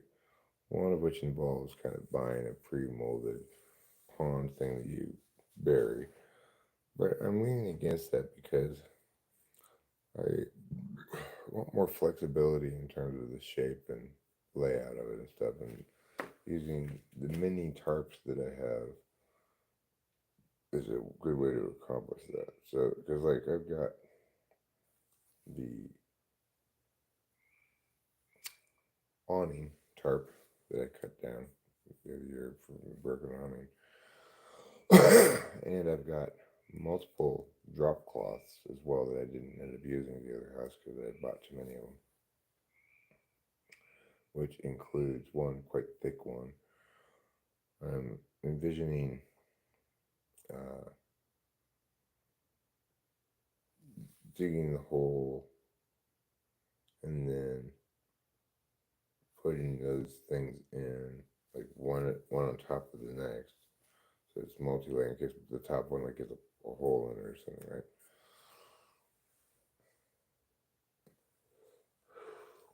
And then having it come up over the edges of the hole and then being buried with clay there first and foremost instead of rocks. Place fewer rocks more artfully. Redo the waterfall such that, well, I may need to buy more tubing. I may need to buy a larger quantity length of tubing because the 7 feet we got this time was just the right amount for the amount of thing we did. I expected to have extra, but it wasn't. So I need to probably double that, get 14, 15 feet of it, maybe 16 feet to be safe. I'm gonna have it going from the bottom of three spots. The top one being the water coming out, and then the middle one that drains into a bottom one that goes back to the top one. Should get 16 feet of tubing, I think. I think the existing pump will be adequate for this, but if not, I'll get the next biggest pump, next bigger pump.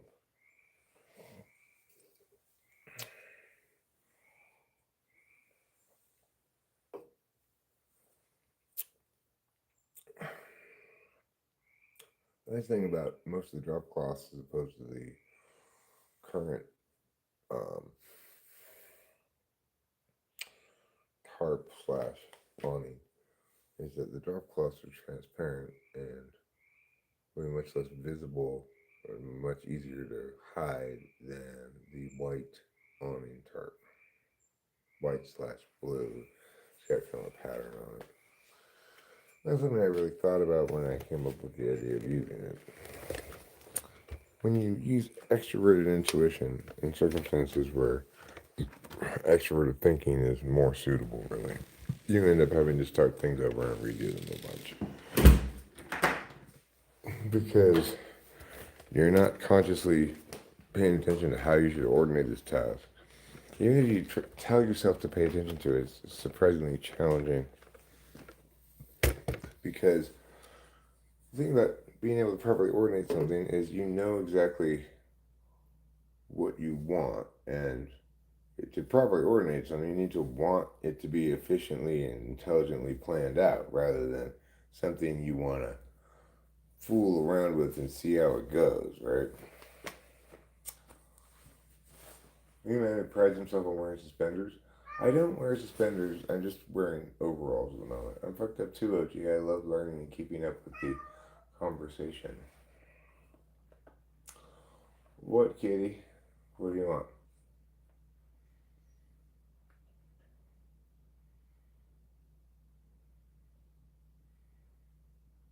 And there's the great Henry Fonda line from Once Upon a Time in the West. Never trust a man who wears both a belt and suspenders. I wonder what about that makes somebody untrustworthy.